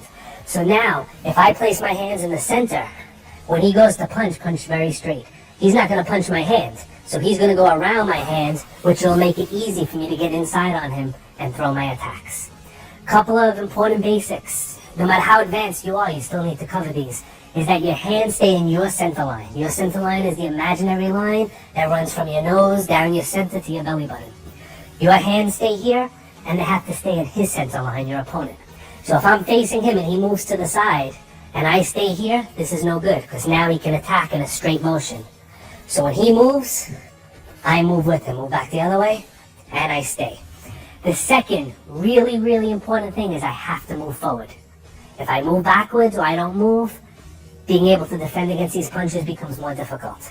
So if he stays here and he throws a right punch and I stay here, if my hands don't work perfect, I'm going to get caught with that punch. But if he throws that same punch and I move in, I'm already inside the punching range. I'm also inside this punching range. It's going to be very hard for him to hit me. So basically what we're looking for is to stay in the center line, and we're looking for the opportunity to move forward. The last thing that I think about is blocking his hands. If my hands are in the middle and I move forward, the block will happen by itself. What that means is that in the beginning series, we learn to block with our hands. And that's good as a beginner, but as you get a little more advanced, we just move in and attack right away. The action of us moving in and our hands in the center will automatically block anything that's coming at us, pretty much making us impossible to hit, which is a good thing.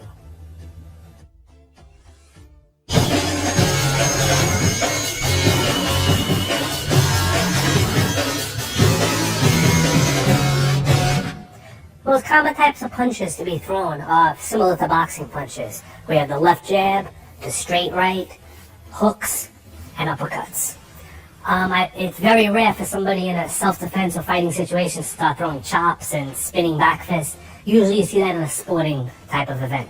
So the punches we're going to learn to defend and we're going to concern ourselves with are those basic boxing type punches. So we're going to start with the left jab. If I face my opponent and my hands are up, in order for him to throw that punch, he has to step. That's another rule that we have to remember. If he's in his stance, stay there for a second, fighting position, and I'm here and he can punch me without stepping, it's very difficult to defend that. Always force your opponent to take a step. So what you're going to react to is his step, not his hand. So when he takes his step, I take my step.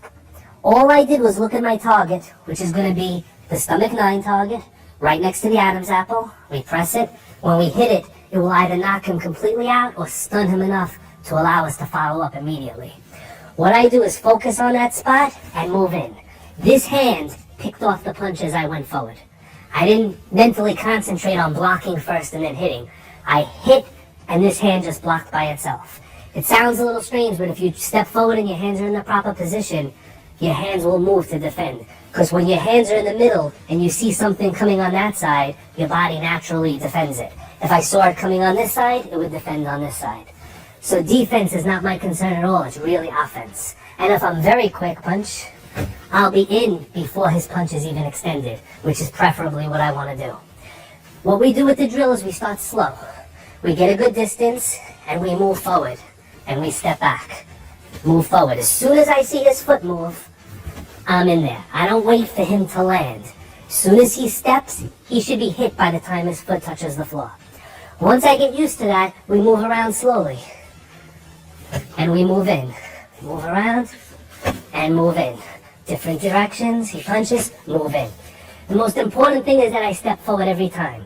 There's a tendency after 2 or 3 punches to just use your hands. If he was punching a little bit faster, there's a chance of me getting struck that way. I always want to move in. Whether I strike or whether throw your punch, I'm going for a grappling situation. I still want to move in. That's my safest place to be. In close range, I can strike him. It's a little more difficult for him to strike me. And as I move in, I'm moving behind my strike, which is that chop to the side of the neck. So watch one more time. He punches. I come in with my chop. Let's just turn for a second. I'm not going to hit him hard. I just want you to see his reaction. He's a little stunned. Right from there, it's very easy for me to bring him into an arm lock. So we're going to break that down slow and show you how to do that. We move in and we chop. From here, I let this come around and I hook it into my neck. I grab my wrist, step back, and I bring him down. Right, let's try that from a different direction. All right, he punches, we move in. Reach over, grab the arm, step back, bring him down. Once he's here, we can strike him or just pull him down to the ground and submit him this way with a joint lock. All right, so last time, he punches, chop, underneath, bring him down. From here I decide, do I want to drop him to the ground or do I want to continue by striking him or chopping him? All right. Second technique that we can use from the jab is once we get inside, we can sweep him down with an outside leg throw. So he throws his punch, I hit, and I sweep him. As soon as he hits the ground, we pin him, press behind the jaw at triple warmer 17 with our thumb, and push towards his nose. All right? Let's try it again slow. He throws his punch, we move in. We grab wherever we are. If he started pulling the punch back, it wouldn't matter. Step behind, hook the leg, push, pin our knee into his ribs, and with our thumb go behind the jaw push his head to the ground. Always maintaining control of the arm. If the opponent gives you something or you take something, don't give it back. If he grabbed my wrist and I grabbed him, he doesn't get it back. I bring him down, I hit him, I do whatever. I don't let go to hit him with this hand. In this situation, once I'm here and he goes down, he's giving me his arm, he doesn't get it back. If I strike with this hand or I use my feet to kick. All right, come back up. Ready? We're gonna do the same thing now. We have two techniques that we practiced. We practiced the arm lock and we practiced the throw. We're gonna move around like before, a little bit of freestyle, and I'm gonna look for an opportunity to do one of those two techniques. So I face him, when he's ready, he punches, I move in, and I sweep. He comes back up, we move around some more, I move in, and I arm lock. I help him back up, we move around a little bit more, I wait, he wasn't close, I move in, and I sweep, okay? Now, on that last one, I took a small step back. The reason was I wasn't prepared. So when he was here, I was a little too close, I got out of range. It's okay to move backwards to get out of range, but not to defend, meaning punch. You can't defend going backwards because then the next punch is going to hit you. If I need to completely move out of range, that's fine. Now when he comes after me, I move in. This is our left jab.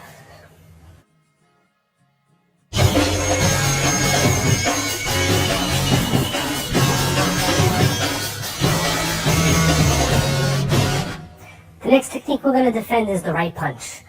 When I say left and right, we're assuming that both parties have left leg in the front and they're punching accordingly. Obviously, if we switched, everything would be opposite. It would be a right jab and a left straight. Right now, we have the left side in the front. He punches straight with the right hand, this way. This is what we want to defend. This is a little more dangerous than the left jab because if it does get through, there's a lot more power behind it. So we're going to take our same fighting position. Now, when he throws his punch this time, I don't want to chop this side of his neck because I'm leaving myself exposed. So this hand is going to shoot the palm under the jaw, stomach 5, right? Travel the eye down, right under the jaw with the palm strike. So when he throws his punch, I move in and I hit to that spot with my right hand protecting my face, just in case.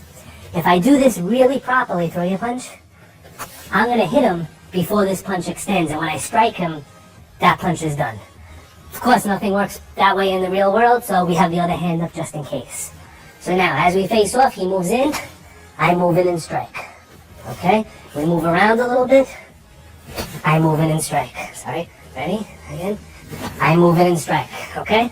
Now, once we get the basics down where we can move in and hit him comfortably, we're going to take the left hand, we're going to lift it, circle around, and lock his shoulder.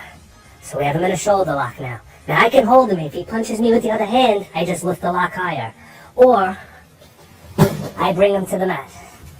Okay, let's try that again from the other angle. So he throws his punch, I move in. He pretty much runs into the palm strike. Front hand, my left, I circle and I grab. If he's about to punch me, I lift it a little higher or I twist. Once he's on the mat, I could continue twisting to apply pressure this way. Or just come back a little bit this way. I can mount him and apply more pressure if I want to make sure that he doesn't get away. It's a very painful lock. If you do it slowly so you don't injure your partner's shoulder. Right? So one more time. Alright, I'm here. I move in, circle, I make sure he feels it. I bring him down, squat down, and continue to twist till he taps. So come up. Alright, second technique now. We stop the punch again. We slide to the wrist, and we turn it out. When we do this, let me see this hand. We're grabbing the hot 5 point and the long 8 point, and we're digging our fingers in as best we can. This will give us a little more power and weaken his arm slightly. So he throws the punch, especially if I knock him back, I'll be able to catch it. Once I get into this position, this is what I call a power position, because there's a lot of stuff I can do. I can press his wrist to bring him down. Once I press his wrist, I can bring him down to the mat. Or, once I get into this position, we can use the triple warmer 11 point to rub and bring him down in an armbar. So, as he throws his punch, I bring him over and I rub bringing him face down and controlling him this way. All right. He throws his punch.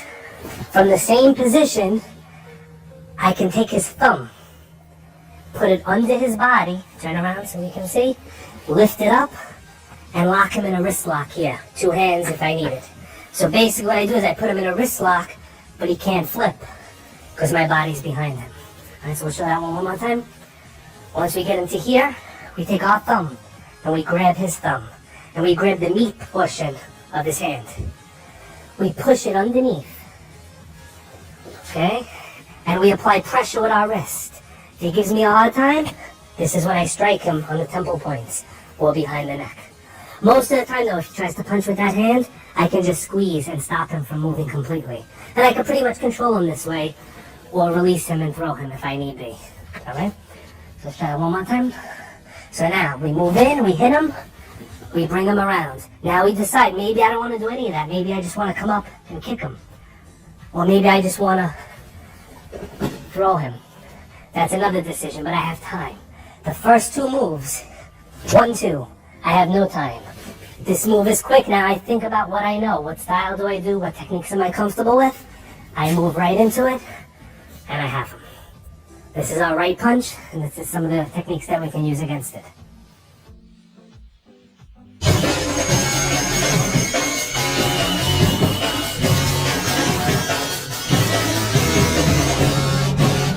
The next common punch that could be thrown is a hook. It's not the most effective. The first 2 punches are more damaging and quicker, but a lot of people punch in a circular manner.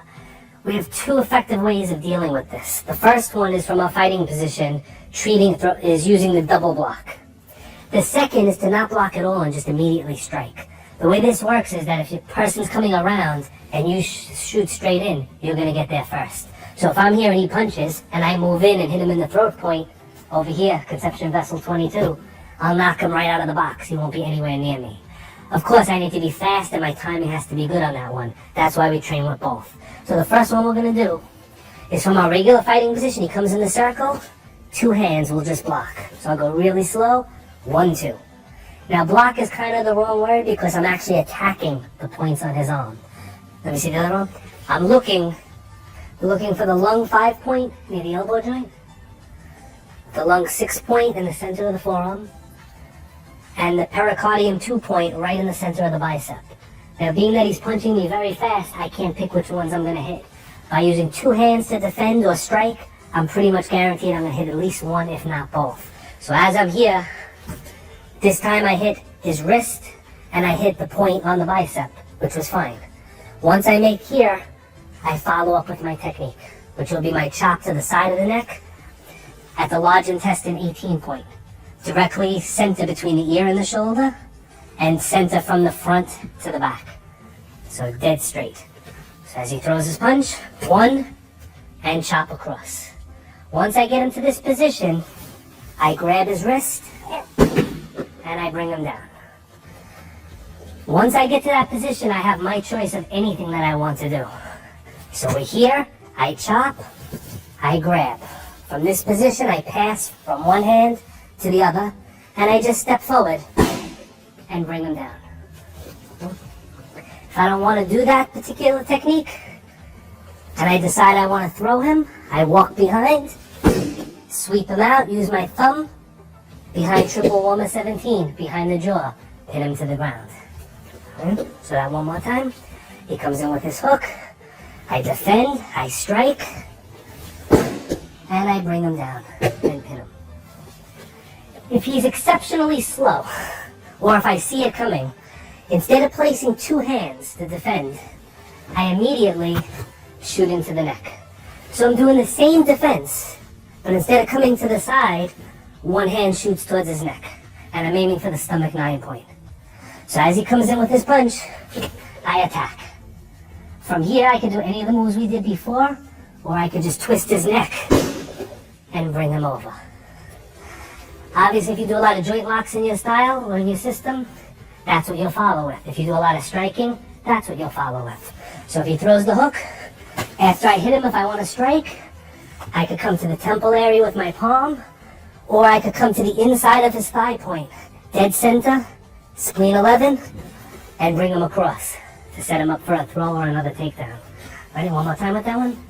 Right? I hit, shoot across. If I want to follow up with another knee, we can hit the ribs, or we can continue by twisting his head, or one of the previous techniques that we've done. The other option is to immediately go for the strike, meaning forget that the arm is coming at all and just move right in and hit. This arm will be here to protect me, but it'll only protect me if I make contact with it, which means if I miss this, this won't be enough to stop the punch. This is the key. My front hand coming to his jaw stops that punch. This is here just to make sure that the hand doesn't touch me. Alright, so let's switch sides for this one. So timing's important. He punches, I move in and hit him. Immediately, we follow up with a chop, so large intestine 18, or we follow up with a choking technique, or a throw, or a joint lock that we've shown before. But the key is speed. We're here, move in immediately. I don't want to hit him again, so I'll go a little slower. Once you strike him, that takes all the power out of this arm. It allows you to follow up with other techniques. This is our hook punch defense.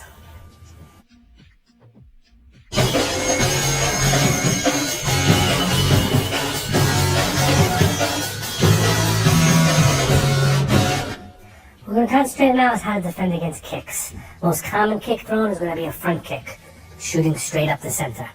When I face my opponent, as he comes up with the kick, I'm going to shift in a circle away from him. Let's go on the other side so they can see the circle. Alright, as he comes up, I shift and make him miss. While he's kicking, ready? I'm going to kick underneath the back of his leg. By doing that, when he puts his foot down, he's going to be extremely off balance. So he comes up with his kick, and I kick myself. From here, I would either move in with my hands to strike, or I would come with my own kick to either the bladder points, where your belly button is, or to the rib points on the side of the waist. So he comes in with his kick, shift, kick, and shoot up, or strike. If I kick this hard enough, he will fall. I'm not going to do that because safety-wise I can injure him, but as I come around a really hard shot here, he can fall over backwards. So the follow-ups will be a little different for that. All right? So we'll go one more time, half speed, kick, shoot in for a strike, gallbladder 20, palm strike, perfect shot, give him a tap there, or follow up with your own kick, or your own knee strike, possibly to the side of the leg, the gallbladder 31 point where your finger touches, that controls his entire balance. Second defense for the front kick, if you don't like the kick or your legs aren't that fast, is to use the rear hand and catch it. So we're going to step out and catch. He comes up, catch. From here, I can either sweep him down or turn a little bit. I could go into the stomach 11 and 12 points in the collarbone and press to bring him down. Alright, so I'll show them one more time. Alright, so he comes up, I shift, press, bring him down. From this position I can strike, I could go for a foot lock, right? I could go for a knee bar, there's tons of stuff that I can do. Alright, let's try one more, let's do it from the other angle. Alright, I move out, catch, fingers shoot in, just look up so they can see it. Fingers shoot in to the collarbone and down, and control them. That's how we deal with front kicks.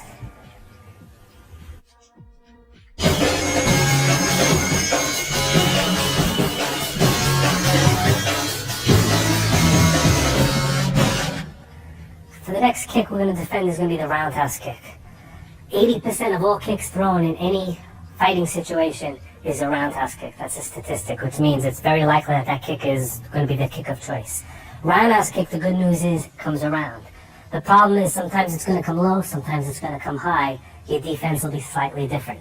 Let's do the one that comes to the waist or high first. What we're going to do is actually catch it by moving in, and we're going to press to the throat point at CV22 to drop him to the ground quickly before he can counter or pull his leg.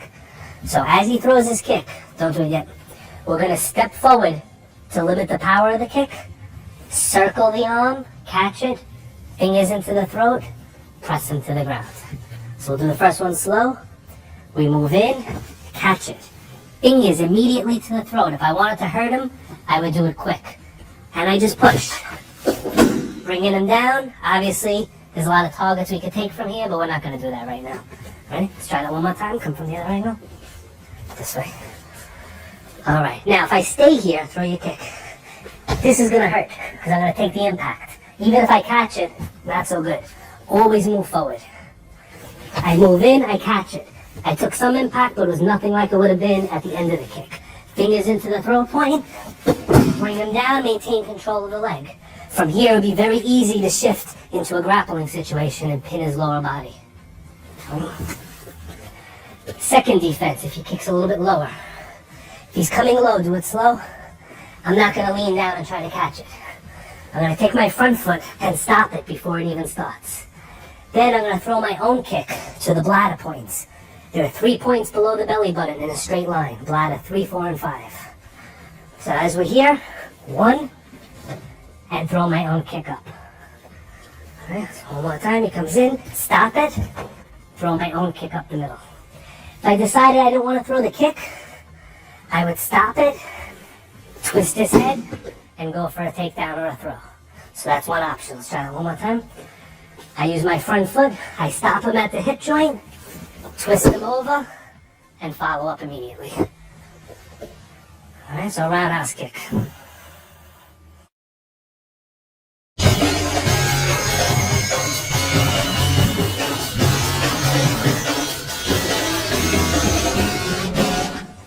A lot of times you're facing your opponent and you're not in a defensive position, you're actually looking to attack, but you don't want to just walk into one of his punches. So what we're going to do now is a couple of entry techniques that get you past his arms, strike points on the arms which will weaken the rest of his body and set up a knockout or another pressure point shot. If he's in his fighting stance, and he's not moving towards me, but I don't want to just walk in and have him hit me. Using my front hand, I'm going to use my back fist, and I'm going to strike the triple warmer 3-point by his pinky. So as I'm here, I'll flick it out. His hand opens, and it just gives him a little bit of pain. As soon as I make contact here, this hand is going to chop on the large intestine 10 and 11 points, which will help numb his arm, but it will also turn his body, setting up the gallbladder 20-point for the knockout.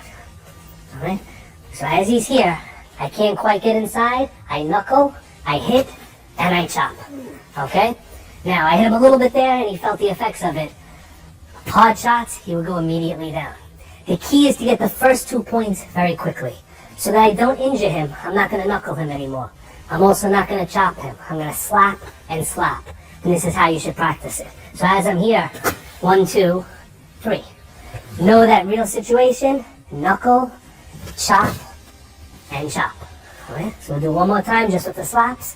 1, 2, 3. By putting his arm across his body, it prevents him from punching with the other arm. So if I'm here, he can still punch me. Go back, now punch me. He cannot. So just by crossing his arm, he cannot punch me for that instant. Okay, so one more time. As we're here, as long as I can reach him, right, I can't reach his face, he can't reach my face. As long as I can reach his hand, I can gain entry. 1, 2, and strike. Now, the opposite is to go to the inside. Using the 4 knuckles, the same knuckles you would knock on a door with. We're going to hit either the pericardium point, 2 inches above the wrist, I'll show it on him, or the lung 8 or the heart 5 point. So you have 3 points in a row. You can hit any of them. And all we want to do is tap it, just like that. And we're going to follow that tap with a chop to either large intestine 18 on the side of the neck or stomach 9 on the front, depending on how much he turns his shoulders. So again, I can't reach him, he can't reach me, but I can easily reach his hand. Knuckle, and move in for the strike. Ready? Turn this way. Alright, so at a distance, we can't reach each other. Knuckle, move in, strike. And I can follow up right from there. Another entry technique that I like to use is to switch my hands. If I switch hands, if he's got really good reflexes, he's going to defend my punch. He's going to defend. As soon as he defends, that's when I throw my kick. So really, all I'm doing is switching my hands and kicking. But because he thinks I'm about to punch him, when I make that switch, he defends. As soon as he goes to defend that, he doesn't see what's coming below. And we strike to the points below the belly button. So we're here, I move around with him a little bit, I defend, and throw my kick. And that's how I gain my entry. Alright? Defend, throw my kick. So these are 3 ways to get inside your opponent in an offensive manner.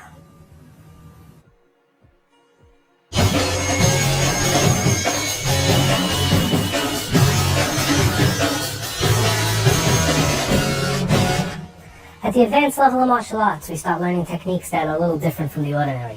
One of them is the power slap, which is what we're going to do now. Sometimes it's referred to as the iron palm. A power slap is using the palm area to strike, but it's not using the palm heel like when we hit the jaw. It's using the center of the palm in a slapping motion. It's different from a slap in the sense that we're not hitting with the fingers. What we're trying to do is send a vibration through the person.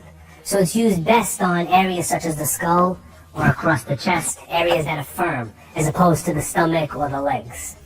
The way we practice it, it's a completely relaxed technique, meaning that the wrist needs to move. It can't be stiff. So what we're going to do is, we need a partner for this. A partner will tell you whether you're doing it properly. If you just hold the target, you'll hear a loud sound, but you won't know. So we have the partner hold the target on his chest. Through the 3 inches of foam, if we can slap it and he can feel it, you know that you're doing it properly. So I'm going to have Dusan hold the target, and we're going to demonstrate it. What we want to do is loosen the wrist each time. Just turn a little bit so they can see the wrist. Loosen the wrist and slap. A regular slap would be like that, would be nothing. From here, I'm going to turn my waist and imagine that I'm shooting energy through his body and out the other side. Of course, I'm not doing that, but if I keep that in my mind, my hand will do the proper thing. My focus area is the center of the palm, and it flexes on impact. So as I'm here, and you can see the look on his face through all that padding. Now, I didn't punch it, I didn't use knuckles, no hard surfaces. All it was a slap. This can be done laterally, or it could be done coming down in this motion. So again, we stay relaxed, and we throw the slap. Sometimes if you do it right, the person starts coughing because it affects their lungs.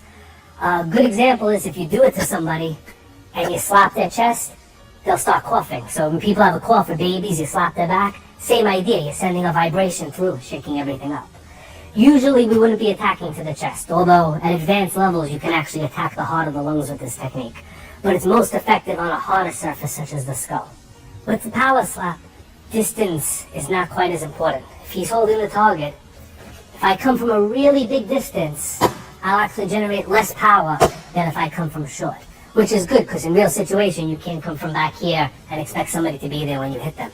So basically what I do is I start here, and this is the maximum distance from the target that I want to be. I loosen my hand, and everything for power always comes from your hips. Never just stick your hand out. Always turn the waist. Even though we're striking with the palm, it's our entire body that's generating the power. Loose and fast. We're not pushing, we're not using muscles, it's more like a whipping motion. So as we're here, and you can see his whole body folds, he breathes out, you're basically knocking the wind out of him. If you did this without a target, it would be very dangerous. So whenever you practice, always through a target. And usually you want to practice with somebody your size. If you get a real small person, you still can do a lot of damage to them even with the target. So always be careful. Now, we know how to do the shot. Center of the palm, we come across. Where we hit is very important, so you can put that down. A number 1 target for this technique is 3 pressure points. Above the eyebrow, the corner of the eye, and the temple. So it's gallbladder 1, 3, and triple warmer 23. Names aren't that important, it's just important that you know where they are. So it's above the eyebrow, you're going to feel a little indent. That's 1 point. Right at the corner of the eye, there's another indent. That's 2 points. And the temple is 3. We want to hit it not with the heel. So just turn a little bit more. Not with the heel, but a slapping motion. If you do it right, you'll hear this. So now, if your partner grabs you and you want out, you slap, you get a fantastic effect. Through experience, this particular point generally doesn't knock the person down, but it always does what it just did. It makes him turn, he starts blinking, he doesn't know where he is for a second. If I wanted to follow up with another strike, a throw, a choke, or if I just wanted to run, I would be able to do that. Of course, if I put more power into it, the effect would be much greater. So again, the first point is this triangle, triple warmer 23 above the eye, the temple, and the corner of the eye. Ready? Turn this way a little bit. And what I want is just like this. So I want to hit this in a slapping motion. Like I want to take this eye and knock it to the opposite eye. So you have to have a visualization whenever you do it. So loose and slap. Another situation, if he was to grab and punch me, I would block the punch and shoot back to that spot immediately. If I wanted to do it off of a punching defense, if he threw a straight punch, I would block and shoot up from underneath. Immediately after contact, I can shoot to a choking technique. Alright, so I start one more time. Shoot up, boom, right into a choke, a one-arm choke. So hopefully the slap would drop him. If it didn't, I finish immediately with the choke. I stun him. Another way to do a similar move is to go over the arm and come back. So the last one we went under the arm. This one we block the wrist, the elbow, we bring it down a little and slap across. Right, a little bit faster. 1 and 2 coming across. So we have the triangle on the side of the eye.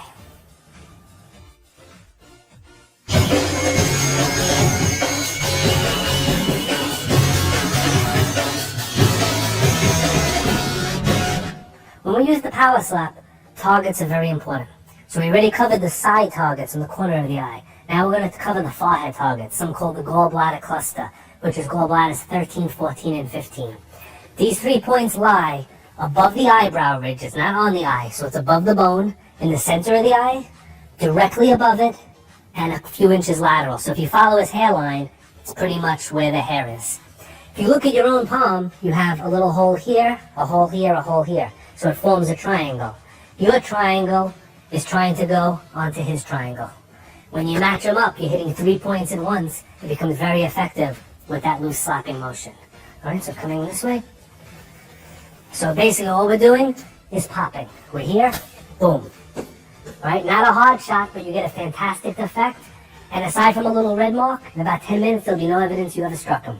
So you can knock him down, knock him out, and not actually injure somebody. Which is good, because if you could avoid hurting somebody and still defend yourself, it's always that much better. How you would use this would be against any type of a grab. You could shoot out immediately. We can combine it with other pressure points like the large intestine points on the arm and go for the shot. If he was punching us, we can move in and hit simultaneously. Okay, basically anything that you could think of. If he threw a roundhouse kick, we could catch it and shoot for that spot, helping us bring him to the ground. So we have the gallbladder cluster above the eye, in the hairline, and lateral. Same slapping motion that we hit the target with.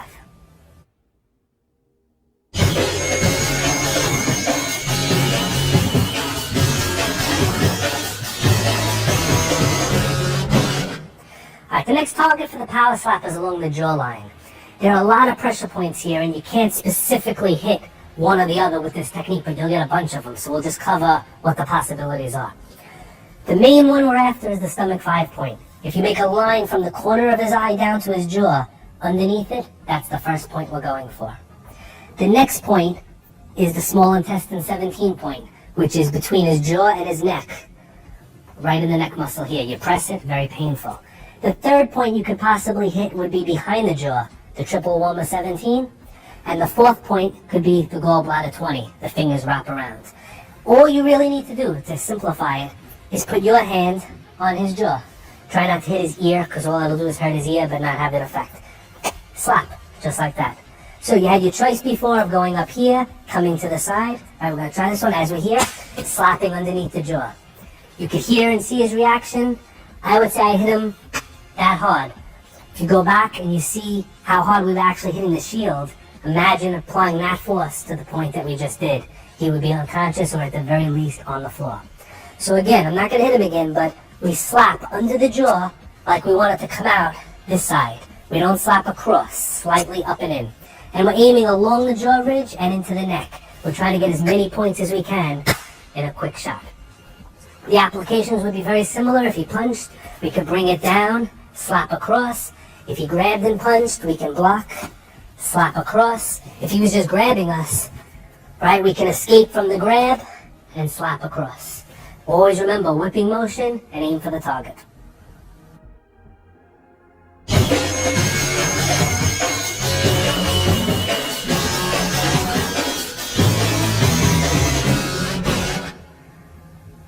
As we get more and more advanced, we want to condense our striking area to make it smaller and smaller. Meaning, a palm strike is a very large area. If we focus 2 knuckles, it becomes smaller. But if we could focus it to 1 knuckle, or fingertips, we become much more damaging. The problem with this is, number 1, we need a little bit of conditioning, a little bit of hand strength to be able to do this position. But more importantly, number 2, we need to be more accurate. Hopefully, as you get more advanced, your accuracy will increase and you'll be able to take advantage of these techniques. One of the advantages in using them, aside from the smaller surface area, is I can do a lot of damage over a short distance.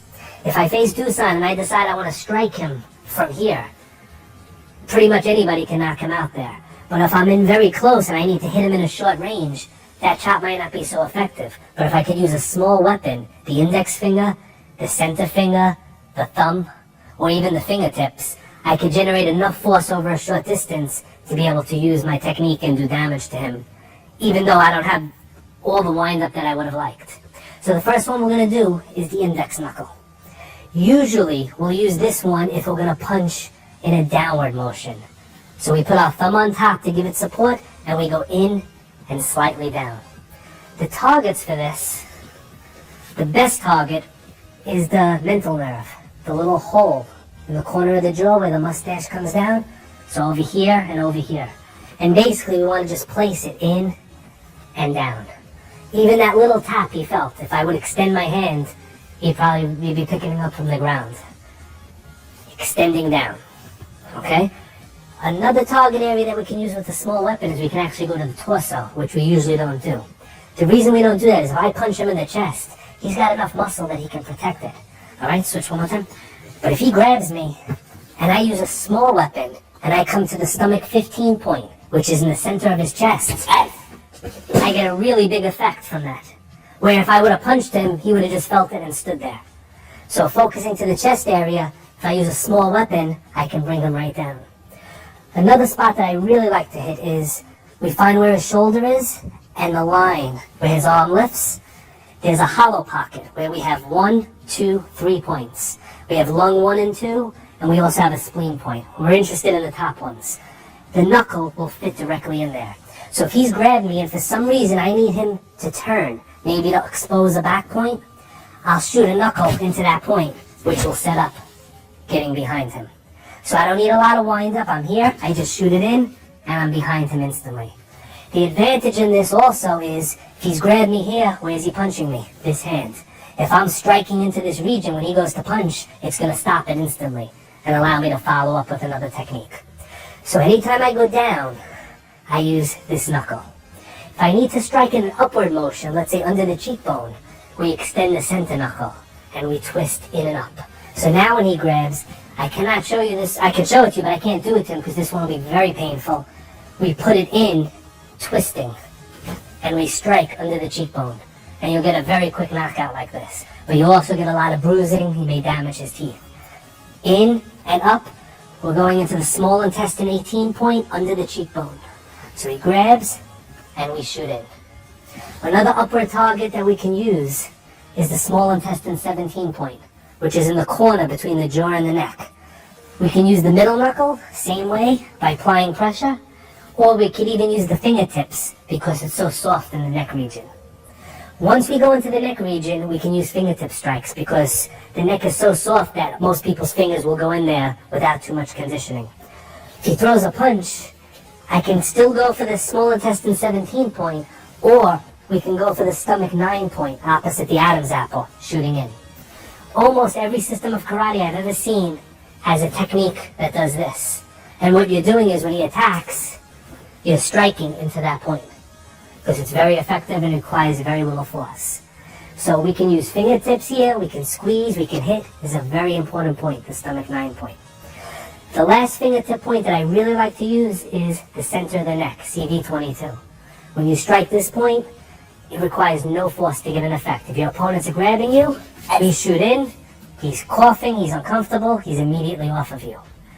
If we would try to punch in that region, we wouldn't get in there because it's a little hole, but the fingers fit right in.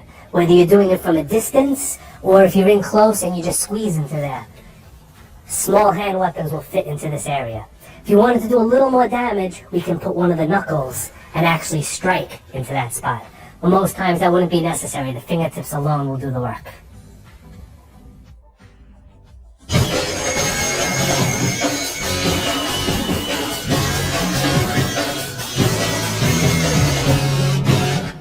The next advanced pressure point technique we're going to cover is going to be the leopard's fist, which is basically, instead of a regular fist, it's half a fist. And most of the striking surface is on the middle knuckle, but the others are there to support it. This is a good compromise between a full fist and a single knuckle. It has more power, physical power, than the single knuckle, but it has less surface area than the full fist. So you're kind of getting the best of both worlds. Also, it gives you an extra 3 or 4 inches of reach, as opposed to if you were punching, it gives you that much more distance on your opponent.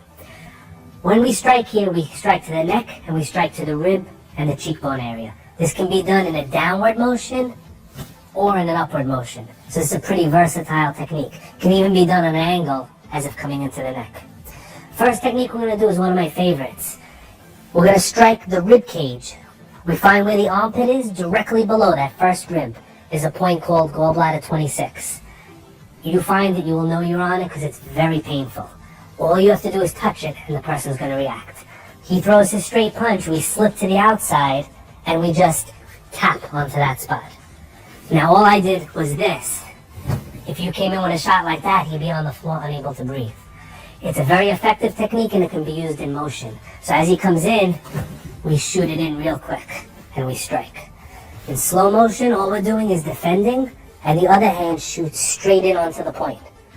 Usually as he starts to move away, I'll circle the arm and bring him back, allowing me to follow up to gallbladder 20 in the back of the neck, or to control his jaw and twist his neck. Okay? No good to knock him away and then not be able to follow up, because if you didn't finish him, you're going to have to run and catch him. So it's better to keep hold of him. So as he comes in, we strike, we come onto the lung 5 point, we bring him down, we either finish him or lock him and take him out. Second target for this motion is to come in to the neck region, into the stomach 9 point. If he was to grab, all we would do is turn your neck that way and flex that muscle. This muscle here, we just want this to fit in front of it. So as he's facing me, we just shoot it in. So our hand is held on the exact angle that the muscle comes down. So let's turn this way a little bit so you can see a little bit better. The muscle comes down this way and we just shoot this right into the point, nice and quick, just like that. So person grabs, shoot, right onto the point. This is a technique that should never be practiced with force. Don't attempt a knockout with this technique. Anytime you use small hands and you come into the neck, you got to control your force because you're penetrating much deeper than if, let's say, you were chopping or using a palm, and you can do serious damage. You have veins, arteries, nerves, all kinds of structures floating around in there that you don't want to damage. So small techniques, we got to practice slow. We use them mostly in life-threatening situations. Third technique that we can do, using the hot 3 point. On the inside of his elbow, between his bicep and tricep, we squeeze, he feels it. When he throws his punch, we shoot the knuckle, almost like a hook, into that point to paralyze his arm. Immediately after that, that arm is useless. He'll pretty much freeze in that spot for a second and will allow you a follow-up shot. So as he comes in with his punch, we strike, we can grab the arm, same things, hit here, twist his neck, use our legs, whatever you want, that's up to you. Switch, straight punch. Alright, so he comes in again, one, strike underneath into that point, almost like an uppercut. Once you get that, we can follow up immediately. But you can be pretty sure that this arm is going to be useless. Just by squeezing it, it's very painful. You dig a knuckle in there, he may not feel his arm for hours. You're going to do a lot of damage, so let's be careful with that one. Third point that we go for is the hollow, right here. CB22. This could be a life-threatening technique, so be careful with it. From any position, pretty much, we just shoot straight in with all our force. If we did fingertips, we would do a lot of damage. He'd cough and fall down, but our fingers would start to give out, which would limit the amount of damage we can do. When we use these knuckles, we're going to go completely through him, crushing everything in its way. So it's a very deadly technique. Generally, when your life is threatened, it would be the only time appropriate to use this hand position for this technique. Somebody was to ask me what's the surest way to kill somebody or do a lot of damage, this would be it. This is the way that I'm confident 100% if I hit you there, I'm going to do serious damage. Okay, the next point we're going to cover is the cheekbones again, the small intestine 18 points. Instead of targeting it this way, we're going to rotate the hand, just like an uppercut, but using the knuckles.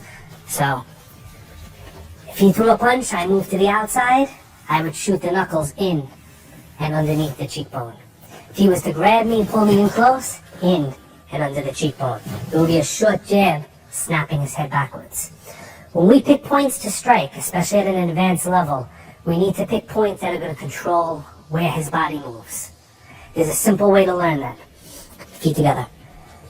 Anything above his chest, whether you hit a point or not, is going to force him to step backwards. So if I hit him here, he's got to step back. He has no choice. The reason he has no choice is when my arm extends, he's not going to be there anymore. He can't fight that. Come back. Anything below his solar plexus or his chest, when I hit him, he's going to bend forward.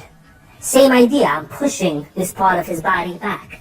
How far he bends forward depends on how hard I hit him and where I hit him. If I hit him in the stomach, he'll bend a little. If I come to his bladder or groin, he'll bend a lot more.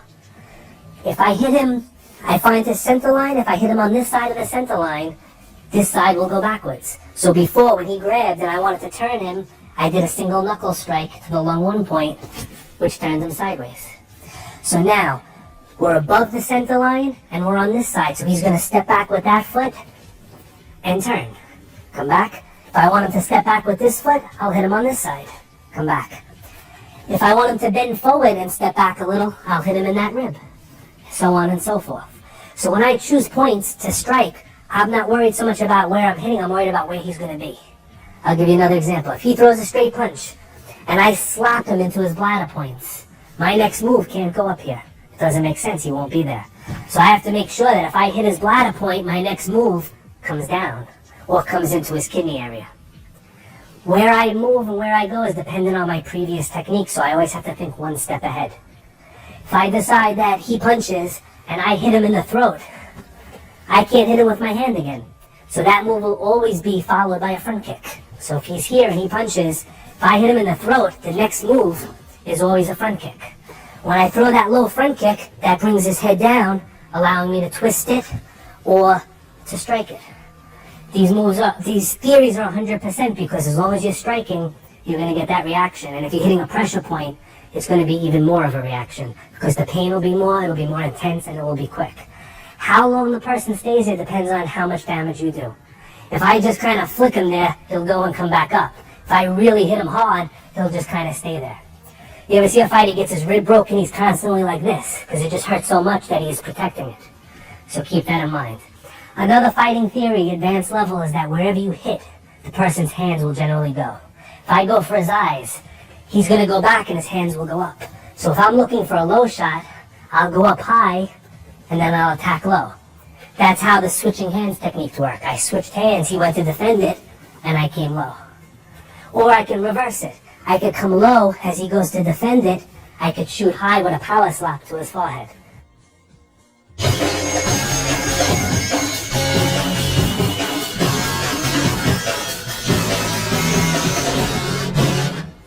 There are over 360 pressure points on the body. All of them respond to striking, but not nearly as many respond to fingertip pressure or squeezing. The majority of the points that respond to squeezing lie along the region of the arms, the face and neck, and the lower portion of the body. What we're going to try to do is we're going to start with the arm points. We're going to work our way up. We're going to show you some on the legs, some on the head and neck. We're going to show you their applications. We're going to show you the effects that they cause. Then we're going to show you how to combine the points together. A very good way of combining points is to go from the arm point to get control immediately to a head or a neck point. The first one we're going to cover is at the lower section of the arm. It's called large intestine 4. It lies between the thumb and the forefinger. We're going to show you undo some. Follow the fingers down. Where they come to the meeting point is where the point is. Now, a lot of people will press into it towards the wrist or the arm. This will not have the right effect. What we need to do is press in the direction towards the index finger. So as we squeeze this way and press it against the bone, you can see the pain that it causes and the body reaction that you get. Something else that you may or not have noticed is if he has his hand closed and you squeeze, it forces the hand open. So if he was gripping me, I can squeeze it to make him open. If he was holding a weapon, I can squeeze it to make him drop it. Let's say we have a situation where he's behind me in a bear hug, and I can't get out with striking. Sometimes he's very close, I can't use any strikes, I have no room. I have to resort to squeezing. So what I'm going to do is use my thumb, squeeze into the point. As soon as he lets go, I could bring him around, I could set him up for a more damaging strike, for a wrist lock, which he's in effect for, an arm bar, a kick to the face. Basically, it's your choice, but you put yourself in a good position. This exact same point can be used in a grappling situation, meaning standing or on the ground. So for example, if we were down in the mount position, alright, listen, and he was holding onto my arms for control and I couldn't release, all I would have to do is reach and squeeze. Once I had this position from here, I could continue with a grappling move, we could use his fingers for control, or we can twist him in the exact same way that we did while we were standing. Alright, so this is large intestine 4, between the thumb and the index finger.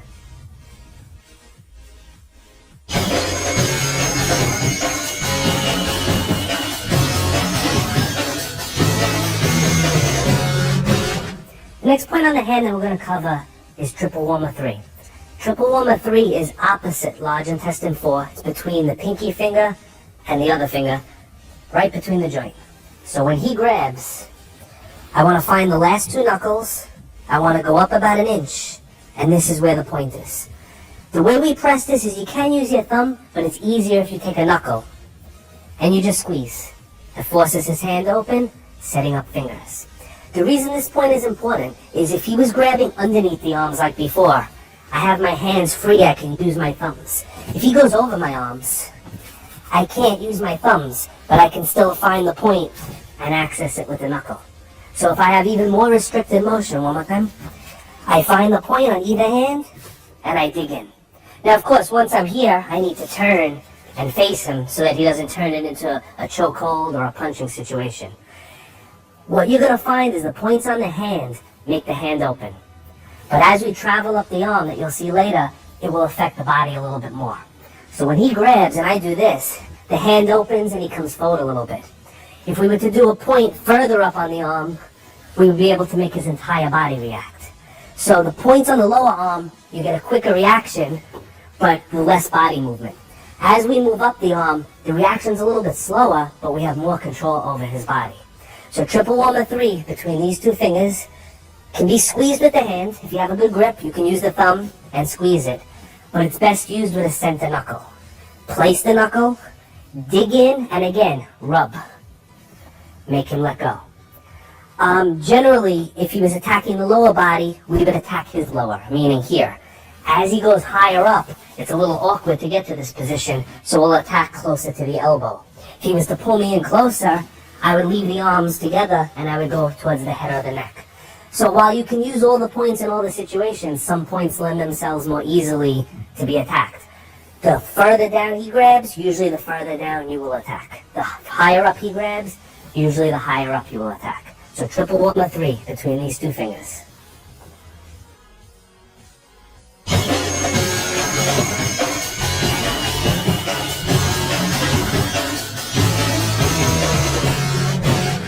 Next point we're going to cover is called pericardium 8. Pericardium 8 lies in the center of the wrist, exactly 2 fingers up from the crease of the wrist. So again, we'll do something to show. What you do with your partner when you're learning is you place 2 fingers right on the line. That is the height of the point. Now you find the center, and that's where the thumb is going to press. A couple of things about activating pressure points. When we press, a lot of people have a tendency to use the pad of the thumb. If I use this part of my thumb, my hand is not strong enough to get any effect. We have to treat our fingers like needles and use the point. So as we're here, instead of letting the pad drop, I let the point come in between the tendons, I squeeze, and I get the effect. This particular point requires a little bit more than squeezing. In order to affect it, we need to press in as far as it will go, straight down, and then pull back. So I press in till he feels it, and then I pull the finger back, which brings him towards me. So it's down and back. So let's say he was grabbing and I couldn't get him to let go. I would find the point, I would press my thumb in as far as it would go, he'd feel it a little bit, and when I pull it back, that's when I get the effect. Okay? So one more time. So he grabs, I expose it. If it's all the way down here, I can't find it. I lead with the tip of the thumb, not the pad, so I start with the thumb bent. Another mistake a lot of people make is they use their fingers. So we're just going to turn a little bit. They use their fingers on this side and they try to pinch. The entire hand needs to form a base. This way his hand doesn't move. If I'm pinching this way, this is not a very strong grip. I want a good grip with my thumb coming down. So as you see, I get a good grip, my thumb goes down, squeeze, pull back towards myself. From this position, we could grab his chin, we could do all kinds of other techniques, but we first have to get control. If he was grabbing us with both hands, we would just have to find one side or the other. It wouldn't really matter. Automatically we're in a position to strike, twist, knee strike, throw him, anything that your particular style is suited for. So this point is pericardium 8. It lies 2 fingers above the crease of the wrist, dead center.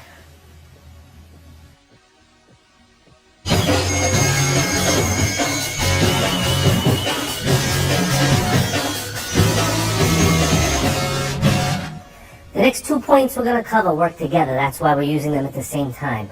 They're considered to be 2 of the most important points that you can learn in Kyushu Jitsu, and they're called heart 5 and lung 8. They lie on either side of the wrist bone. The reason these points are so important is any situation where you can grab your opponent's arm will be increased, your effectiveness will be increased by having your hands on these points. So if he was to throw a punch and I was managing to get a grip from here, I would be on the points. If he was grabbing me and I was just holding his arm to do something, if I could be on the points, it would be more effective. So close to the wrist, most people won't grab up high. They'll grab down here, they'll grab this way. Just by changing your hand position and finding those points, you'll have a bigger measure of control over your opponent. The points lie exactly here and here, like a wristband going around him, about a ½ an inch above the little bump. So when I grab, what I want to do is on the top one, I'm going to put my index finger, again, using the point, not using the pad. Don't grab like this. The point goes here. For the thumb, I can't get my thumb in there because of the position, so what I do is I use this knuckle. And I squeeze. Now, once I squeeze, to get a little bit more effect, I rotate the hand towards me, which brings his hand towards his body and brings his head towards me. Something else that you'll notice is, let's say he's grabbing me, this arm will tend to go back. He hit himself with his hand. This arm will tend to go back, which if he was about to throw a punch would make it very difficult for him to do. It also puts his head in range for me to strike. If he was here, he would see me doing this strike and it would be very slow. When he grabs, I bring him in. Once I'm here, I make a decision. Do I want to injure him by striking him, or do I want to easily bring him down to the ground possibly and just control him? That would depend on the situation, how dangerous it was, or how I felt about it. If there were 3 or 4 people around, I would have to hit him. If it was one person, he was just grabbing me, I would just control him. That's a decision that you would have to make. This position can be worked from this position or from this side. So I can use this hand if he grabbed me on this side. If he threw, let's say, a punch, I'd be able to lock his wrist here and control him. And again, setting up a future technique. So the 2 points that we're covering are heart 5, which is the bottom point, and lung 8, which is the top point.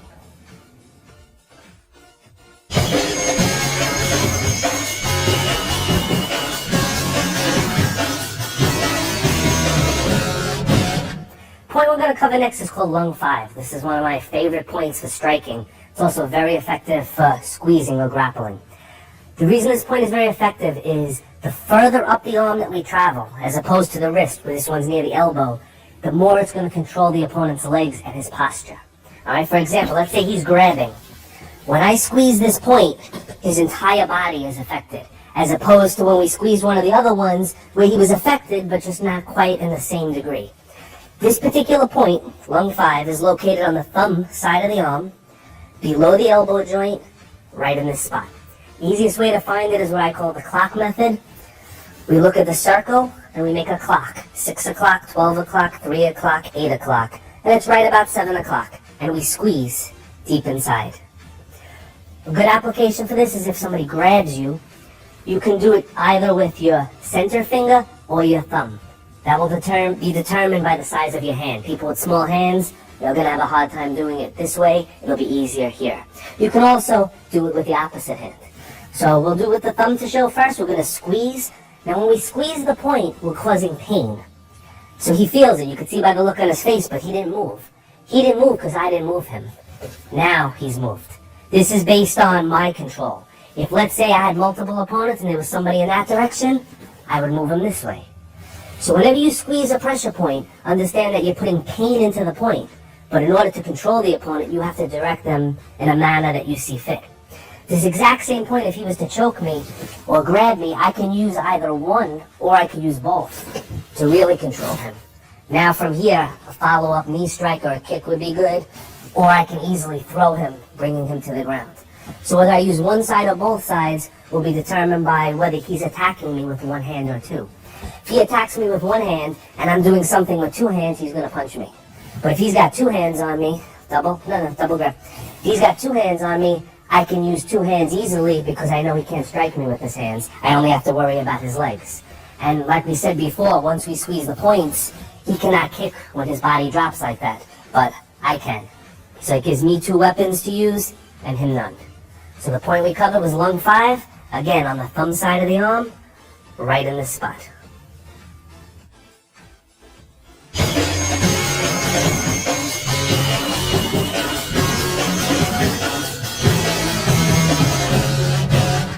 The next points we're going to cover are large intestine 10 and 11. The reason we're covering them together is they're located about an inch apart, which means when you're reaching for one, sometimes you get the other one. It gives you a much bigger area to cover.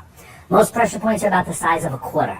If we put two of them together, that gives us a much larger surface area for us to reach for. If our opponent's wearing clothing or our vision's obstructed, we can't see, it'll be easier to go for areas where there's more than one point because we're more likely to hit one. This point complements the point that we did previously, the lung 5 point. When he grabs, we use the lung 5 point to control his knees and bring him down. Depending on the position of his arm, if he were to turn his hand a little bit, I couldn't get to the lung 5 point. But on this mound of muscle right here, in the center is the large intestine point. And when we squeeze it, it's even more effective. If you see, it brings him right down to his knees. This point, I use these 2 points for what I call directional self-defense. I bring this point, usually if I want to bring him across, and we'll use the lung 5 point if we want to bring him in the other direction. So again, when you're dealing with multiple opponents or different situations where you need to control, we want to be able to bring him this direction and bring him in that direction to shield ourselves from other attacks. So any type of grabbing attack, if he does a single grab, we can squeeze in. All right, if he does a double grab, we can squeeze in. If he was choking us, we can do the same thing, but maybe you can't get your thumbs up there, so you use the center finger and you squeeze in. What this also sets up very nicely is finger locks, because when you do squeeze these points, the hand shoots open. Finger locks are probably the most effective method of self-defense, but they're hard to get to because most people have their fists clenched, they're grabbing, they're punching. But when you learn these points, it forces the hand open and it gives you that opportunity to go for them. Even if he was to grab my wrist, once I did this, now I have the fingers, it's very easy to get them. Alright, so the points are large intestine 10 and 11. Again, on the thumb side of the arm, but instead of on the inside of the arm, they're on the other side, right where this mound of muscle is. 2 points here. They're interchangeable, they both have the same effect. 1, 2, about an inch apart. So we squeeze in and down. One other thing, any pressure point where we're using our thumb or our finger, if we squeeze and we don't get the effect that we want, we make little circles.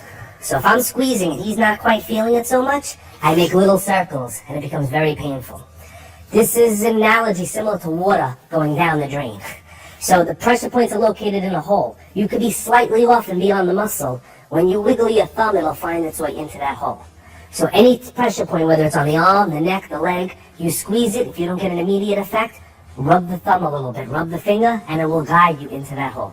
So we have large intestine 10 and 11.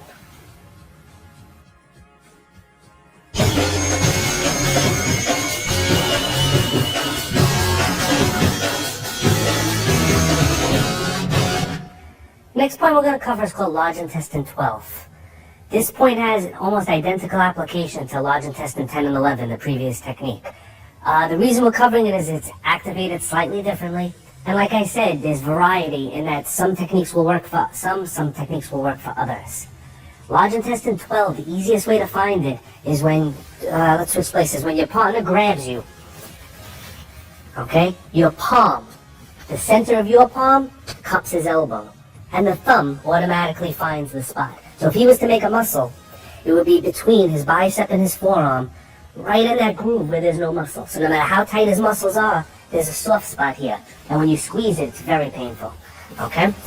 A lot of the points on the outside of the arm are very important because in a situation like this, there is no real problem with him grabbing me. I could stay here all day. This is not dangerous. What's dangerous is when he punches me with the other hand. So one way to stop that is to cross his arm in front of his body. If he went to punch with that hand, go ahead, and I crossed his arm, he could not punch me. One of the easier ways to do that is to use a point on the outside of the arm. So in this case, large intestine 12. When he goes to punch, I squeeze. Now I have his arm, I could simply bring him right back.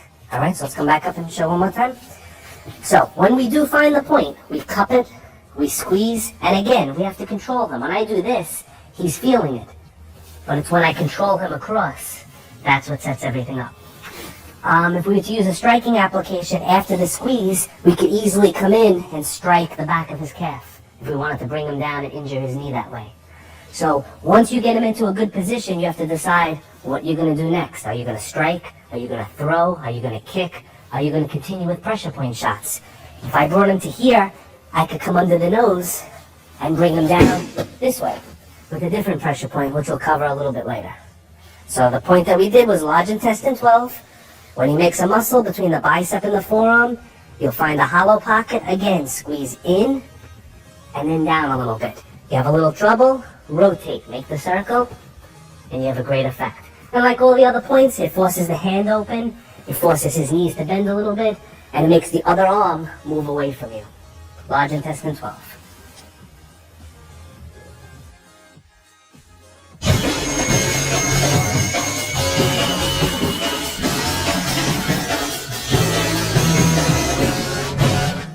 Next point we're going to cover is called heart 3. Heart 3 is in the exact same spot as large intestine 12, but on the opposite side of the arm. So, this time, when we cup his elbow, our thumb is going to fit between the bicep and the tricep muscle here. Because of the muscular structure here, the point is pretty deep. So the thumb has to travel pretty far inside, and then like pressing a typewriter key, it needs to press down.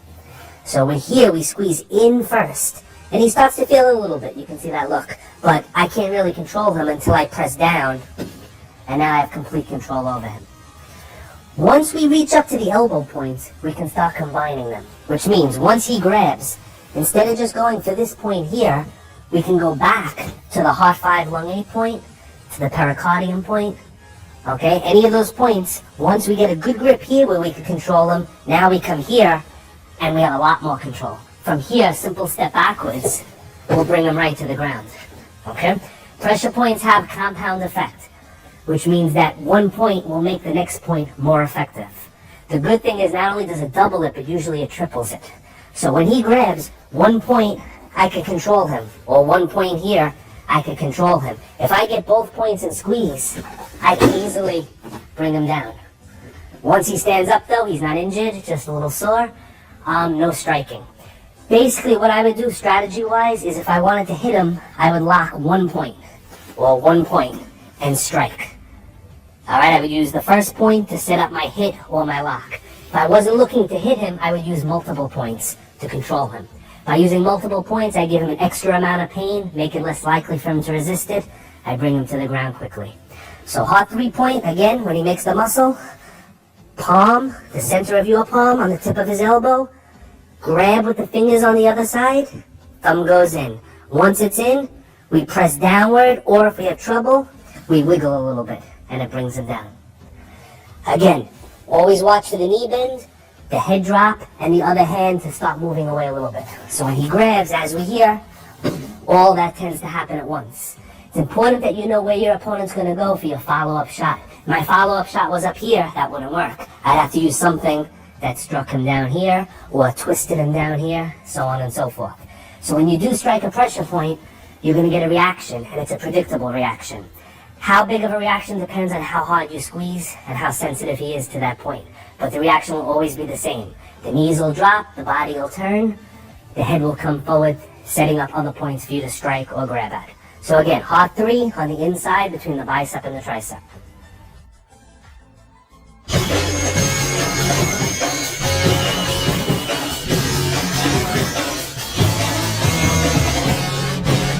Next point we're going to cover is, in my opinion, one of the most important points on the human body. The point's called triple woma 17. Triple woma 17 lies behind the jawbone and below the ear. If we use Dusan to demonstrate, we find the tip of the earlobe and the back of the jawbone. You'll find there's a hole there. If you press straight into the hole, it does hurt. But if you press in a direction towards his nose, it hurts a lot more. It's much more effective, like 10 times. Most people see a hole and they look to press into it, and they think that's the point.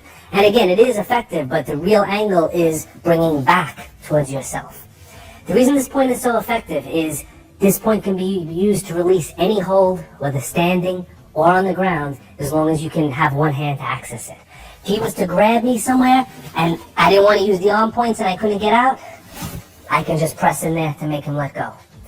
If he was to throw a punch and I wanted to bring him to the ground and I wanted to keep him there, I would use my thumb in that point to control him and induce a lot of pain.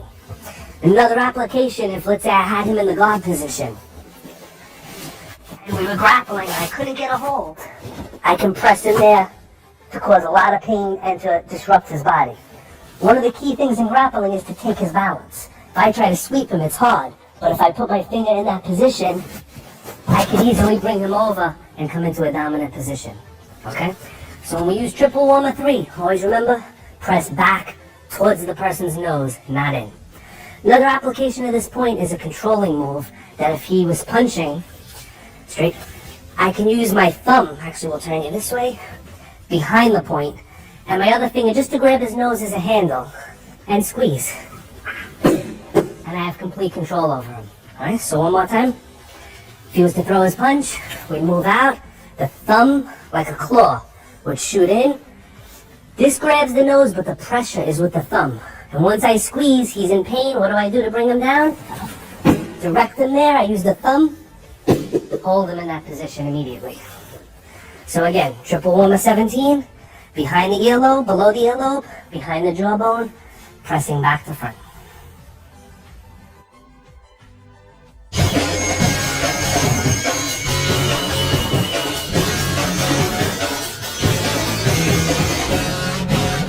The point we're going to cover now is called small intestine 17. Small intestine 17 lies on the neck. Where it lies is pretty much below the last one, the triple woma 17, but instead of being against the jaw, it's under the jaw, where the muscle of the neck is, right in between here. And when you press it, it's very painful. This point also lies right over the arteries that go to your neck. So if we squeeze both sides, it makes an excellent choke. First application that we use is if our partner should grab us, really pretty much anywhere, we can just take our fingertips and poke into there to make him let go. Okay? If he was throwing a punch, it would be a similar thing. We would block. We could use our thumb or our fingertips and just control him in this manner. In order to choke him, what we need to do is close off both arteries at the same time. If you just do one side, it might work, but it would take a long time.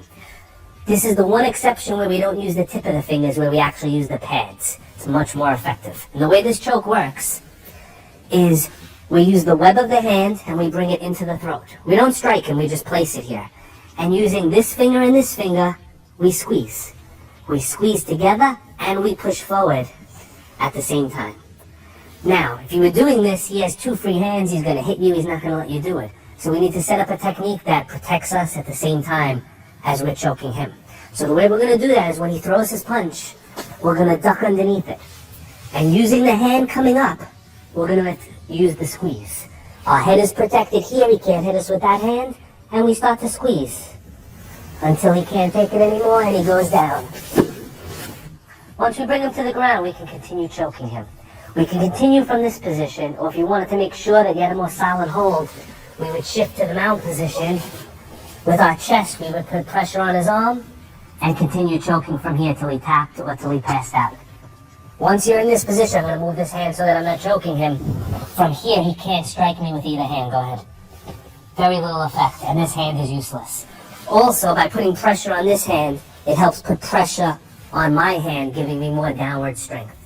So, once we have the point, We shoot under the arm. Okay, I'm going to turn the other way so we can see that angle. He throws the punch. Shoot under. Push up first and squeeze. And as he starts to feel it, we direct him backwards. Something to be careful of is watch where his head goes. His head is leading towards the ground. If I push, his head will hit the ground. So in practice, or if you don't want to hurt the individual as he dropped, control his arm as you drop him. From here, you could either shift back to that chokehold, or back to the triple warmer 17, or we can go for an arm bar, or pretty much anything that you wanted to do. So if you're leading him head first, be careful that his head doesn't hit the floor, unless that's your intention.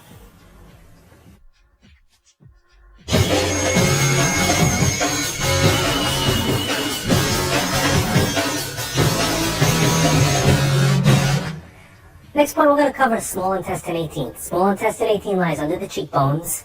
It has a similar effect to small intestine 17, except rather than choking the individual, it just brings the head backwards, allowing for an easy takedown. What we do is we find where his cheekbones are, and you'll see there's a hollow pocket. Obviously that's his cheek. If you press in, you're going to hit his teeth, and it's not really going to hurt very much. So what we do is we go in a little bit, and then we push up against the bone, which immediately snaps his head backwards. If he was to grab in any manner, we could reach in and just extend. Bring him down. If you notice, I let go of him before he fell. If I maintained pressure and walked forward, his head would be the first thing hitting the floor. That's not something that you want to do in practice. That's not something you want to do unless you're looking to cause serious injury. So at the last second, once their balance is lost, release the hold, allowing them to fall properly. Same technique can be used against a punching type of attack. As he punches, we block. Right, we'll do that slow one more time. 1, 2. From here, I shoot these fingers immediately into the cheekbones. To prevent him from walking away from me, I place my hand on his back, and I bring him down, letting him down slowly. Once he's down, again, we can pin him, block him, press either in the triple warmer 17 or in the small intestine 17 to hold him down into position. Okay? So small intestine 18 under the cheekbones. We can press them both at the same time, or if for some reason he grabbed and I couldn't reach one side, I can just press one side to control his head to set up an attack, some type of a strike. If I was looking to attack his throat is a vital area, but it's naturally protected. The chin goes down. Once I lift up, I have an open shot at his throat if it was a life-threatening situation. So small intestine 18 under the cheekbones.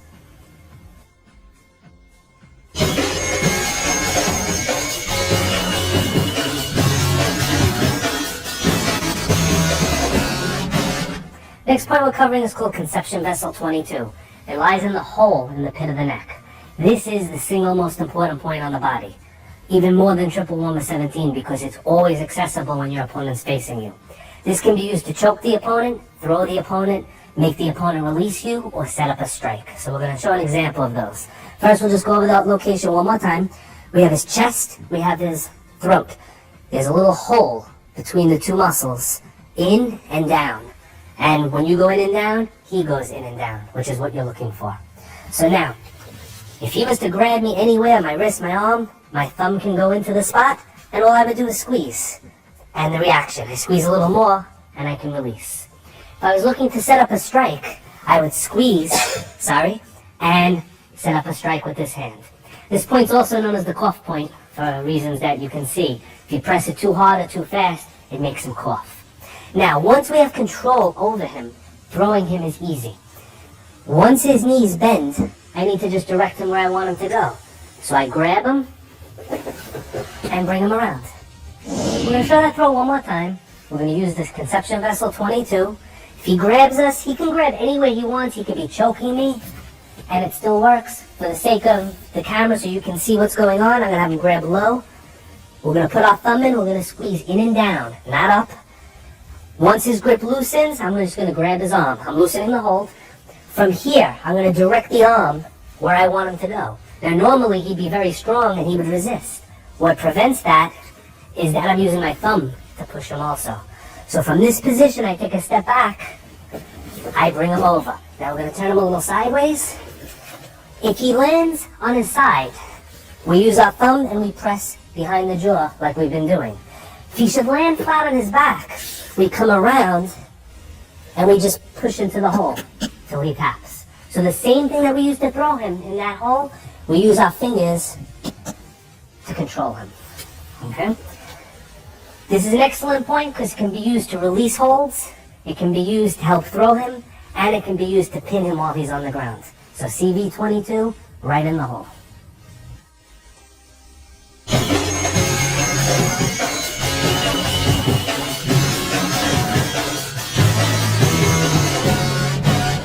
Next point we're going to use is stomach 9. Stomach 9 is most famous for being a knockout point. It is the easiest point to knock somebody out with a strike, but it's also very easy to control or throw an opponent.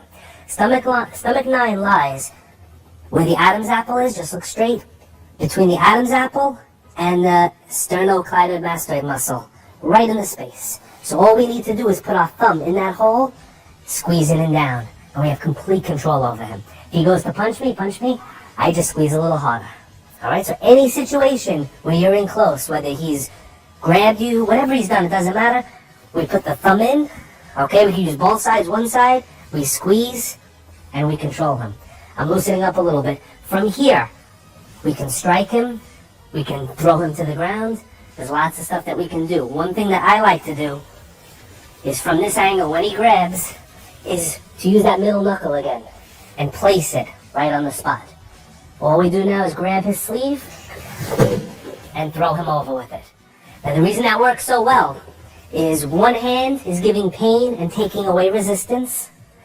The other hand is directing him to the ground where we want him to go. Let's move down a little bit. Let's try that one more time. He grabs.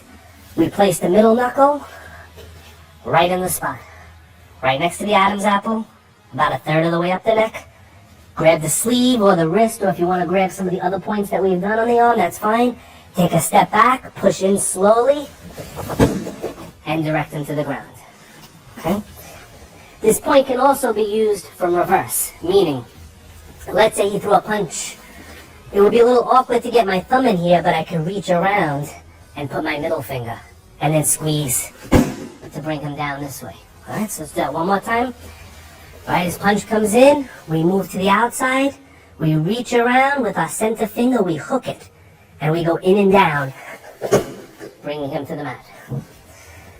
So stomach 9 point, next to the Adam's apple, in the space between the muscle and the cartilage, in and down.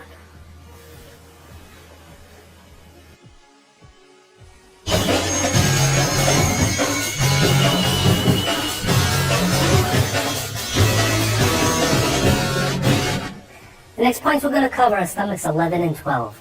These are 2 points that lie very close to each other, so we'll use them as if they were 1 point. The reason is there's a lot of people have trouble making this point work because they're focusing just on one. The points, I'll show you the 2 points first. The first one lies where the collarbone is, in the big hole. The second one lies about an inch next to it, closer to the center of the body. If you were trying to go for one, you can easily miss. So what I like to do is make a claw and use all the fingers, which pretty much guarantees that I'm going to hit at least one, if not both of them. So instead of trying to use one finger and find a spot, all the fingers shoot in. So if he was to grab, we usually attack the side of the arm that is raised. If you feel on yourself, let off 1 sec, his arm is down, there's a hole there, but when he raises his arm, the hole gets deeper. Okay, so whichever arm is up, that's the side we grab. All of the fingers will go in and press down. Now I could bring him straight to the ground, or if this is part of a more advanced technique, we could bring him down and strike him, or we could bring him down and set him up for some type of a locking technique. Either way, all the fingertips go in. Against a punching attack, we would have to block the punch, shoot in and down. If he threw a punch in more of a circular manner, a hooking punch, we would block and immediately shoot the hands off to bring him down and press. So again, if you go after it with one finger, if you get it, it'll work great, but there's a good chance of missing, especially if he has clothing and you can't see it.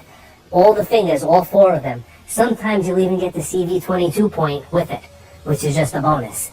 Any one of those points will bring him to the ground. If you're lucky, you'll get more than one. It will be more effective. This also combines well with other points, meaning if he should grab, we could use the large intestine 4 point to make him release, then we can press down to help throw him. Okay? Or, if he's choking, we could use the hot 3-point, right? Show it on this side. The one that was under here, he chokes. We can make him let go and then press and bring him down. As a general rule, we usually start with the arm points because they're the closest thing to us, and then we work our way up to the neck. The exception to that is if he's punching. If he throws a punch, there's no way I'm going to grab points on his arm. So what I usually do is deflect and go right in for the neck point immediately. All right, so stomach 11 and 12 inside the collarbone.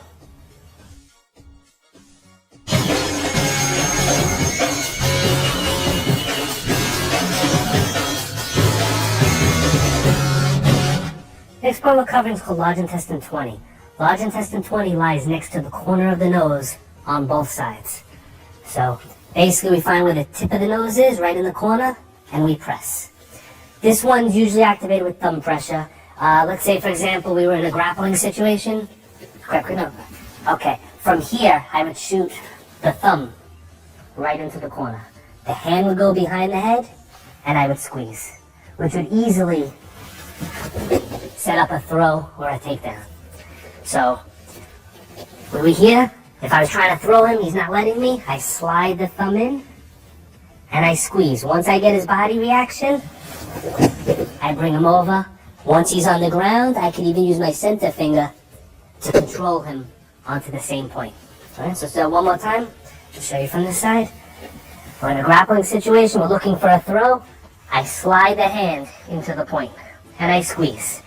Once I have him, I control his head, and I bring him down and around. Once he's on the ground, now I have to keep him there. I can either use the same exact point, or I could go behind the jaw, or I could go into the center of the neck. I have lots of options now. If we were in very close, let's say he grabbed, or even front bear hug, I can press both of them to make him release. Now that I have his neck, I can easily throw him with a neck throw. Alright, so let's watch that one more time. I'll turn a little bit more. He's in close. Maybe I don't want to hit him for some reason. Thumbs go into the spot. Fingers go behind the head. I squeeze and I tilt his head back. And then just twist his chin to bring him over. So fingers behind the back, thumbs in, tilt his head. Once he's off balance, we can twist and effect the throw. So large intestine 20 in the corner of the nose.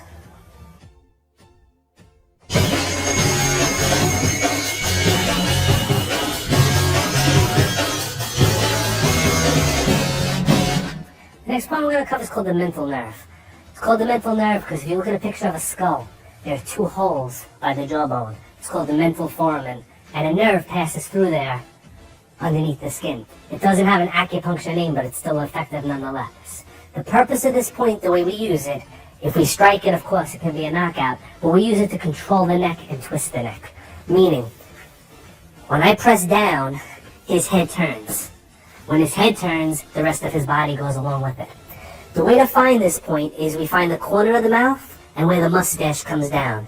And right when we get to the jaw, right on these points, we squeeze. That's where the point is.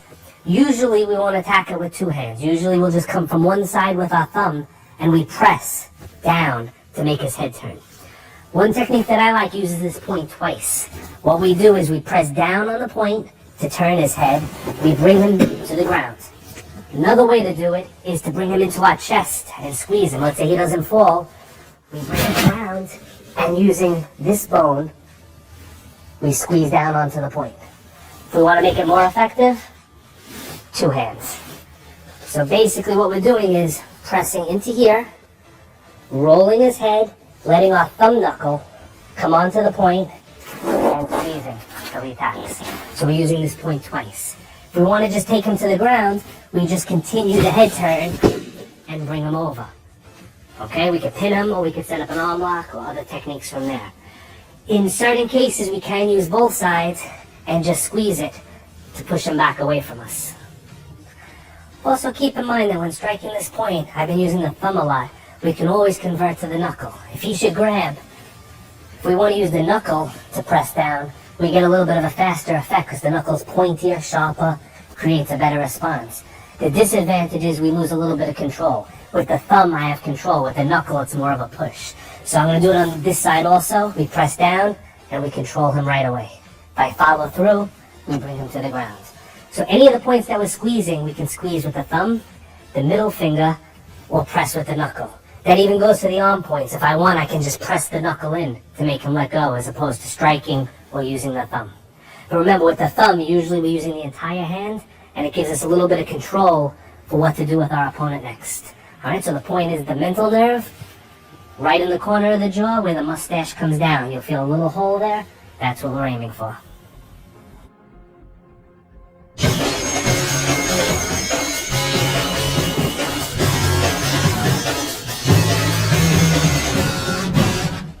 Next point we're going to cover is going to be on the lower leg, the calf muscle. It's called bladder 56. The best way to locate it is have your partner turn, okay, and have him flex his calf muscle. Go up on your toes. Between the two muscles, the diamond shape, you're going to find a little hole. In that hole is the exact spot that we're looking for. So the gastrocnemius muscle has two heads to it, and it makes a heart shape. Right at the point of the heart. Just turn a little bit more. Okay, go up on the toes, put some weight on that leg. Right in this curve, in dead center, is where we're aiming for. We come in, we squeeze, we get an effect. Now, when your partner's standing and you squeeze, I have pretty strong hands, so he's feeling it, but this is not the best way to do it. The reason is because all of his weight is here. His muscles are contracted. It's a little hard to get in. The application that we're going to use is going to be from the mount, meaning he's sitting on me with his knees around me. From this position, his weight is on his knees. His calf muscle is like jelly. It's relaxed. That's the best time to attack it. He's choking, he's doing whatever he's doing. We reach down, we feel for the muscle. You'll actually feel the curve. Get into the center, squeeze. You get that look on his face, that means that you found it, but he's still on you. What'd you do wrong? You didn't direct him. How do we direct him? We can bridge, as taught in grappling, or we can just grab the sleeve, or let's say the lung 5 point that we did earlier, to help direct him where we want him to go. Alright, so let's come back and show that one more time. Alright. As he's here, we reach down, we find his leg, we feel for the muscle, you'll feel the bump. Go to the center, squeeze. To get him off, bridge, and roll him off. Alright, don't forget when we attack the pressure points, especially with squeezing, we're causing pain, we're causing a body reaction, but to get him to move, you have to direct him. Again, if we squeeze, he has pain. But he doesn't move because I didn't put him where I want him to go. So both techniques have to be used together. Be on the point, cause a reaction, and then push him in the direction that you want him to go. Alright, so bladder 56 on the back of the calf.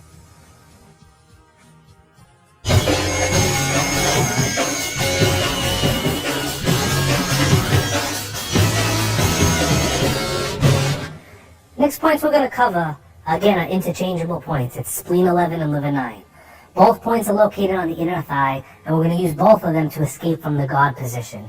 Normally, these points are used for striking, meaning if he has one leg in the front, whatever's going on, we would hit into these points. Right now, we're focused on squeezing and pressing, so the application here would be when he has us in the guard, we're going to press with our elbow to force the legs open to help us in passing. Best way to find these points is to put this leg forward, have your partner bend his knee. Right above the knee, we go next to the knee, one hand. Where the finger lays on the inside of the thigh, there's a hole. In that hole is the liver 9 point. Directly above it is the spleen 11 point. So you place your hand on the knee. Where the finger ends on the inside of the thigh, you'll feel for it, there's a hole, a gap. You press in, that's the liver 9. If you go up a little higher, it's the spleen 11. The reason we need both is we're not sure which one's going to be accessible when the legs are around our waist. Whichever one we can get to is the one that we're going to go for. So if he's going to lay down, he's going to put me in the guard position. Okay? Normally in this position, my job is to escape, to pass the guard. Go to cross side, get out. One of the obstacles is if he has very strong legs and I'm trying to break his guard open, it just won't open. So what we're going to do is use our elbow. Alright, his legs are a lot bigger. You might be able to use your fingers, but it's a lot easier to use the elbow.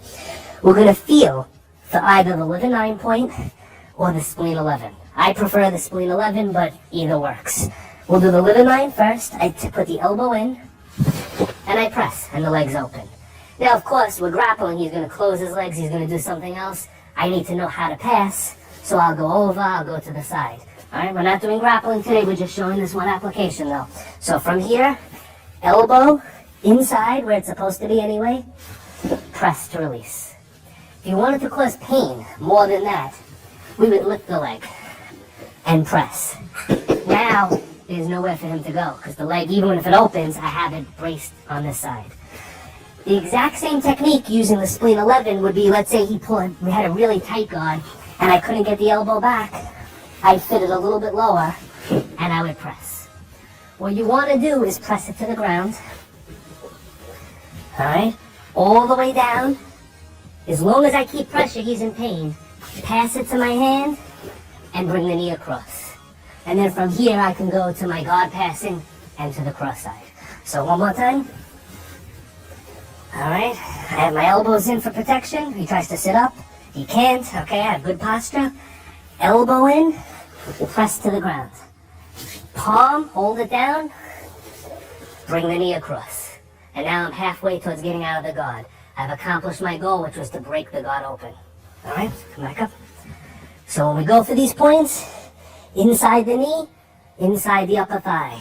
With the elbow, press. Person's very strong, press with two hands.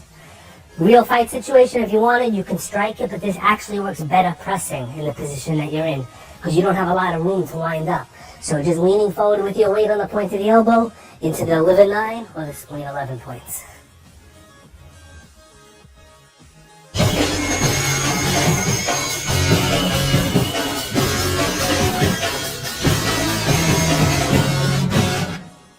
The next 2 points we're going to use in combination. The 2 points are gallbladder 25 and governing vessel 26. Gallbladder 25 is the only point that we're using on the body as far as pressing and squeezing. Most of the body points require striking. This particular point has the application of escaping from a headlock. Okay, come there for a second. He has me down, all right? What I'm looking for is where his elbow is, in his back, right below the ribs. If we press, it's going to bring him back up. When he's holding me in a headlock, he's going to be down. When I press him, he's going to come up. The second point that we're going to go for is right here under the nose. We're just going to press with our center finger and continue bringing him to the ground. So this point will straighten his body, and then this one will make his head go backwards, allowing me to throw him. All right, so we're going to do it from a couple of directions. We'll do it from this way first so they can see the first point. As he's squeezing, I find my palm, I press. He comes up. Okay, so watch that one more time. I find the palm, press with the thumb. The next portion of it, once we get him into this position, okay, is to reach over and drop him to the ground. So it's a two-part technique. All right, so watch one more time. The second half, he's squeezing nice and tight. I press in. Now, if I keep pressing from here, I won't make him fall. It'll just give him pain. I need to make him release. So I shift up into this position. The center finger goes under the nose. On the chin, if he's got a strong neck muscle, push down. It's not going to work. Under the nose, I press down, and I make him release. All right, so we're going to do the whole technique now from different directions. As he's here, press and drop. And now we'll do it from the other side to show you the press one more time. Ready? Press and drop. All right. So we have the gallbladder 25, the governing vessel 26. Again, the easiest way to find the back one is where the elbow touches the body, right behind it. And this one is very easy. It's just under the tip of the nose.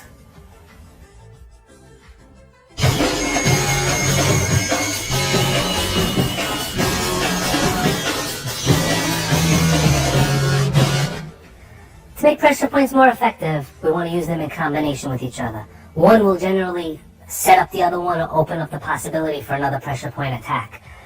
Well, we're going to use the points that we've covered already. We're going to use the heart 3 point, which is inside the elbow, between the bicep and the tricep. So that's going to be our first point. We start with the arms. We work our way up to the neck to the stomach 9 point, right next to the Adam's apple. And then when he's down on the ground, we're going to control him with the triple warmer 17 point behind the jaw. So we're going to flow from one point to the next. So when he grabs, first move, we're going to squeeze and pull him close to us. Now that he's close, I can access his neck. I'm going to reach for the stomach 9 point, I'm going to press down, and I'm going to turn, which will drop him. From here, I'm going to take that same hand and press behind the jaw, all while maintaining control of that heart 3 point, which will make the other two more sensitive. From here, I can just give him a lot of pain. I can strike him. I can shift to an arm lock. I have millions of opportunities. All right, so let's go through that one more time slow. He grabs, all right, palm on the elbow, squeeze. Now, we have pain. We want to control him. I need him close, so I pull him. Middle finger reaches around the back. I find the spot, and I squeeze. I want to take him down, though, so I step backwards. Okay, I press behind the triple warmer 17, all the time maintaining control of this arm. As long as I have control of this arm, I can easily shift to an arm lock or any other technique that I choose. All right, so let's watch one more time, a little bit faster. All right, so he grabs, squeeze, down, press. Okay, we'll do it again from the other side. And he grabs, squeeze, down, and press. And that's our combination.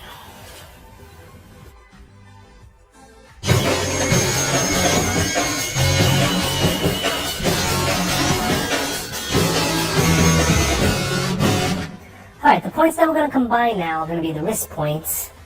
Alright, the heart 5 point and the lung 8 point. We're going to combine that with the points on the cheekbone, which is the small intestine 18 point. And we're going to pin him to the ground with the CV 22 point under the neck. Being that we're working with pressure points, we're using pressure points for everything. As a complete martial artist, we want to be able to combine everything. Punching, kicking, throwing, pressure points.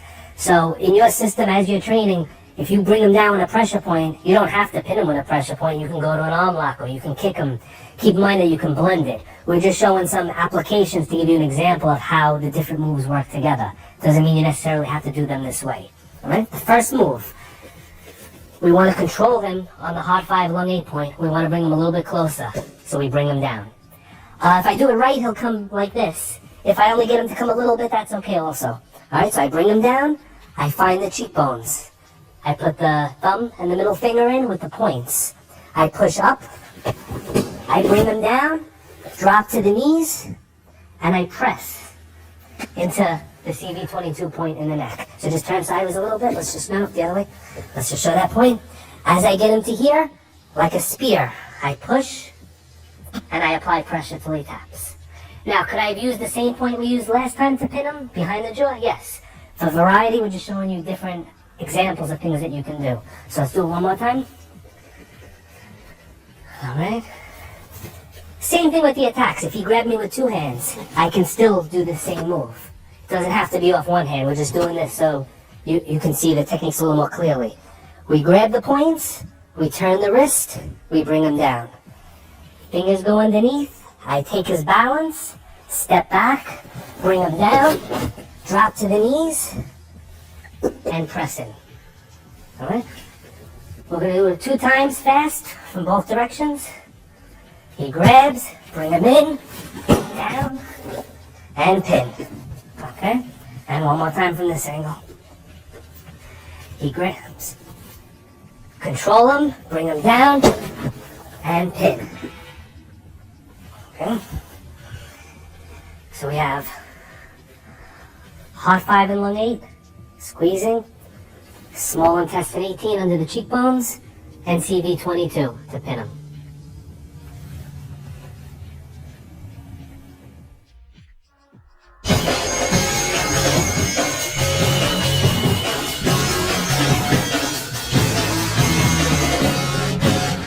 The next 2 techniques we're going to put together are the large intestine 4 point, which was inside between the thumb and the forefinger, and the triple warmer 11 point, which was 1 inch behind the point of the elbow, being rubbed. Now this can be done in a variety of ways. Any way he grabs me, I can access that point with my thumb and roll him. Once I have him in this position, I bring him to the ground onto this point. To make it more painful for him, I keep rubbing it. As long as I keep rubbing it, he's in pain. If I wanted to just pin him and not have to rub him, I would put my foot under and step over. And now if he gives me a hard time, I just move my toes and I have him locked. Okay, so let's watch that one more time. Alright, so we'll turn this way a little bit. He grabs, I reach over with my thumb. I press into the large intestine 4 point. I squeeze. That opens his grip. I turn him and I set him. Once I set him, I go 1 inch above the elbow with the 4 knuckles and I rub. Again, if I rub and do this, that's what happens. If I bring him to the ground, that's what happens. Once he's here, I continue to rub to put him in pain. Or I slide the foot under the wrist and step on the tricep. And now by lifting my toes, I lock his elbow. I lift my toes and I press down with my other foot and I cause his arm to do this, locking his elbow out. An alternative would be from this position to just reach over to the triple warmer point and press. Okay, making him tap. It would depend on his head position. If he was facing the other way, turn your head, then I would come in with my thumb on this side. If he was facing back that way, I'd put my center finger in on this side. So I could either continue rubbing or press into this position. All right, another way to get to this would be the way we showed it originally. Let's back up a little bit. Is to press with the thumb here, turn him around, and now we're back where we were before. Rub and down. Okay?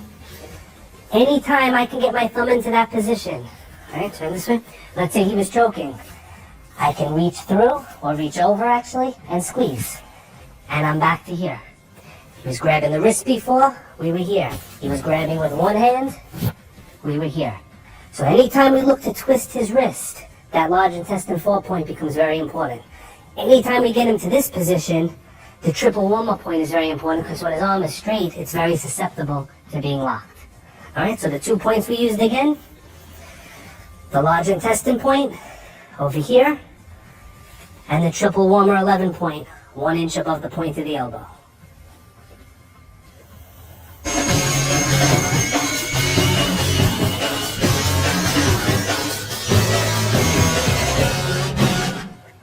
First series of drills that we're going to do are what I call directional drills. When somebody attacks you, that could be a punch, a kick, a stick, a knife, whatever. More importantly than knowing what they're attacking you with is how they're attacking, what direction the attack is coming in. If I take a stick and I swing it to do something, what he's concerned with is not that I have a stick, but that it's coming laterally across his body. If I do the exact same thing with a punch, it's still coming in a circle. If I use a kick, it's still coming in a circle. Rather than learning a separate defense for all of them, we're going to use a drill that will teach you to defend all those techniques just by perceiving what direction the attack is coming in. The main directions that are most important are circular, straight in, as in punching or any type of a grabbing attack, low thrusting, which would be more for a knife or a front kick, and the downward motion, which is almost always a weapon, usually a stick or a bottle. Those are the 4 most important directions. If you learn to defend them, almost any attack falls within that range. The first drill is called the hook punch drill. Okay, we're going to switch places for a second. The way the drill works is this. I come in a circle, and I just slap for now, because we're learning it. And he blocks with 2 hands. I come again. Now he comes to me. Freeze.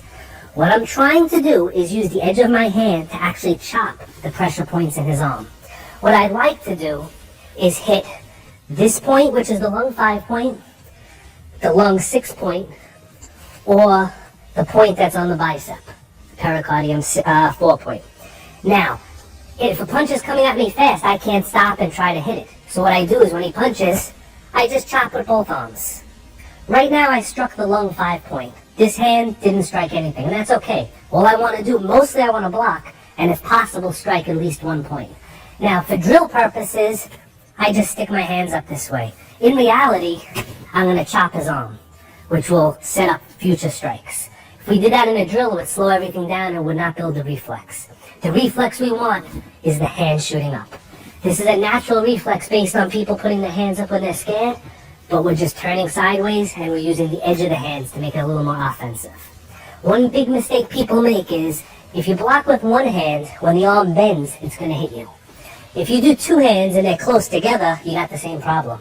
So you want to make sure your hands are at least 12 inches apart. So where your waist is, they shoot up. Rotate one, rotate two. Okay? So this is what the drill is going to look like, just the basic drill. I'll go first. Ready? 1, 2, we start slow. 1, 2, back and forth. As we get comfortable, we speed it up so that we're not thinking too much about the techniques.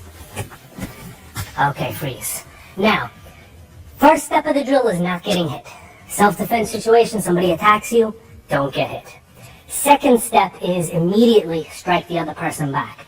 The reason for this is if he throws his first punch, if he throws that second punch in a real situation, I might not get from left to right in time. For drill purposes, we're working on waist twist. In reality, I need to stop that punch, and the way I'm going to do that is with that chop. So when he throws his first punch, immediately block and chop. Once I complete these two techniques, everything is open to me. If I decide I want to go for an arm lock, I go for it. If I decide I want to throw him, I go for it. So once you get comfortable with just the blocking portion of the drill, we add the block and the chop. So he's going to show us first. 1, back and forth. Obviously don't hit each other too hard or nobody will be standing there.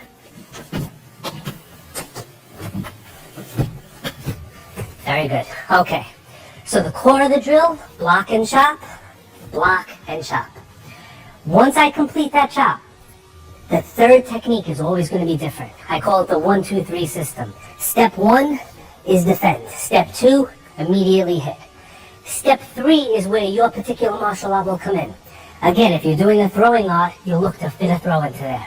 If you're doing jiu-jitsu or something, you'll look to drop down and sweep the leg.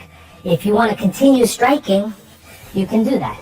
So we're going to show you a couple of those variations. The easiest one, and the one that we're going to do first, is going to be to add another pressure point strike, which is going to be the palm strike to the jaw. So when he throws his punch, 1, 2, 3. Now we do the other side. Now he goes. Back and forth. Okay, so we have 1, 2, and immediately follow with the palm strike. This is one option of using only our hands. Second option would involve using our knee strike, and this time we would be striking either to the inside of his thigh, on the spleen 11 point in the center, or up into his ribs on the liver 13 point where the elbow touches the body. So just turn a little bit. So when he throws his punch, 2, I can either come to the leg point and strike it, then he comes on the other side, and I strike that point, or if I want to go higher, just turn him for a little bit. Right where his elbow touches his body is where I'm going to aim for. 1, 2, and I pick the knee up. Other side, 1, 2, and I pick the knee up. So now we have our striking options. We can palm, we can knee strike. We can easily transfer to a joint locking technique. Joint locking is when we put the joints of the body, the elbow, the wrist, the knee, at a point where they're about to break. When he throws his punch, let's actually turn to this side. After the initial 2 moves which don't change, I pass the arm in front of me, step under, and I lock it till he taps. We go back and we do the other side. 1, 2, and we lock the elbow on this side. Then when you're with a partner, you let your partner go. He chops, and he would lock, other side, and he would lock, and you would tap. And you would go back and forth a few times. After every few repetitions, you go back to the initial drill, just block and chop. This way you don't forget that this is the important part. This is the part that never changes. Now, something I forgot to mention is that when we're doing the chop, we're aiming exactly where his ear is, halfway between his ear and his shoulder, dead center. This is the large intestine 18 point on the neck. It's halfway between top and bottom, halfway between front and back. If you looked at a picture of Frankenstein, it's where the bolts go. And this is where we chop into the spot to get a really good effect. Okay? So, every chop that we throw, punch, comes into that spot. Alright? After we chop, we did our palm, we did our knee, we did our arm lock. Now we're going to add a throw. He throws his punch, 1, 2. The easiest throw to do, step behind, sweep him down. We help him back up, we let him do the other side. Block chop, sweep behind, and help him back up. Okay? Any throw can be used from this point. When he punches, if I want to do a hip throw, this is where I would lift him. After he punches, If I wanted to do a head throw, this is where I would roll him backwards. It's pretty much up to what you know. But the things that never change are the drill. The key component is this. Once you stun him and once you stop his punch, that gives you that quarter second, half second opportunity to put any technique you want into effect. Now, how do we do this drill if there's a weapon involved? Opponent has a knife, okay? When he slashes, there's no difference. He's still aiming for my throat. Slice comes in, block and chop. Okay? If he had a stick, just grab that stick behind you there, Dusan. The only difference, come across, is I can't stand here. When he comes in with the technique, I would have to move in a little bit. So for real application, things are a little different. Keep in mind too that the drill is not exactly the way you're going to use it. In drill format, our feet stay stationary, and we go back and forth. In real situations, just coming with a right punch, I step into it. So as he steps towards me, I step towards him and then go to my technique. Again, the purpose of a drill is to develop a reflex. If I have to do all those moves, I'm not developing a reflex, I'm practicing technique. When I stay close really fast with the drill, and we do this really quick, this is just developing a reflex for these two moves. Then we break apart and we say, okay, self-defense, come in with the punch, and then we have to go to our techniques from here. So real situation, we always move in.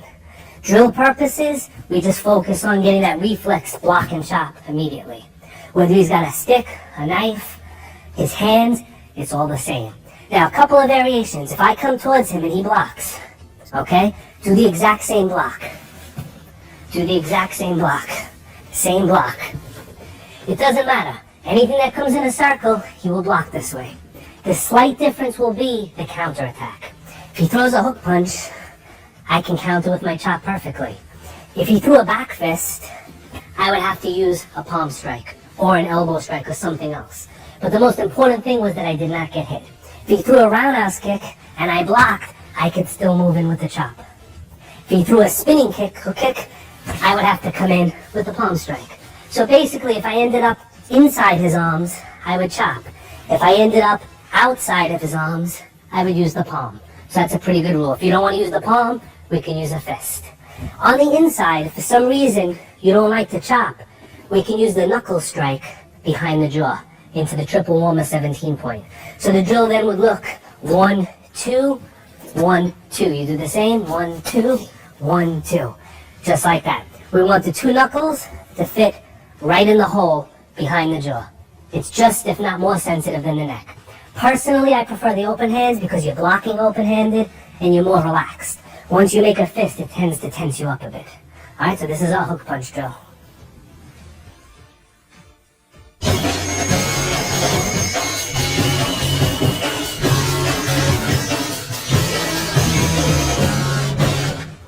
The next drill we're going to do is the straight motion drill.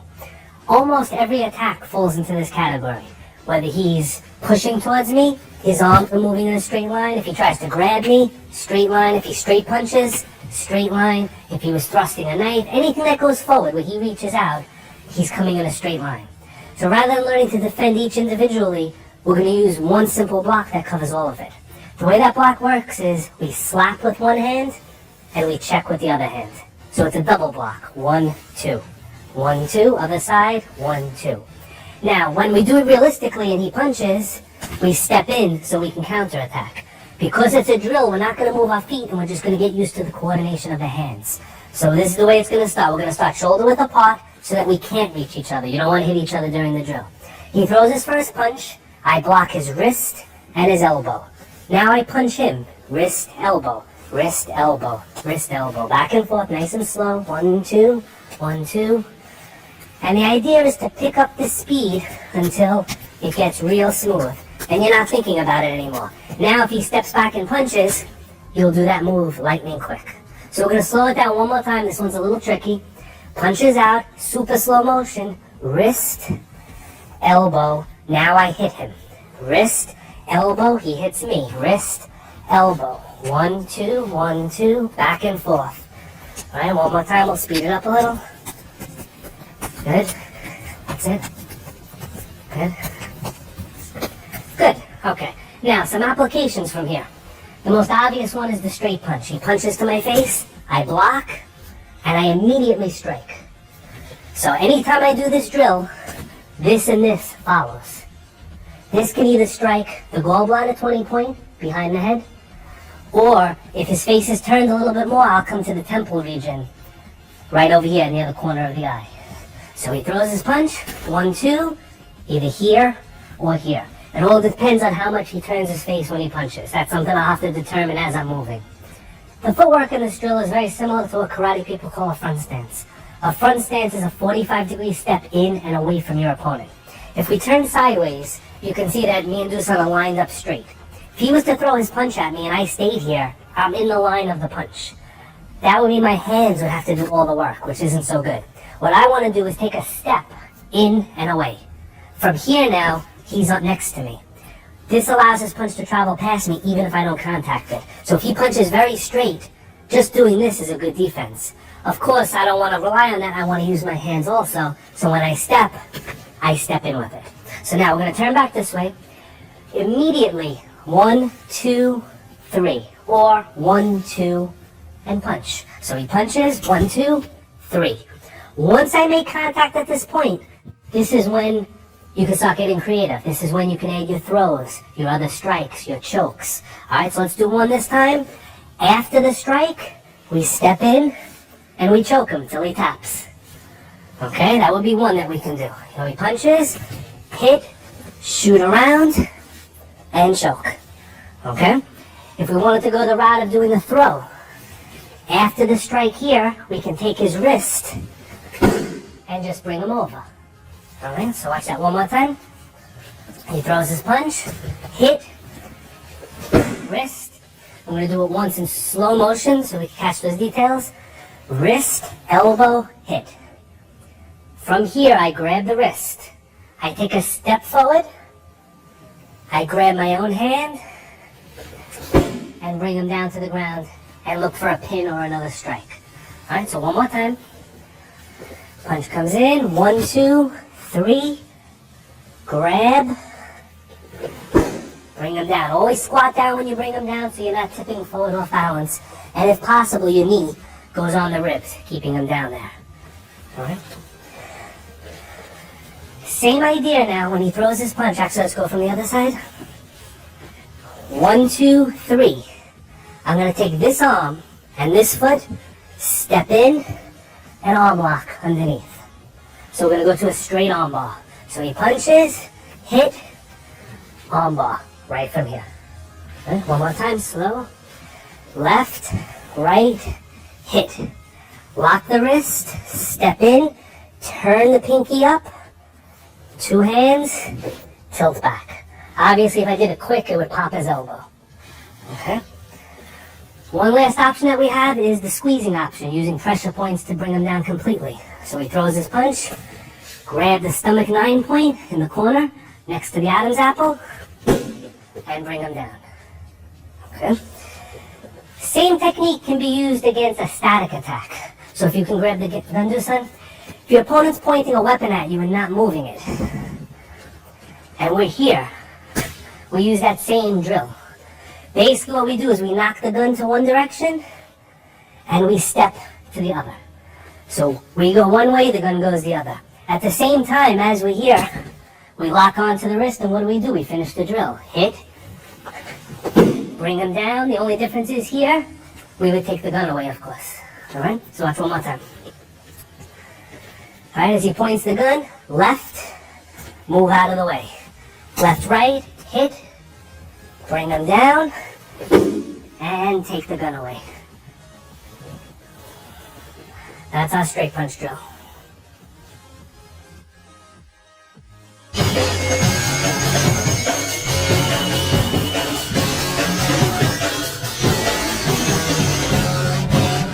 The next technique, the next drill we're going to cover is the low thrusting drill. The low thrusting drill has 2 main applications. One is knife defense, if somebody comes in low to the stomach, and the other is defending against a front kick. The drill will cover both.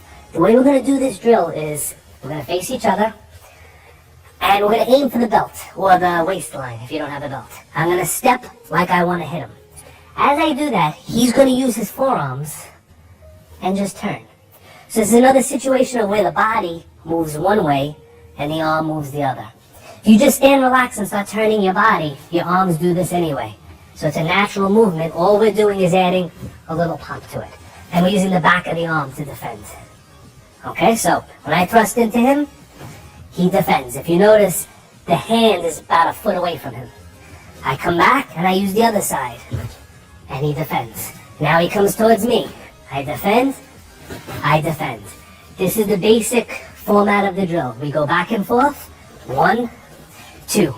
Now, this drill will not work if he stops in front of me. Stop short. It just doesn't work. This has to be realistic. Go right through me. It works so much better if he's really trying to get me. Other side. It works so much better. Okay, now I try to get him. Alright, so you gotta be real intensity. Really try to get your opponent. After the first slow one, make sure you follow through. Don't step and do this. He doesn't even have to defend against that. Now, once we get that position, we need a follow-up. Come on that side first.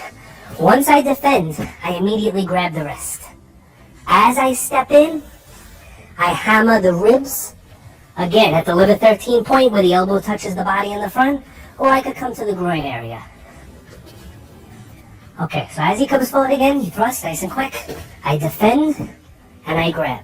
Now right now we're doing it slow. Come a little bit faster. When he comes in, it's almost one move. It's still going to be 1, 2, but it's going to look like 1. And if done quick, this will pop his elbow, so just be careful. Once I get this move, I lock the wrist, and to generate power, I step into him. As I step in, I make a fist, and I strike either the rib or the groin area.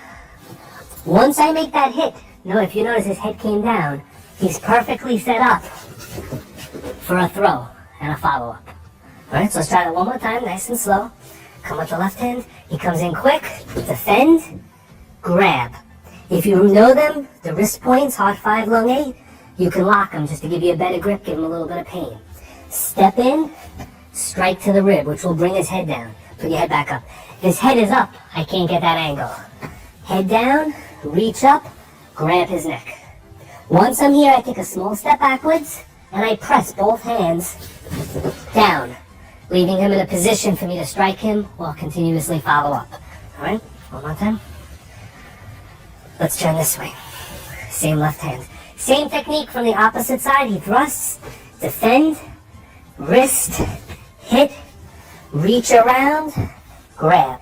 So I have the arm locked in the neck, step back, bring him over. Always squatting down. Alright, let's come back up. Okay, a couple other options that you have when he thrusts. Once you're here and you lock it, if you step in, all I have to do is bow to him. And I lock his elbow. Alright, nothing fancy about it. His elbow is here, my body's here. When I lean forward, it puts pressure on his elbow joint. Alright, so watch one more time. He thrusts. 1, and press. I can either do it before the strike, or I can hit and then press against him. I can still continue with the hand, or if I'm a little more advanced, I could put my foot and flip him around that way. Alright, so let's watch that one more time. Move over a little bit. Alright, so he thrusts, defend, strike, bring him down. Put my hand on top so he doesn't come up, put my foot over, and just push on his neck. And of course, if I was fighting with him, we'd be squatting down, trying to generate power for our follow-up shot. Okay. Now, this is a punching motion. If he had a knife, it would be the same thing, except I'd have to be a little more careful. So as he thrust it in, defend, hit. If I was to throw him, I would have to maintain control of the knife and look to take the weapon away. Alright, so when there's a weapon, it doesn't come back up. It doesn't change how you defend. You just have to keep in mind that he has the weapon, not to get cut with it, and to take it away as soon as possible. You have to control that weapon hand. That's the only difference. The actual drill, the takedown, the finish is the same. Alright, so one more time. Alright, so he thrusts in. 1, 2. If I want to do the other one, bring him down. Leg. Control the knife. To take it away, I bend his wrist and just take the knife out of his hand. Okay? Up. Third application for this is a front kick. Front kicks usually come to the groin area, or the waistline. So if I come in this way and his hands are down, it's going to be hard for him to defend it. Thrust forward as he comes in, it's the exact same defense. I turn and I bump with the back of my hand. Of course, the follow-up will be different now. So come with the other side. I defend, come under his nose, take him down. Okay? For the drill purposes, I let him do right and left. So he goes right, I defend, he goes back, left, I defend. And then I would come to him. Right, we go back, I try to thrust into him, left. Alright, he comes back to me, 1, we go back, 2, I add the follow-up under his nose, and bring him down. This is very good in a situation where you're not always in a fighting stance. Your hands are down, somebody gets close, they go for the kick. Turn, use those hands. Okay, when he kicks us, a lot of times when we defend, we can also defend with the leg. Meaning that he comes in with his kick, we defend, stay. Right, immediately as he lands, we can come up with our own kick. Alright, so watch that one more time. We're using the same drill. He comes in for the waist, defend it, shoot the kick straight up the middle. Because as he lands, at that instant, he won't be able to defend. Alright, so come in, one side, other side. Defend, boom. I'm putting my hand on his shoulder for balance. This way I don't lose my balance as I'm kicking and I can maintain control of him. If I'm touching him, I can feel when he's about to move. So he comes forward, 1, I control him, and I kick. If he started to turn, I would feel it and I would hit him. If he turned, maybe he'd be moving his legs and he wouldn't be in that position. So anytime you can touch your opponent, it's good because it gives you sensitivity to what he's about to do. One more on the other side, defend, and kick, coming up the middle. Right? This is our thrusting drill.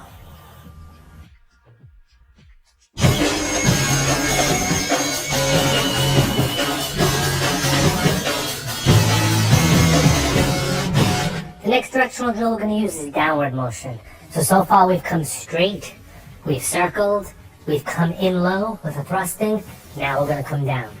For practice purposes, we use an open hand, and we come down on our partner's head. In reality, this attack will be mostly used with a stick, and when we do applications, most of them will be stick-based. Okay, so from here, what we're going to do is face each other.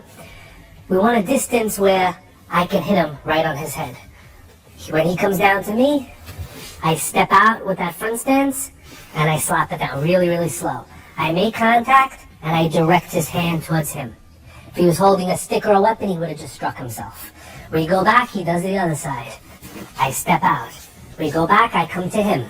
He steps, back and forth. He goes, 1, 2. I go, 1, 2. Alright, nice and smooth. He goes, 1, 2. Good. Now, there's 2 follow-up shots that we can use here. When he comes down, I can use the palm strike to the temple area, just behind and above the eye, or I can use the edge of my hand to the gallbladder 20 point, just behind the head. So it's going to look something like this. Down and chop or palm. Then he does the other side, down and either chop or palm. Then he goes.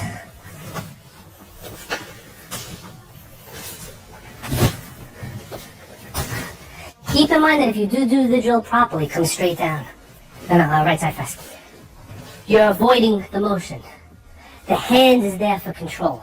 So you don't want to stand in front of him and try to push the hand away. When he comes in, you step out and control. Then you hit immediately. Okay? Now, simple throw that we can do from here. After we hit, we grab his neck, we lift his arm, and release him. And let's try one more time. Same side. Bring him down, hit, grab his neck, and put his arm over his head. Alright, basic mechanics of it. We want his head going down and his arm going up. If I just pushed on his arm, that would make his head go down. Obviously, if I push his head, it makes his head go down. When I do it together, it forces him to roll over to save from smashing his head into the ground. So now when he comes down, 1 and over, and then we do the same thing on the other side. We bring it down and over. And we would continue that way.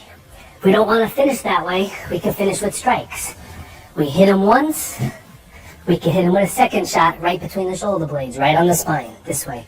Alright? So he comes down, 1, 2, 3. If we wanted to finish them, we can finish them with the knee coming up. All right, we do it on the other side. 1, 2, 3. Finish them with the knee. All right, one more on the other side, slow. 1, 2, 3, 4. Coming up. Or we can leave out the elbow altogether. Hit him and bring the knee up into his ribs this time to the liver point on the side of the waist. So as he's here, shoot the knee up and back. All right, one more with that one. 1, 2. Once we do that, we now have him in a lock. From here, I can twist his shoulder or just step to bring him down. So we have a lot of options. Now, there's going to be a slight difference when we use a weapon. The difference is distance. Slow. If he comes with the stick, this is where he's here. Take away. If he comes with his hand, move closer, open hand. This is where he is. I have to make up that distance. So when he comes down, I need to step in a little bit more. Ideally, I'll take this hand and hit. After I strike him, I'll take the stick away just by stepping on it. All right, let's try that one more time. All right, I make up the distance, I bring him down. I hit him immediately. Now, the difference between a weapon and not a weapon is I have to deal with it, so I disarm him, and then I can continue with the throw that we did before. All right, so watch one more time. He swings down. 1, strike him. Immediately disarm him and throw him the same way we did before. That's our downward strike drill.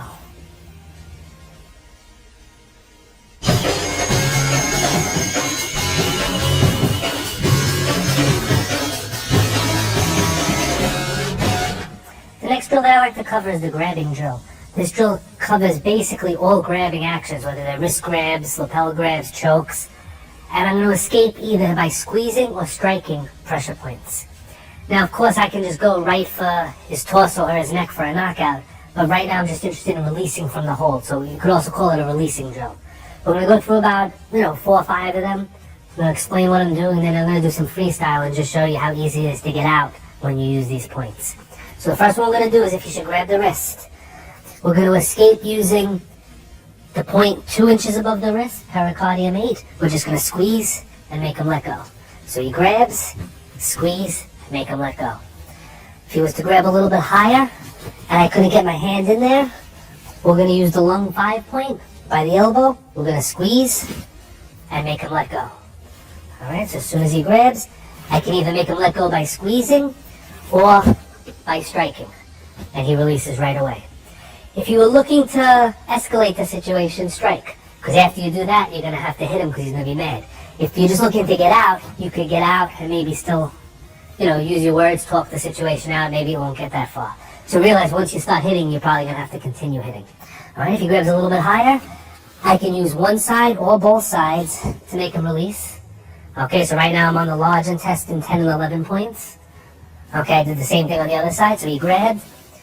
I placed my thumbs on the points, I squeezed to make him loosen his grip, and then I pushed away to make him let go. If he goes up high to choke my neck, right now he's being nice and just holding my neck. If he was squeezing his thumbs in, it would be a more dangerous situation. So my rule is if he goes for my neck, I go for his neck. He chokes me, I go for the CV22 point in the hollow of the neck. He chokes, and I push to make him let go. This way the pressure's off my neck immediately. Okay? Any other kind of grab you can think of? Right, he's just going to go random. I'm just going to release out of the hold. Wherever he feels, strike. Right, the last two with the large intestine, he grabs here. I go to the triple warmer point, make him let go. Wherever. He comes around my arms, I come to the triple warmer 3 point, I make him release. That point was between these 2 fingers, right in the hole there. Anything else? Okay, he grabs, I make him release this way. And of course I can follow up after this, it's just how to get out. If he grabs both hands, really doesn't matter. I go towards one hand, I make him let go. I went for the lung point on the top of the wrist. I'll show it on the other side. Let go with this hand for a second. I come into the hollow pocket and I rub my knuckle down to make him let go. When he's got 2 hands on me, I just go to one side. All I need is one hand free. Even if he holds the other hand, that's okay, because he's going to get hit with this one. Okay? This is our grabbing drill.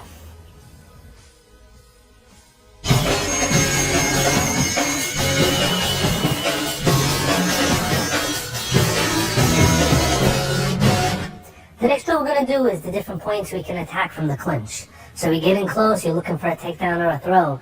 You can certainly go for that, but if you know different points, you can disrupt the other person or completely overtake them using your pressure point knowledge. So what we're going to do is start from a standard collar and elbow clinch. Now, right from here, in the back of his head is the gallbladder 20 point. If I place my middle finger on it, I could bring him right down. If I was into grappling, what I would do is bring him down and set him up for the guillotine choke. So they use that as a snap down where they'll snap the head, but you need speed and you need advantage. If I can just get the finger right into that point, I can snap him down very easily. So as soon as I'm moving around and we're looking for a point, I dig the finger in. Once I feel I have the control, I could shoot for a choke, or being that I have this arm here, I could just bring him around completely with the throw. Okay? So the first point we do is the gallbladder 20 behind the head. Now, let's say we're in this position and he pulls my arm down a little bit and I can't get all the way around. I'm going to use my thumb for the stomach 9 point. So instead of pulling down, now I'm going to push away. So he's got a tight grip. I push away and I bring him down in one smooth move. Okay? So do that one more time, a little bit slower. If I can reach here, I go for here. If he pulls on my elbow and I can't get my arm there, I slide the thumb in, I squeeze, and I bring him down, and I pin him to the ground. Okay? Now, if we're in tight and he pulls me close, if I don't want to go for the head or the neck, I'm going to use his legs. I'm going to go for the inside of the thigh point, halfway between the knee and the hip, the spleen 11 point on the inside of the thigh. So halfway on the inside. So as we're in close, I'm going to shuffle forward and knee strike, which will spread his base out, make it very easy to either just toss him down, flip him around, or drop him to the ground. Alright, I could use these in combination. I could be trying for the one up here, and when he's distracted up here, I could shoot down there. Go for my choke again. Okay? I could do the same thing on the outside of the thigh. This one we're going to do a little slower, because this one is give a Charlie horse where he won't be able to walk. The exact same spot is on the inside, but on the outside. If you stay at attention, where your middle finger ends, that's the point. That's the easiest way to find it. So as we're here, for some reason, if I don't want the inside, I shoot to the outside. We'll turn this way so you can see the look of pain on his face. Right? So as we're here, shoot to the outside. And it'll completely immobilize that leg. If I continue with it, we'll get the takedown in one move. So now we paralyze his leg and flip them in the same motion. Alright, if you're doing it with a partner, he would do one, just go for a pressure point anywhere. Go ahead, you go. Alright, he would do one, and then I would look to do one to counter it. And you would go back and forth, you would switch grips. You could even change the clinch. We could go to an over and under clinch. From here I can use the gallbladder point in the back.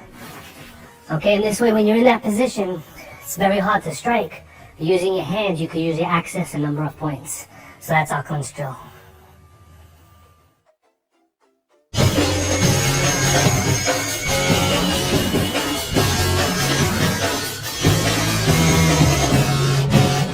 Usually when we use pressure points in grappling, it's to bring the person to the ground using a throw or controlling them down. If we already start off on the ground, the pressure points have a different significance. We use them a lot for escaping the guard, or if somebody's putting a lock, how to dig a finger in to escape. So what we're going to do is a freestyle grappling exercise. We're not really competing against each other, we're just going through motions. And what I'm going to do is look for opportunities to escape using pressure points.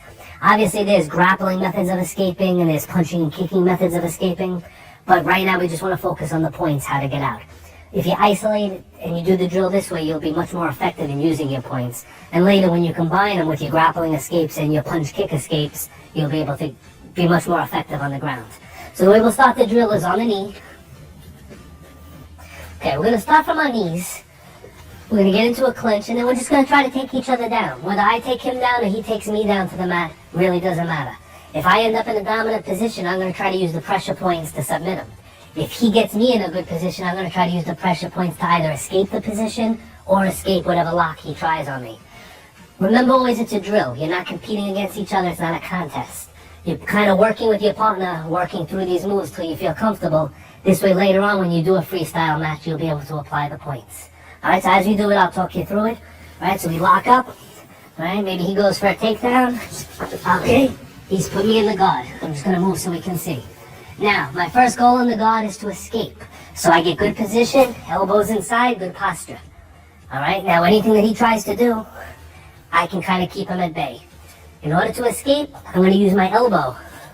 I'm gonna place it in the spleen 11 point in the center of his inner thigh. And I'm gonna put pressure. Once I have that pressure, I'm gonna hold the knee down with my palm. All right, so let's close it again. So he's pulled me into this position, elbow, pressure, and I'm gonna put the knee across.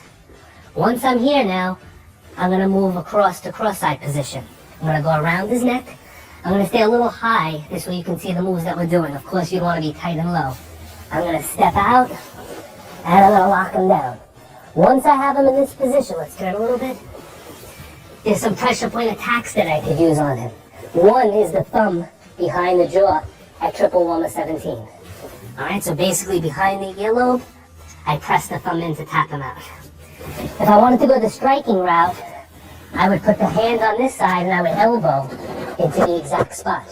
Either the triple warmer 17 or the neck at large intestine 18, coming straight down. All right, turn a little bit more. If he put his arm on the other side of my neck, I could use this arm into the liver 14 and the liver 13 point on the ribs to strike down this way. Okay, so let's go back to the guard again. So let's say he pulls me into the guard again. All right, we used one way of escaping where we pressed to the inside. The next way is the point on the outside of the leg. Right, the gallbladder 41 point on the side, I'm sorry, the gallbladder 31 on the side. I use my foreknuckles and I punch it. And he opens his legs and it hurts a lot. So I'm going to do that one more time. So we have our same posture. For whatever reason, I can't get inside. He's holding his legs tight. I shift to the outside. I make him open it. And I do the step over. From here, there's maybe 30 different ways to pass the guard. That's up to you. I can continue this way. I can stack the leg on this side and move off to the side. That's completely up to your grappling knowledge. All right, let's go back to the knees again. I will try a different position this time. Just roll me. Okay, this time, good. He's got the knee on stomach position. If I can reach him, I can escape. I'm gonna reach for the stomach 9 point, turn for a second, in the side of the neck, and I'm gonna bring him immediately over, pinning him to the mat. All right, so we're gonna try that again. Move back a little.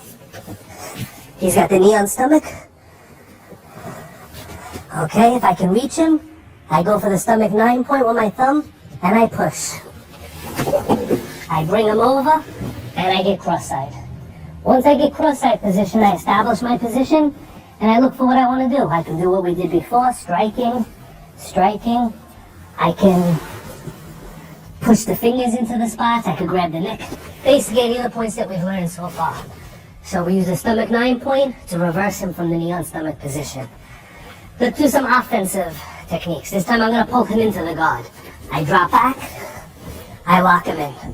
If I can reach his head, I can reach all of the points we've practiced. I can squeeze the stomach 9 point, I could strike the jaw point, I could come under small intestine 18 in the cheekbone. My goal here is either to try to submit him or, more importantly, get the mount. So one way to get the mount is to roll him. Again, there's many grappling ways to do it. We're going to make it easy. We're going to come into the stomach 18 point and push. Open our feet, bring him over, and mount him. Now, to finish him off, we're going to use this bone, the ulnar bone. We're going to place it in the same spot, and we're just going to roll till he taps. If I want, I can use 2 hands on that. So I get down, I put the arm in, and I roll until he taps. So this little bone under the cheekbone, rolling the wrist. Slide and roll. If I get to here and he doesn't tap, I've already turned his face. I take the other hand and I push behind the jaw, and I get him to tap that way. From this position, he's in a good shot to finish off with some punching if this is a real situation, or no holds barred. All right? Let's come up. We try to work this drill through all different positions. We go through freestyle where he can grapple with me full force, and I just try to escape using pressure points. And then we do a freestyle method where we can both grapple and both use points, which is painful, but it's a very good way to learn these points. So this is our grappling drill.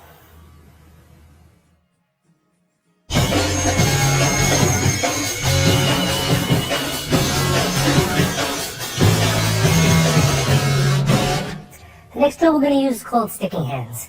A lot of styles, especially Kung Fu styles, use sticking hand drills. This one's a little bit different. The purpose of this drill is to teach you to strike the points, do your locks, throws, and chokes while your opponent is moving. If I face my partner and he throws a punch at me, nobody's going to punch quite like this. He kind of stopped, he stood there, he left his arm there. His body weight didn't come forward. Throw a real punch, I'm going to move. That's more of a realistic punch. Most people just don't train that way. Now, slow punch. If I block, after I do my 1-2, my hand is here. I've made contact with him. Keep punching. This is the movement I want to train. So now when he comes in, I train off of that second move. So this is my block, this is my control. In sticking hands, we start from this position and it gives me his body weight. Ready? When I feel like he's got a lot of body weight coming in, that's when I do my techniques on him, whether pulling him, pushing him, or striking him. Aside from moving him around, I'm also going to practice hitting the points while his arm is moving, which will increase my accuracy. The basic way to start the drill is to put same foot in front, meaning my right and his right, or my left and his left, the back of our wrists touching. We bring it over our head to start, and what he's going to do is with the edge of his hands, he's going to try to touch my chest.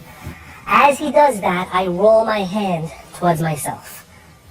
When I come to him, it's the same thing. Now what we're also practicing, if you watch the legs, is shifting body weight. We shift back and forth. We don't just stand there and go like this with the arm, or there's no point. I want my weight shifting and his weight shifting. This way when a technique is performed, his body weight or my body weight will be involved in it, more realistically. So the first thing we're going to do is learn to direct his hand. When I feel that his weight is coming forward properly, meaning that he's going to be off balance, I'm going to shift to one side, which makes him off balance. Obviously I can counter by striking immediately. So the first shift is going to be to turn the body and just let the arm roll to one side. Alright, so as he comes in, I shift to one side and he's off balance. We go back to the drill. Now I'm going to direct his arm over my other shoulder this way. Obviously I could finish with a choke or another technique. Alright, so one more time. Move this way a little, good. Alright, I direct it to the side. And we continue the drill. The third technique is to switch hands, which would put me on the inside. That would be very similar, straight punch, to moving inside to attack against his punch.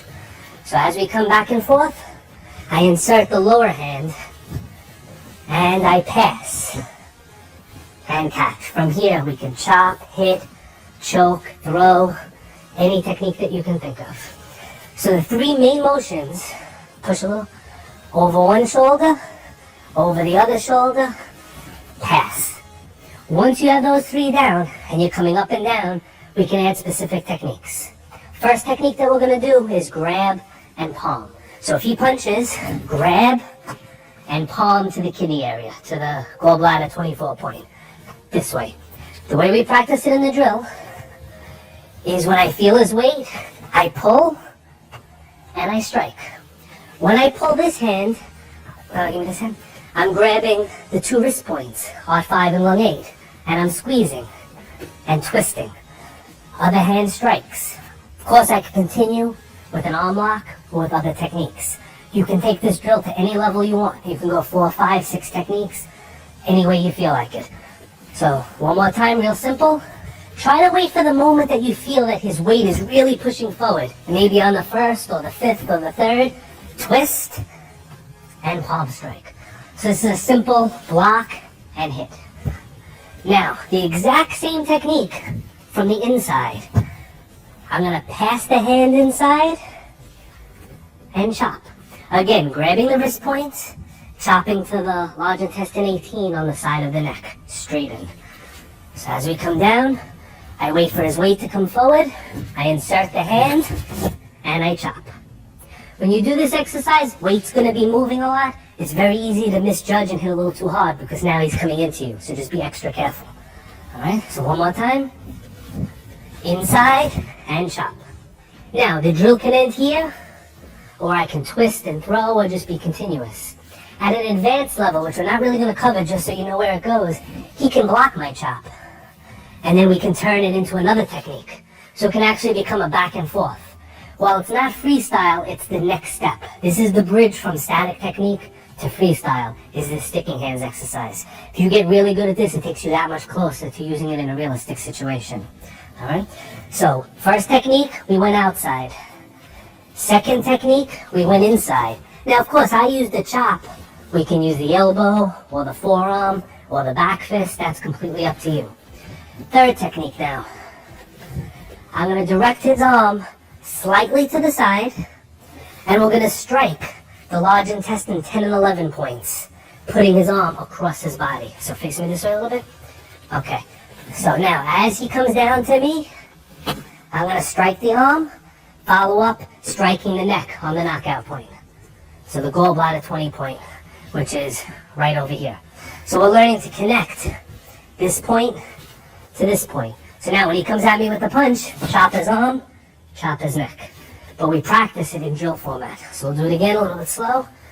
As he comes down, chop the arm, and attack into the neck. Aim right for that spot. Okay, one more. A little bit quicker. I wait for his weight. I don't feel it yet. Now I feel it. Boom. And chop. And of course we can add a throw to here. That's always part of what we do. Alright? Alright. Now the feet can be involved in the same way.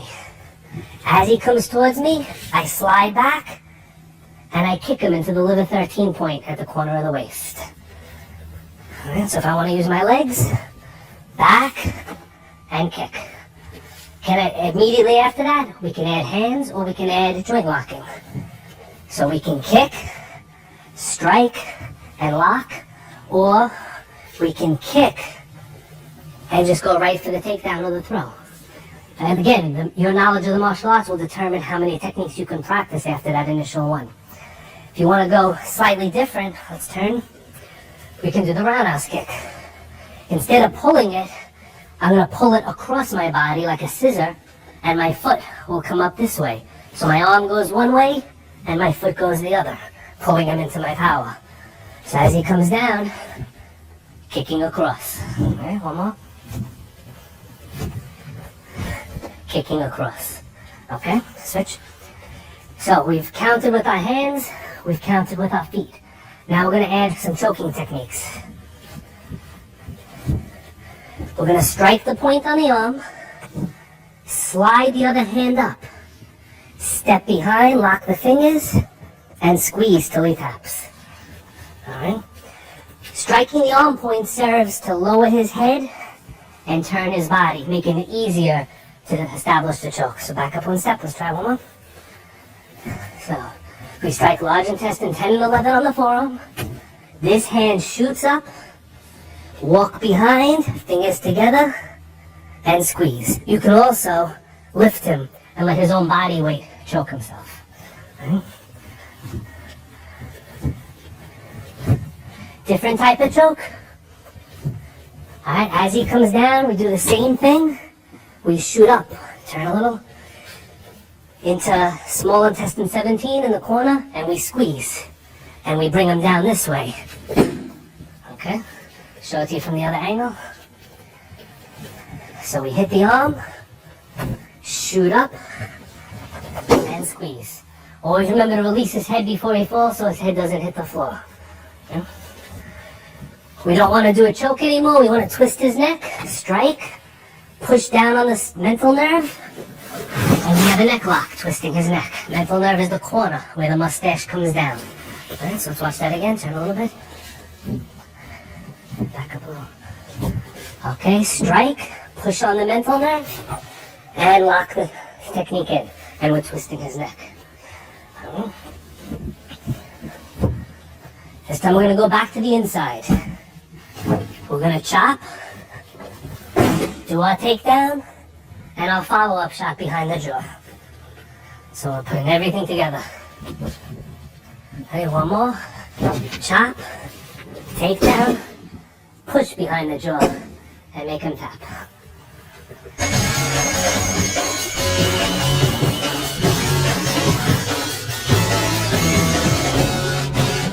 Alright, before we get to the pressure points, we're going to get started by showing you the different kicks and striking areas we're going to be using to actually hit these points. First kick will be the front kick. The front kick can be done in two ways. We can be using the ball of the foot or the tip of the toes. Which one you use will be dependent upon how soft your target is and whether you're wearing shoes or not. So with the ball of the foot, basic front kick, extend and back. If we were to use the toes, it would be the same thing, just the toes would go in. Obviously, again, a harder target area would require the ball of the foot. Softer target area would require the toes. Similar to the front kick would be the roundhouse kick. Roundhouse kick also has two striking points, the toes, the ball of the foot. As I throw the roundhouse kick around with the ball, I come across. If I had a softer target or if I was wearing hard shoes, I would stick the toes in the same way. The advantage of using the toes is it's a much more condensed striking area. So it would be similar to using a single knuckle fist as opposed to a full fist. So it really depends on your target and your situation. Next part of the foot we're going to cover is the side kick. Side kick uses the bottom of the heel. Side kick can be done in two ways. It can be done into the target, or if the person was on the ground, stomping down. Obviously, it depends what you're aiming for. But one thing you don't want to do is hit flat or hit with the toes. Always digging the heel in, digging the heel in. Very important. The next surface area is going to be the back of the heel. The back of the heel has two distinct ways of doing it. One is what we call a hook kick, where the kick comes around. The second way would be if the person was on the ground, kicking down, in what's commonly referred to as an axe kick. Or if you had your partner bent over, we can bring it up and drop the kick down. All right? The next kick is a different kick. It's called the reverse roundhouse kick. Instead of coming across, we're going to take the same foot and turn it backwards, using the ball, twisting in a reverse motion. It's a very sneaky kick, and it's used to get around the person's leg if they're in a different stance. If they have one leg in the front and you're aiming for here, you can shoot around. So whether he's facing you sideways this way or the other way, you can do either the roundhouse or the reverse to get whatever target that you're aiming for.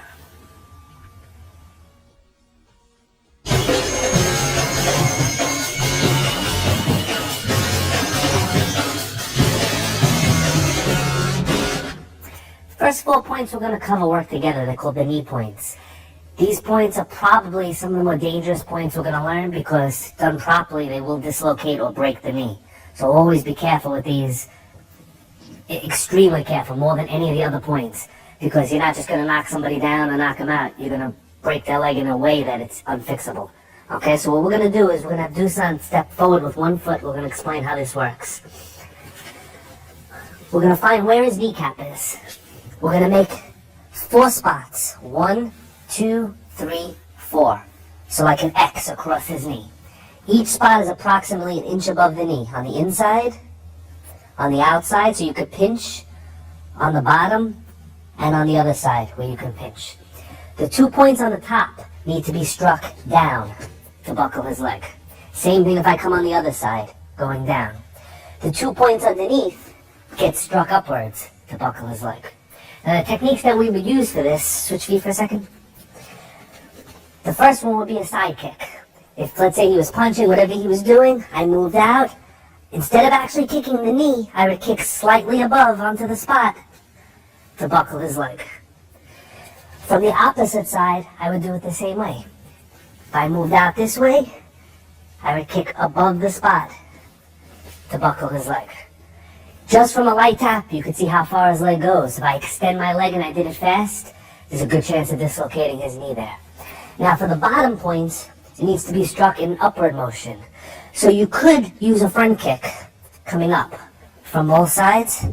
That is one way. But an easier way is to use what's called a scoop kick, where you just bring the foot up and slap across, which will buckle the leg out. Same thing on the other side, scoop up. So now if he was to grab me and I needed to get out, I could buckle the leg to set up my hand strikes. Generally, we would kick first low to set up our hand strikes up high. Quickest way to end any confrontation is striking the head and neck area. So While the kicks alone can do serious damage, they work a lot better as a setup. So if he's punching and I come in and I take his knee, it's a perfect setup for a follow-up shot or an arm lock or even a throwing technique. So remember, the knee's forward, 4 points, about an inch above the knee, an inch below the knee. The 2 top ones go down, the 2 bottom ones come up.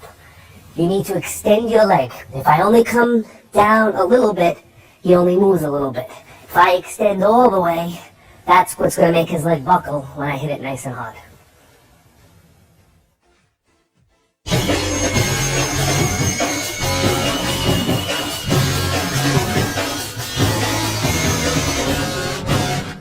The next 2 points we're going to cover are the inner and outer thigh points, spleen 11 and gallbladder 31. Both of these points, you could put your opponent to the ground and make his leg move in one direction or the other, depending on how hard you hit. The outer thigh point is what's called a dead leg or a Charlie horse, where he won't be able to stand. The inner thigh point will spread his base out, which will make him easier to throw or to follow up with another kick or a different strike. These points are located, if he steps forward, directly in half between his knee and his hip and into the center. Just by pressing it with one finger is very sensitive. On the outside, switch your feet for 1 second, it's located in the exact same spot. Half, but on the outside, and it needs to be struck a little bit harder.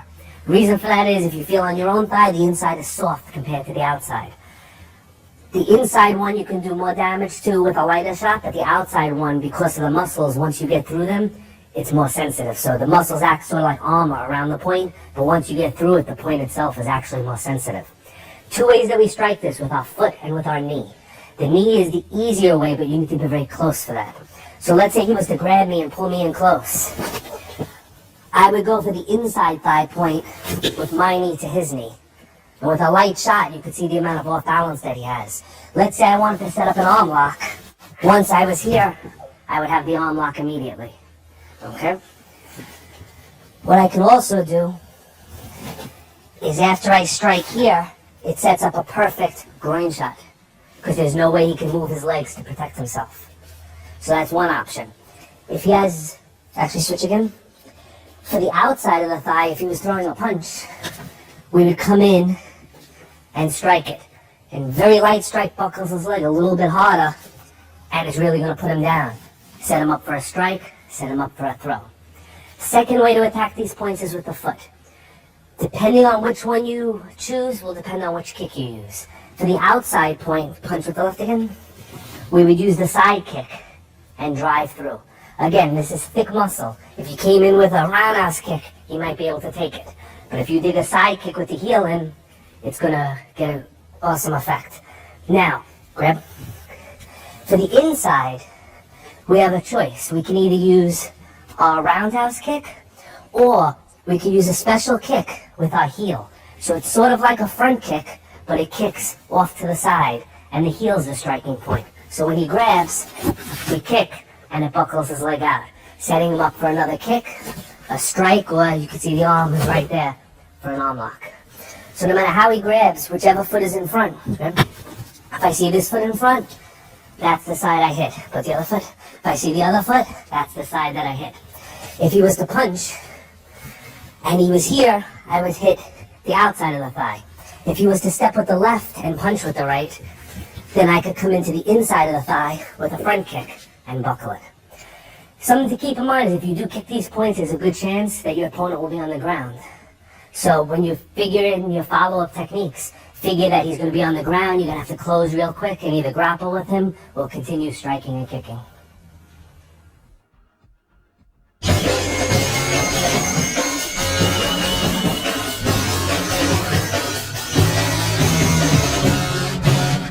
The next 3 points we're going to cover are on the lower leg, the foot and the calf. The first one we're going to do is we're going to take a step forward, and it's located between the last 2 toes, the pinky toe and I guess the ring toe. You're going to go about an inch up, then you're going to feel a hollow pocket. When you press it, you know that you're on the spot. Now for practice purposes, throw a punch, we're just going to use our toe to make sure that we're on the spot, and it's very painful. Real situation, he's got shoes, he's got whatever, So as he comes in, we would stomp it. If you stomp this point with your heel, there's a very good chance, like 95%, of breaking his foot in that spot. Alright, this point can also be used, like the hug, if he was behind me, to help release from the hold. Okay? A lot of people try to stomp on the instep of the foot. The instep of the foot is a very strong bone. It's one of the strongest bones in the human body. So if you get his toes a little bit, he may let go. But if you focus from the corner towards the pinky toe, it's going to be much more effective. Okay? The second point, step forward with the right. You're going to find his ankle bone. We place our hand above the ankle bone. Right where the top of your hand is, on the inside of the bone, behind the shin bone, is the point. The point will buckle his ankle and make his knee move to the outside. So when you press it, it buckles. The way we're going to kick this is with the same scoop kick that we used for the inside of his knee. So if he steps forward and grabs, and I see the opening, I'm going to scoop kick with the inside of my heel, and it's a very effective shot. No matter how effective it may look right now, when you have shoes on, it's 10 times as effective because it's very painful. So what you're looking to do is dig the inside of your heel and strike him on the inside of his ankle. Usually if he's going to grab you, punch you, whatever he's going to do, he's going to take a step. Whichever foot's in the front, that's the one you attack. If he was to step with the other foot, that's the one that you attack. The advantage in this is it's a very quick kick, it's very low, and it's below his line of sight, so he will not see it. Also, you can still use your hands while you do the kick. It doesn't disrupt your balance because you don't have to lean back, you don't have to tilt, anything like that. The third point, just turn, is going to be on the back of the leg, the bladder point on the calf. We're going to find the back of his knee. We're going to find the bottom of his calf muscle. Approximately 1/3 of the way up, we're going to find a little hole, and that's where we're pressing. This serves one purpose, and that is to bring him down to the ground. So if he was facing me, let's come on this side, and he punches with the right, I would block using my heel. I would kick into the point to drop him to the ground. A secondary application, grappling position, is if I was throwing him, usually we'll do the throw this way, going between the legs. That's so that I can throw him and not injure him, but if I wanted to hurt him and make it a little more damaging, I would use the heel against here and take him down. Now that was just a tap and he felt it, but if you kick it hard, you're going to disable his leg. He won't be able to do very much, probably not even stand.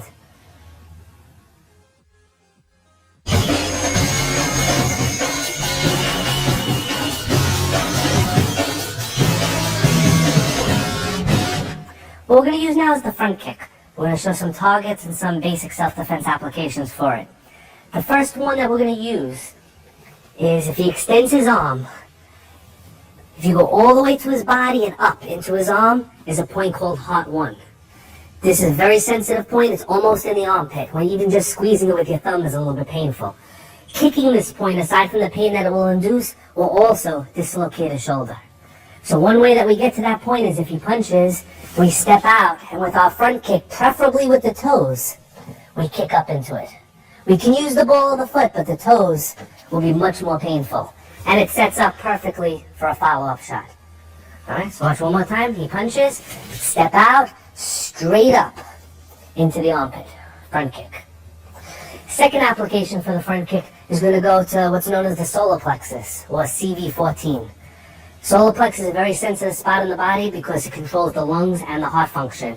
A lot of different nerves cross into there. The problem is if he's standing straight, just drop your arms, and I throw a kick, I'm going to slide up him. So what I need to do is get him into a bent position.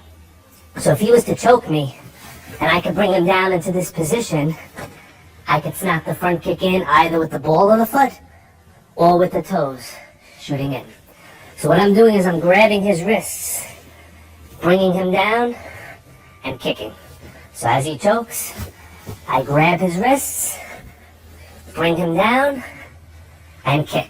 In this particular situation, if his head came down so far, I would bring his head up with my knee, and then finish with the kick to the solar plex. So sometimes if you're very strong and do it really excellent, he'll come down a little too far, just straighten him up with the knee, extend the kick out. Third application for the front kick. Push. As we come to the side, we did the leg point that we did before. The front kick can shoot right in. So he comes in, you push or punch. If he was here, I can go to the outside of the thigh, or I could come up to the ribs in the corner. If he drops his elbow, we have liver 13 right here, and we have 2 more rib points right above it. So anywhere where my palm is sensitive, is a good target. So when he throws his punch, we step out, ball of the foot or toes. Do you notice something? Watch his body reaction. If I use the ball of the foot, he feels it. If I use the toes, it's a little bit sharper. Of course, I can kick harder with the ball of the foot because I don't have to worry about my toes, but if I had shoes on, that wouldn't matter. So these are some applications for our front kick.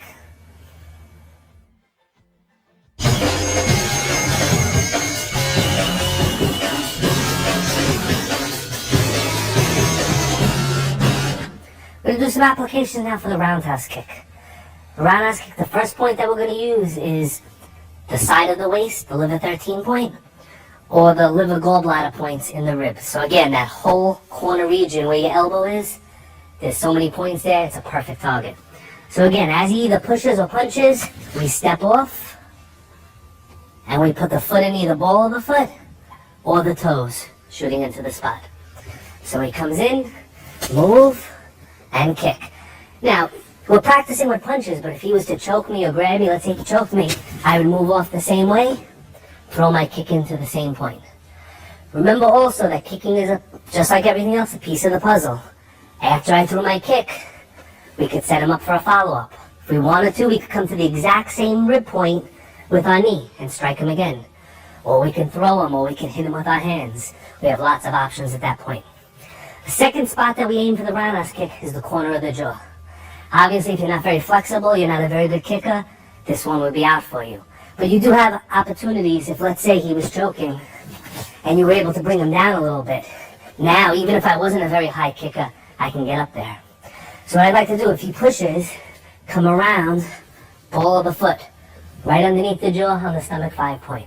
All right, so one more time, bring him down, boom, right underneath. Excellent shot. Okay. So there's our roundhouse kick.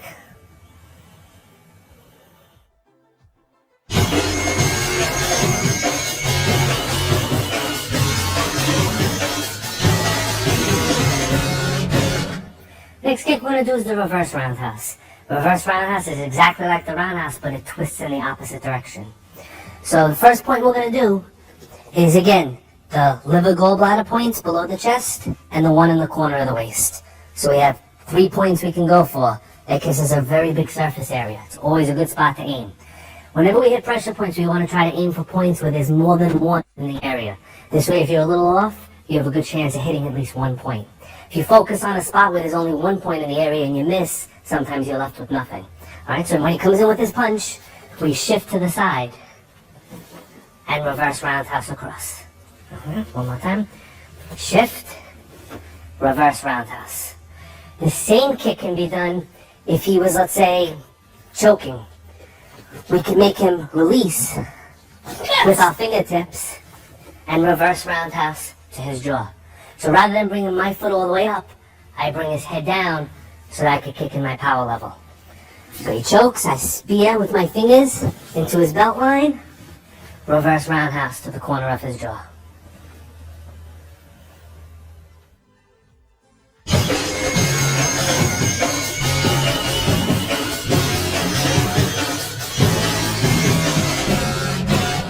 We're going to cover applications for the side kick. Earlier in the program, we covered the leg kicking. Side kick is most useful when it comes to kicking the legs, and that's where you use it 90% of the time. But there are some effective points on the torso that we can strike as well. First one is exactly where his belt is, whether it's his belt, his karate belt, or his button or belt outside. Below his belly button, 3 fingers. There are 3 points in a row. 1, 2, 3. Conception vessel 2, 3, and 4. And they're best struck in a downward motion. So now, if he's in front of me, let's say he's grabbed me, as I strike down, it brings his head forward, setting him up for other techniques, other strikes, other locks. Anytime I can bring his head down, it makes me more powerful. My striking zone with my hands for power is here, straight out, not up. So when I have to raise up high, I'm actually losing power. Same thing with my kicks. If I have to bring my knee up or kick him up high, I'm losing power. So if I can do a technique that brings him down into my zone, my strikes are going to be much more powerful here. And the best way to do that is to drop his center by striking here. So let's say he threw a punch this time. If I blocked, strike down into that spot. A really, really hard shot. Come back up. I'm not going to do it hard, but as I extend, put him down on the ground in a lot of pain. When you practice it, be careful. This area is very sensitive. And if he has a full bladder, he could have a little mess on your hand. So be a little careful with that. Now, if he's throwing a punch and we move a little off to the side, we have the corner waist point, the liver 13, and the 2 points below his chest, gallbladder 24 and liver 14. From here, the side kick fits into both of those spots. So he throws his punch, we move to the side, and kick. If he was punching with the other hand, ready, come this way a little bit. As he comes in with his left and I move to the side, we have the point behind his elbow, the gallbladder 25 point. So where his elbow is, in front is the liver point, behind is the point that we're looking for now, the gallbladder 25. So he punches, we move out, and we put our heel right into that spot. The advantage of this point, aside from we're striking where the floating ribs are and the kidney is that it moves him backwards. So after I have him here, it's very easy to take him down. Alright, so show that one more time. So he comes in, we step out, kick, which arches him backwards. Very easy to bring him down from that point. So these are the applications for our side kick.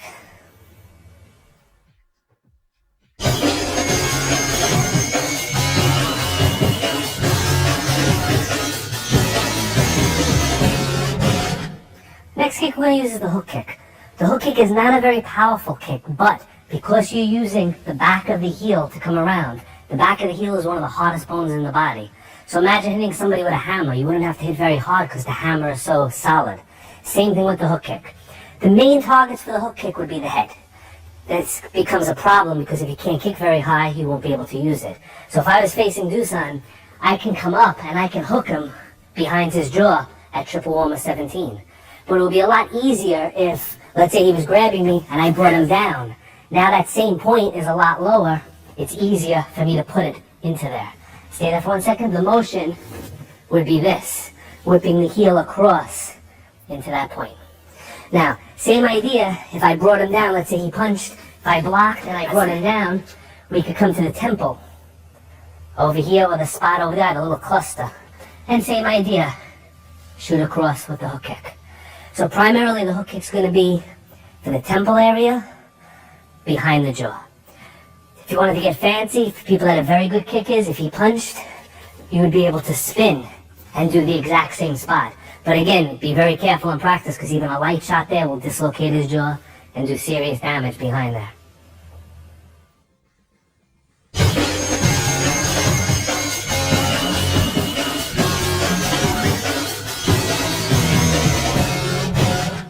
Now that we know what part of the foot to kick with and where to kick, we're going to put these together in some combinations for you to practice. Keep in mind that these are my combinations, things that I like to do. You can put them together any way that you like. Just make sure that you're using the right part of the foot and you're hitting the right part of the opponent's body. First combination is going to be knee to the side and spleen 11 kick. So basically, when we're going to use the spleen 11 point halfway on both sides of his leg. Now how we're going to do this is if he grabs whatever he's doing, I'm going to throw my knee. And with the same foot, I'm going to kick to the opposite side. The reason this works so well is that when I bring the knee up for the first kick, it chambers for the side kick to follow. So I don't have to take any extra steps. If I wanted to do something else after I threw the knee, I'd have to put my foot down. Instead of putting my foot down on the floor, I put my foot down on him. So we're here, I throw my knee 1, I throw my kick 2. A good follow-up to this, even though it's not exactly a pressure point strike, is to go 1, 2, right up the middle. Using your shin bone, aim for the groin. Usually we don't strike that as a target because most people turn and move and protect, but when his feet are in this position, there's not very much you can do to defend against it. So it's prime target there. So let's turn a little bit. Let's show it from a different angle one more time. So as we're here, knee strike, actually turn, one more. Ready, knee strike, side, and shoot right up the middle. So So that's our first combination. Switch. Second combination, we're going to be using the roundhouse kick. We're going to kick the points in the rib, and then we're going to bring them down with a kick to the back of the calf. So from here, as he throws his punch, we move out of the way. We come up with our kick into his ribs. As we land, we pick up the other foot, and we stomp the back of his calf, bringing him down. So we're going to do it again, then we're going to turn him around and show you the calf stomp in a little more detail. So he comes in, kick, calf stomp, coming down. All right, let's try it from the other side. He comes forward, we throw our kick, we bring the foot up, we stomp either to the back of the calf if we want to just take him down, or to the top knee point if we want to do damage to his knee. In practice, it's better to come to the calf, bring him right down to the mat. So one more time, a little bit quicker. 1, 2. And if possible, I hold the arm always for control. If I want to follow up with a technique, or if I just want to hit him again, it's better to keep that control on him. Alright, the third combination we're going to do is going to involve 2 knee strikes. One to the liver gallbladder points below the chest, or to the liver point in the side of the waist. That depends on how much he turns. The second point's going to be the gallbladder point on the side of the thigh. So when he comes in with his punch, we're going to deflect. If I was further away, I would throw a kick. This time I was a little bit closer. If I kick him, the range is incorrect. So I'm going to use my knee and come right into those points. So he punches, knee. As soon as I land, I grab him for control. And with my other leg, I knee the side of his thigh. So we're going to do it once again, then we're going to turn him around. We move to the side, knee, control, knee the side of his leg. Let's try it from the other side. Okay, he comes in. We're going to deflect, knee to the ribs, knee strike to the side of the leg. Ready? A little bit quicker. Step out, knee, and knee. And you can see he's perfectly set up for a follow-up immediately.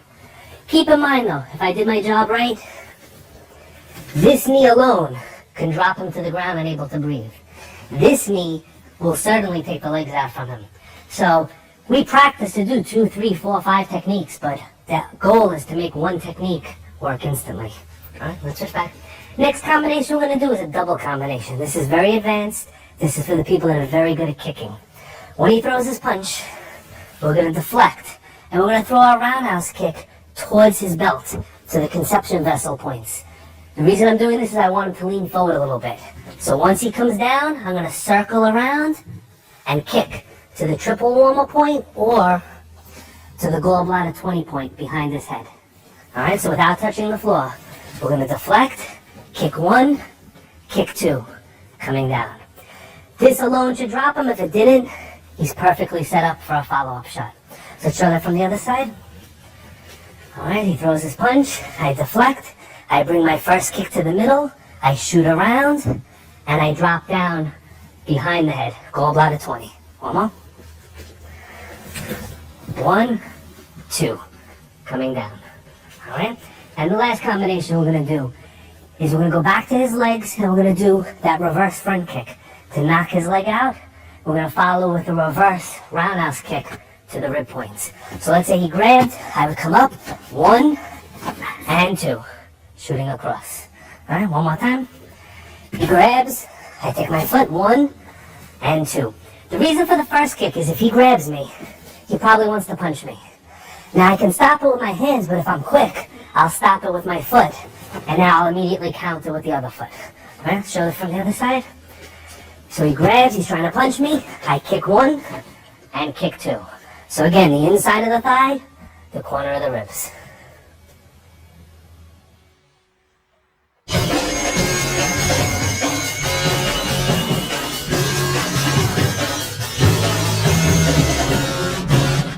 Next 2 combinations are what I call intercepting combinations. We're going to use our kick to stop our opponent from reaching us and then immediately follow up. So timing on this one becomes most important. If I was facing Dusan and he came to punch me, and I stopped him with my front kick. Alright, so let's do it one more time. If I just extended, that stops him, he can't reach me.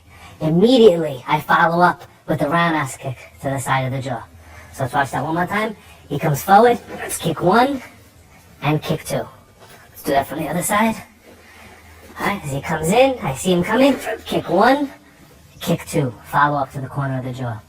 The opposite of this now is to do the exact same setup, kick one, but instead of coming to this side, hooking around to the gallbladder 20 point. So watch that one more time. He comes forward, kick one, hook around to the gallbladder 20 point. Show it from the other side. All right, he comes around, one, hook around to the gallbladder 20 point. The next combination is very similar, but instead of stopping with a front kick, maybe we're here, we see him approaching, we stop him with a side kick. As soon as we finish the side kick, we rotate and we kick to the solar plexus with our front kick. So I'm facing him in a sideways manner, he approaches, stomp down, and kick up. Ready? Strike from the other side. All right, he comes in, stomp down, and kick up. All right, one more time. All right, make sure you dig the heel in, stomp down, and kick up. Okay? Our next combination, we're gonna go back to using our knees. This time, instead of using the knee to the front, as we punch, we're gonna use the knee to the back, following a calf stomp, bringing him to the ground. We'll turn him around so we can see that a little more clearly. This punch comes in. Instead of using my right, I rotate, I use my left. He's already in a bent over position, so it's very easy to stomp down on his leg and drop him. All right, one more, a little bit quicker. All right, 1, 2, 3, and let him drop to the ground. The next series of kicks we're gonna do after a locking motion, meaning if he's grabbed me and I twist him, where can I kick him? The ribs, the side of the thigh, the kidney points, the gallbladder 20 point. That's one option. If I was to twist him to the inside, I have this side of his body. Now I could kick him to the ribs, to the bladder points, or to the inside of this thigh. Any lock that you do will provide openings. If he's choking me and I finger lock him, now I could kick him to the solar plexus, to the bladder points, or if I wanted to, I could rotate and still kick him across to the side of the jaw. These are our advanced combinations.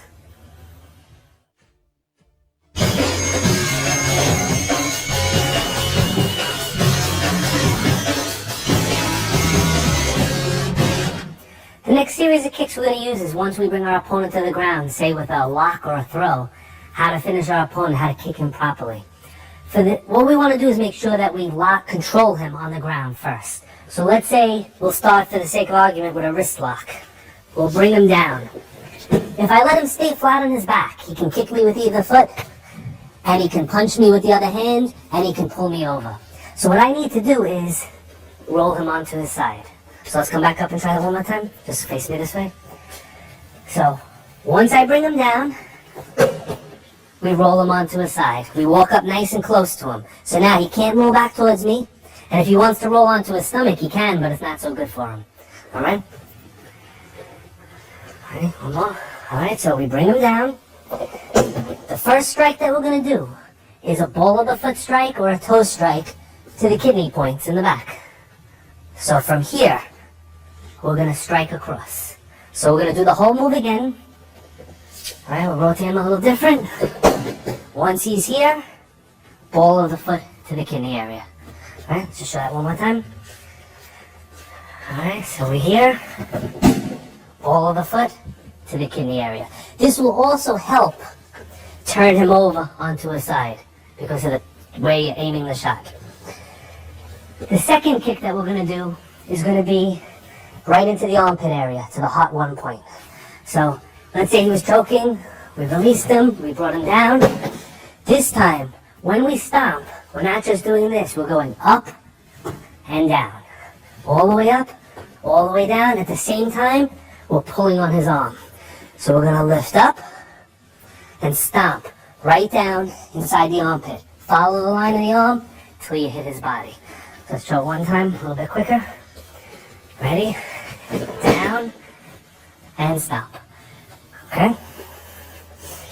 The next kick, we're going to hit either the gallbladder 20 points, which are here, or the bladder 10, which is right next to it. So basically it's the back of the neck. For this target, we're going to use the top of our foot. Normally we don't strike with this part because it's not very strong. If I threw a really hard kick, I might hurt myself. The way we use this kick is just a short snap to stun him to set up a next move. Let's say I was going to do an arm bar, I'd want him a little stunned so that he couldn't resist. So as I bring him down, I'm going to take the leg and just quick kick right there. Let's try one more time. Come on this side. All right, we bring him down. From here, nice and quick with the instep, just snap the kick in there. That would be a perfect setup to go for the arm bar. Let's come back up. Okay, this time he's going to push. We're going to bring him around. Once he's here now, I'm going to find the solar plexus, the conceptual 14 point, and I'm going to use the back of my heel to kick across. All right, so come back up. All right, so he pushes, we bring him over, back of the heel, kick across. All right, one more time. He pushes, bring him over, back of the heel, kick across. Again, be careful with this, very powerful shot. We're aiming right for the solar plexus, this way. And the motion would be like that, like an axe kick. Okay.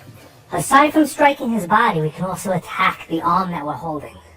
So for example, if he was grabbing and we brought him down, from here I can take a step away and strike to the triple warmer 11 point on the back of his arm, 1 inch above his elbow.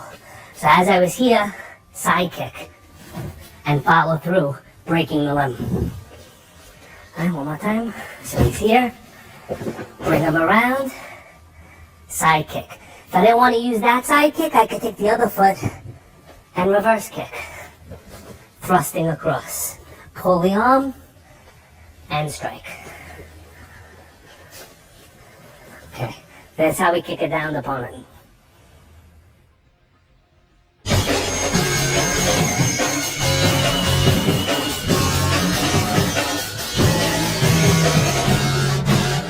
What we're going to show now is how to use kicks to help enhance the armbar.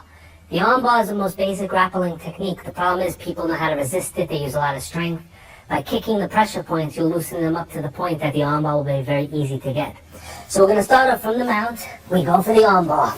For whatever reason, he's a strong guy. He grabs his own hand, and I can't break it. I don't know how to do it. While there are certain grappling methods that teach you how to do it, we can short circuit that by using some strikes. Using our lower leg, the one closest to his knee, we're going to kick to the liver gallbladder points on the side of the waist, striking down here with the back of the heel. As soon as I kick him here, I'll be able to snap back for the armbar. Other options would be to come to where the solar plexus is, in the center, CV14. Same thing, as I come back, I dig the heel in.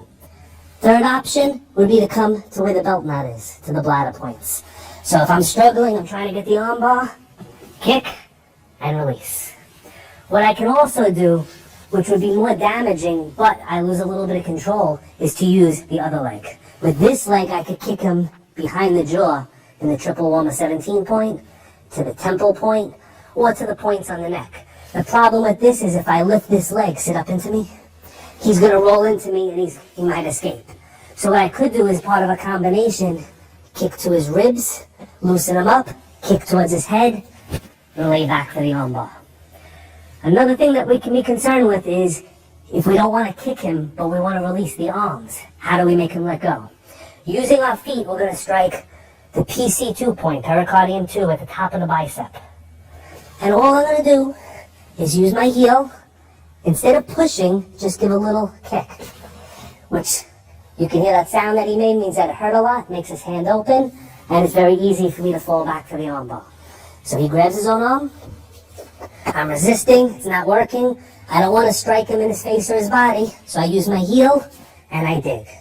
Always remember to use this heel, not this one. If I lift this one, he's going to start his escape and the whole thing will be pointless. Keep his head pinned down tight, use the heel at the same time you kick, pull, and fall back to the armbar.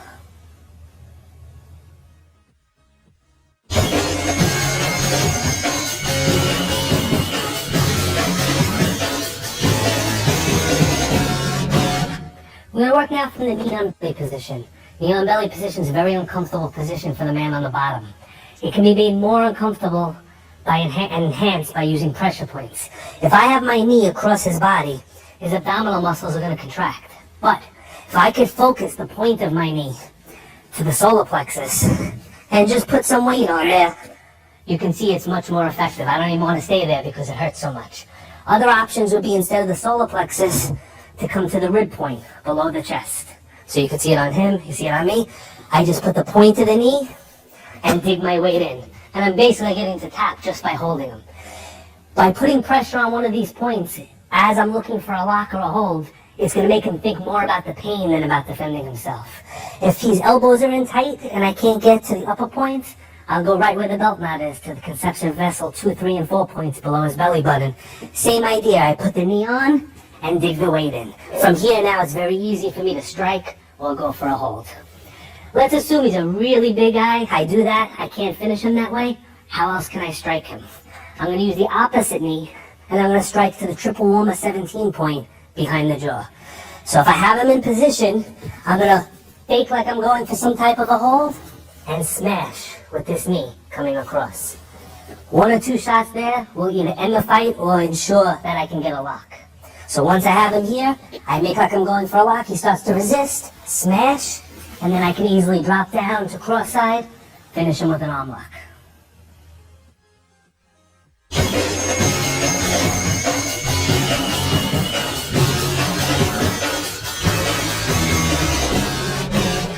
Alright, now we're going to go to the cross-side position. From here, we're going to use the same knee that we used on the knee on stomach, and we're going to catch him behind the head. So what we're going to do is, once we have him locked down, we're going to open up this side by placing the hand over.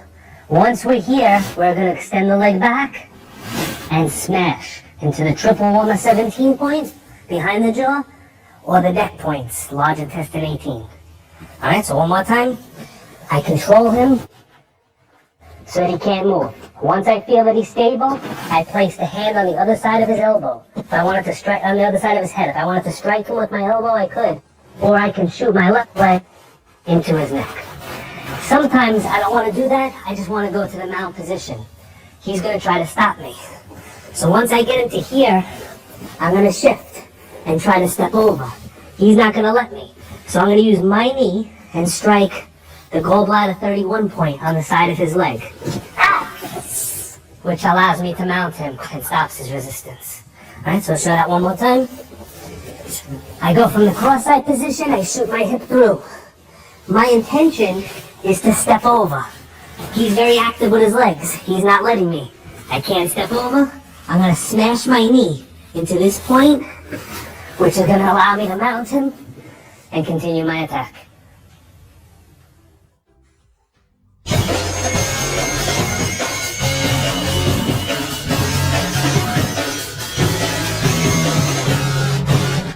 We're going to work on some striking from the closed guard position. The closed guard is where I start with my legs closed and I'm controlling his upper body. 3 points we're going to focus on, again, is the triple warmer 17 point, the gallbladder 25 point in the back, and the gallbladder 31 point on the side of the thigh. So if I bring him into the guard, alright, one advantage of the guard is I can pretty much hold him still. So what I do is I lock onto his neck. Now while he's fighting to get away, instead of just staying still, I come into the kidney with my shot. And I can just continuously throw these kicks. They're very painful. If for some reason I can't get to that spot or it's not working right, I lower it. And I come to the side of the leg. And you notice his weight just dropped. At that exact moment, that would be my opportunity to reverse him and go for the mount position. So at the moment that I strike his leg and he feels that pain and his balance drops, that's when I twist and roll him over. Now, if he comes back, and I'm controlling his head and he gets away from my head control, push off, I can take the foot and shoot it behind the jaw to the triple warmer 17 point, or behind the head to the gallbladder 20 point. So ideally, I'd like to keep his head down and just pound him. But if he pushes away to try to escape, boom, I can shoot down with the heel as well. Second step is called the open guard. He either stands up or he breaks my guard open. So just break it open. I open the feet and I try to control his biceps. So keep moving. As he's moving around, I open up a lot of opportunities. All of my strikes, rotate a little bit, I can strike with the heel into the stomach 9 point next to his Adam's apple, right to this spot here. Right? Shoot that kick in there. We can kick into his ribs. We can also do some sweeps using pressure points. I can hook the foot here and hit the spleen 11 point on the inside of his thigh. And as I make contact, I pull and push, bringing him right down for my advantage. So let's try that one more time. I have him in the open guard. He's looking to get around, to pass. If he starts to walk that way, I hook his foot and I sweep him. Once I'm in this position, we can kick straight into his groin area, or we can hit the spleen 11 point again to give him a little bit more pain. Once he comes up, I could shoot in with a shot to the ribs, to the gallbladder 14 and the liver 14, gallbladder 24 points. So let's do that sequence one more time. All right. He starts to stand. I control. He starts passing, which means he wants to get around my legs. I hook and I press. Once he's here, I need him to come to me. I kick. He comes up. I drive into his ribs. And from here, I would advance on him to the mount or to a better position for myself.